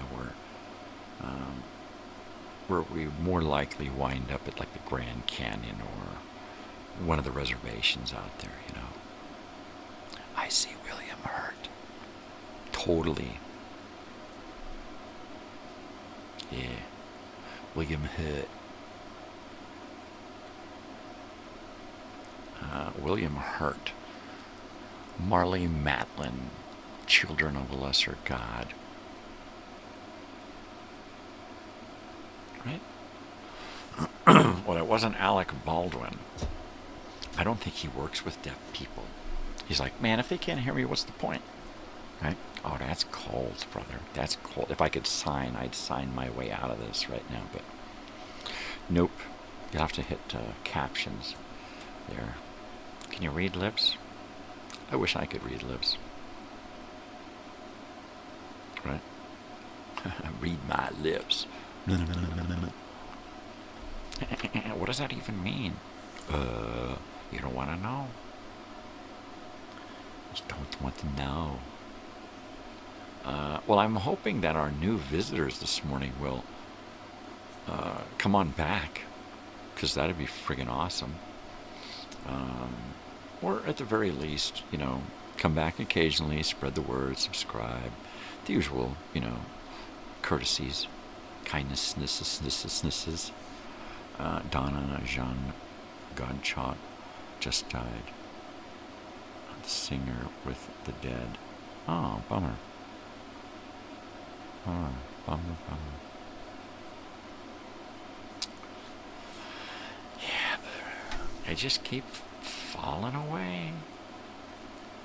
I put the shirt on this morning, and then I'm like, oh geez, don't jinx it, right? Don't jinx it, man. Don't get jinxy on me. Jinkies, shut up. It's not what it means. So let's see. Tomorrow, Totally Television Tuesday, we're going to come back with a new album and a TV show of the week to talk about. Well, she was 78. She had a good life. Good for her. Good for her, knocking it out 78 years, singing with the dead. That's awesome. Oh, Donna. That Donna. Okay. Oh, Donna. Nice. I love Donna. I love the Donna era. I love the Donna music. Yeah, that was good stuff. Good, great voice. Totally. To Donna. Oh, Donna. Oh, Donna.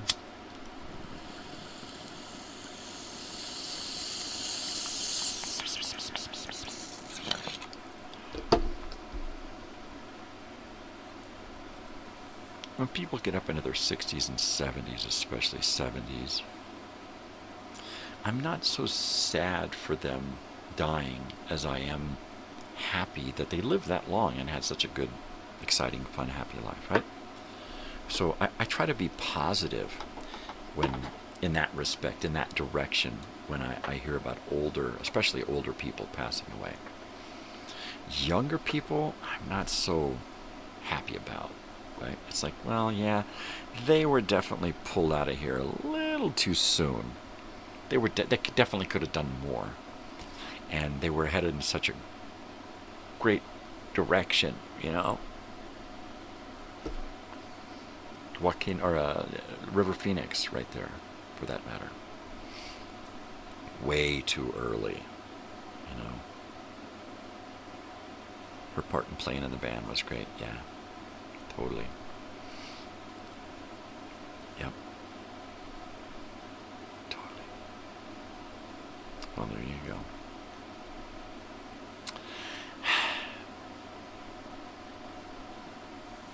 But, like I said, when people have an awesome life and they're old and it's just their time, that's just the way it is. And you just got to be happy for them that they made it. They made it. They didn't make it as far as some, but they made it further than others. Yeah. I don't know. I'm just weird like that. I just try to think like, hey, if you gotta go, you gotta go. The older the better. Some people, maybe not older the better because of the life that they have with their pain, their suffering, whatever's going on. Sunrise. I'm going to have to write that down.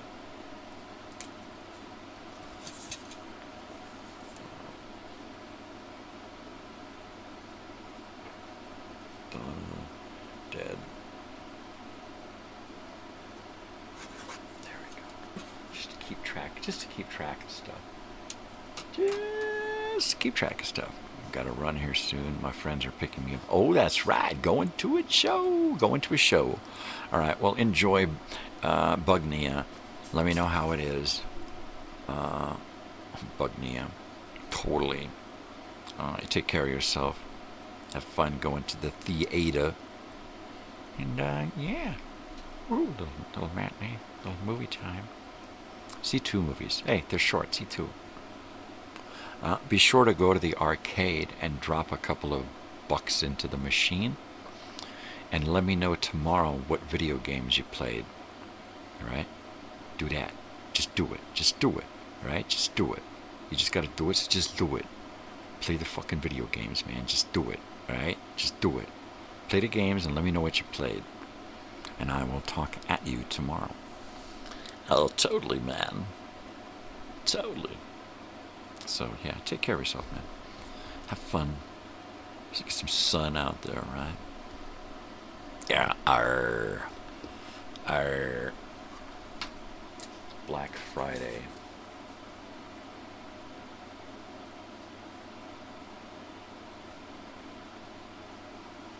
We're going to have to work on that. We're going to have to start thinking about it. That'll be something to tinker with, you know. Some graphics, some theme stuff. You know, it'll be neat. I still got a pumpkin here.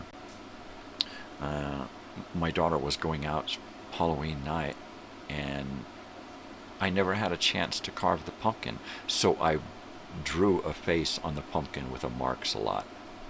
They don't have an arcade? Well, why are you going there then? How can a theater not have an arcade? We got a chintzy little theater out here, and they got an arcade. Pardon me. I think they just got a couple of machines, right? Oh man, that's rude. How can you have a theater without an arcade? What are you going to do before the show? You know, stand in the lobby, sit in your seat, get snacks. I mean, come on. All right, you kids, you go to the arcade for a few minutes, and I'm going to go stand in line for snacks. Mom, you go get us some seats. Where's the fun in that? Right? After the movie, hanging out in the arcade with the kids while you finish your snacks and drinks and stuff. Come on. Oh, what is America coming to? What is this world coming to if you can't even go to an arcade at a movie theater, right? That's it. I so badly want an arcade. I think it's probably one of the most wanted businesses I've ever, like, needed in my soul. An arcade. Just my own arcade. That's it. You know. Well, maybe they... Check it out. Get back to me. Let me know what video games you play if you do. And definitely, it's worth it, man. It's just like a time machine, man. It is. Video games are hardcore time machines. Totally. Let me know, brother. Peace out. Love you. Take care. Have a good, fun day at the theater. And a Monday matinee. Wow. That's Monday movie. He's going to do a Monday movie at the theater. That's great. That's just great. See? It's so serendipitous how everything works out, right? It's all meant this way, right? That's just crazy, man. That's just crazy. It's crazy, it's crazy, it's crazy, it's crazy. All right, about 10 minutes left in the show, and I'm going to wrap it up, and we will be back tomorrow for Television Tuesday. I will have the guitar here and some more music, and we'll see if we can come up with some more themed music, i.e. television stuff. I know one theme song. Maybe we'll learn some more theme songs. Somebody will suggest an easy theme song to learn, right? Because all I know right now is the original Fall Guy, and that one's iffy. I'm still working on it. Now I'm lost in television thoughts. I'm lost in TV thoughts. The TV. Let's see. I'm going to be driving today. Not gone yet. Of course you're not. I didn't feel that you were gone, so I kind of knew that. Yeah. Get our goodbyes out of the way so that you can just cut and run when your friends show up. So I understand when you're gone and you don't reply anymore. Don't worry about it. Just don't make your friends wait. Get your shit, get out there. And check out those video games. Some kind of cool TV show tomorrow, right? And we'll see if we can come up with a cool TV theme song that we can learn. And we'll have a sing-along, right? I wish I could key up graphics so that we could do a sing-along, right? That would be great. I can't do scrolling graphics. I can't do graphics that pop up on their own. Not yet, anyway. What about the Teletubbies theme song? That's 90s, isn't it? Wasn't it 90s? Now, if you want to talk Captain Kangaroo, Dusty's Treehouse, the new Zoo Review, Romper Room, right? That kind of stuff we could do. I don't know about Teletubbies. I thought that was the 90s.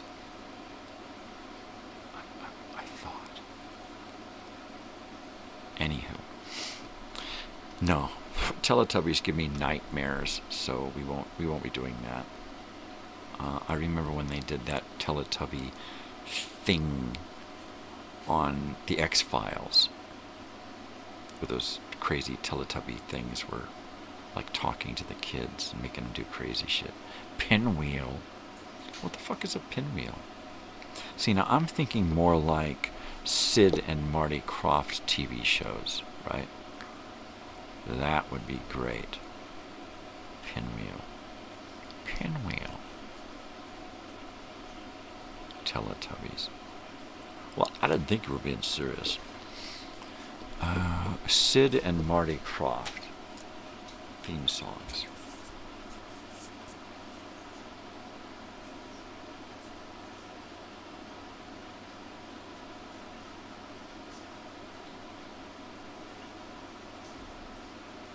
Okay.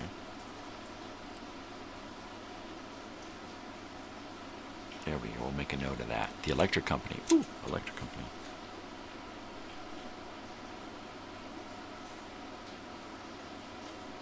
Sure.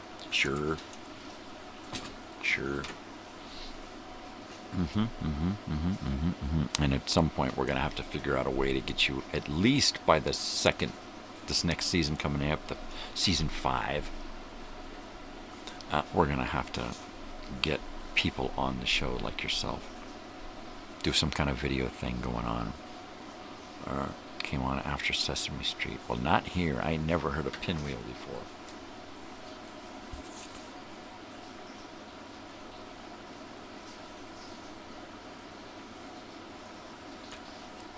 Yeah, there's a whole bunch of those morning kids shows that we'll have to look into to do some theme music.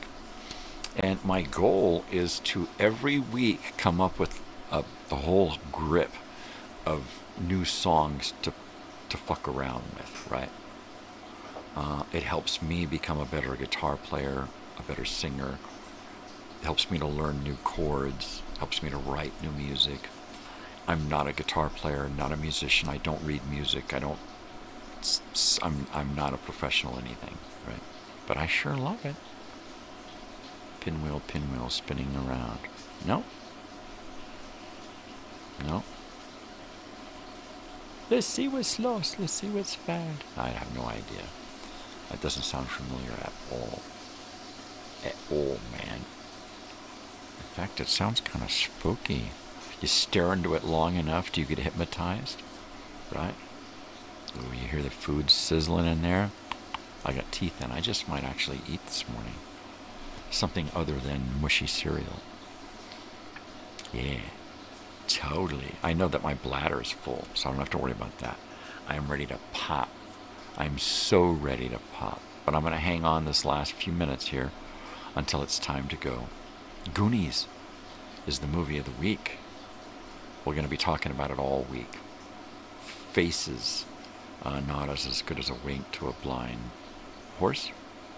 Yes, that is bacon cooking. You got it, brother. The kitchen is right there. On the other side of this wall here is a kitchen. And it's a mobile home, so it's just, everything's right here, right? I can smell bacon, I can hear it, I can taste it. Yeah, so we're going to see what's going on this morning in there with food. If there's no extra bacon, I'll make some more. But you never know in this house what we're going to do, what we're going to have for breakfast. Usually it's you're on your own, but every once in a while it's like, oh my God, there's waffles. Oh my God, there's crepes. Oh my God, there's food. Sounds like potatoes in there. I think I heard potatoes shuffling around.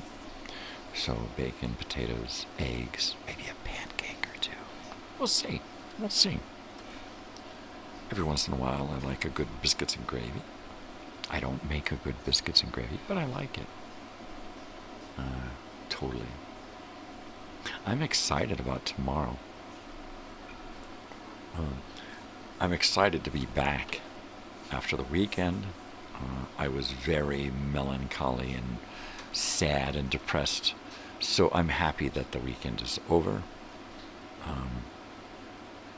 I'm kind of bummed I don't have anything to do, like work, right? I wish my body would let me work, but it won't. I've tried it.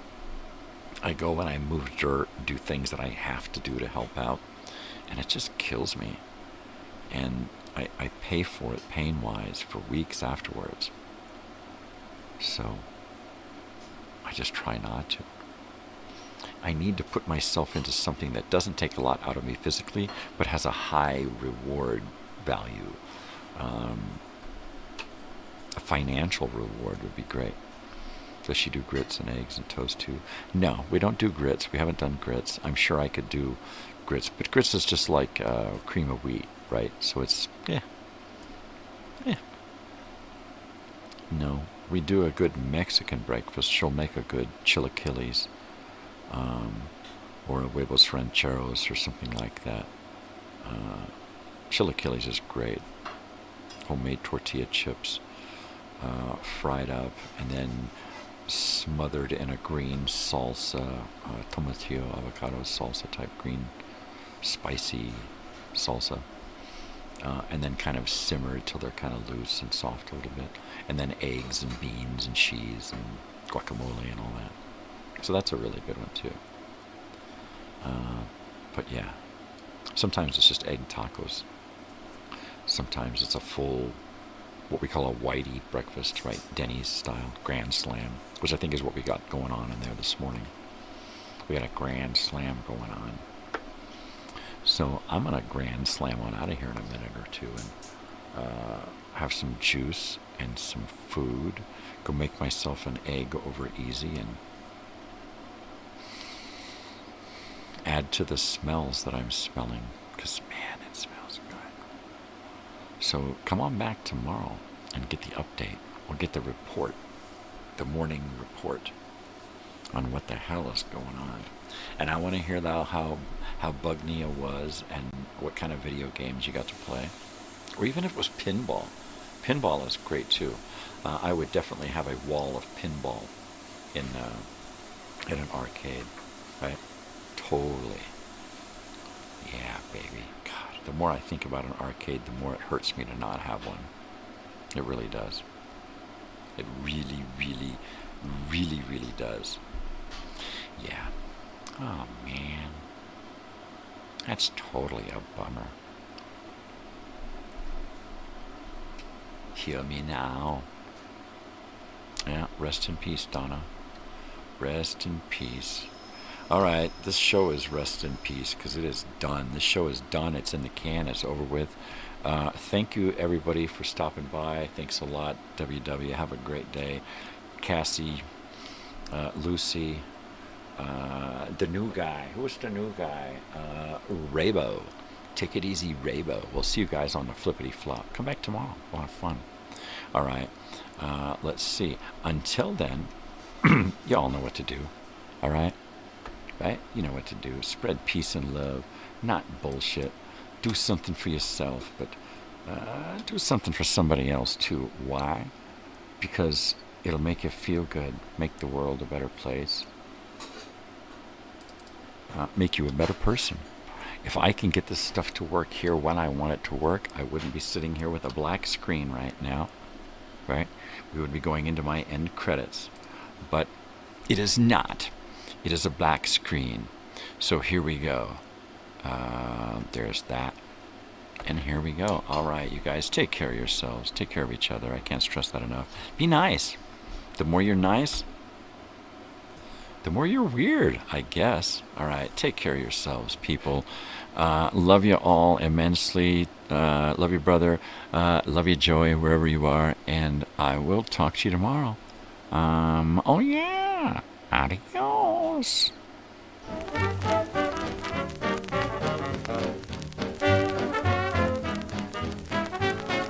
Oops.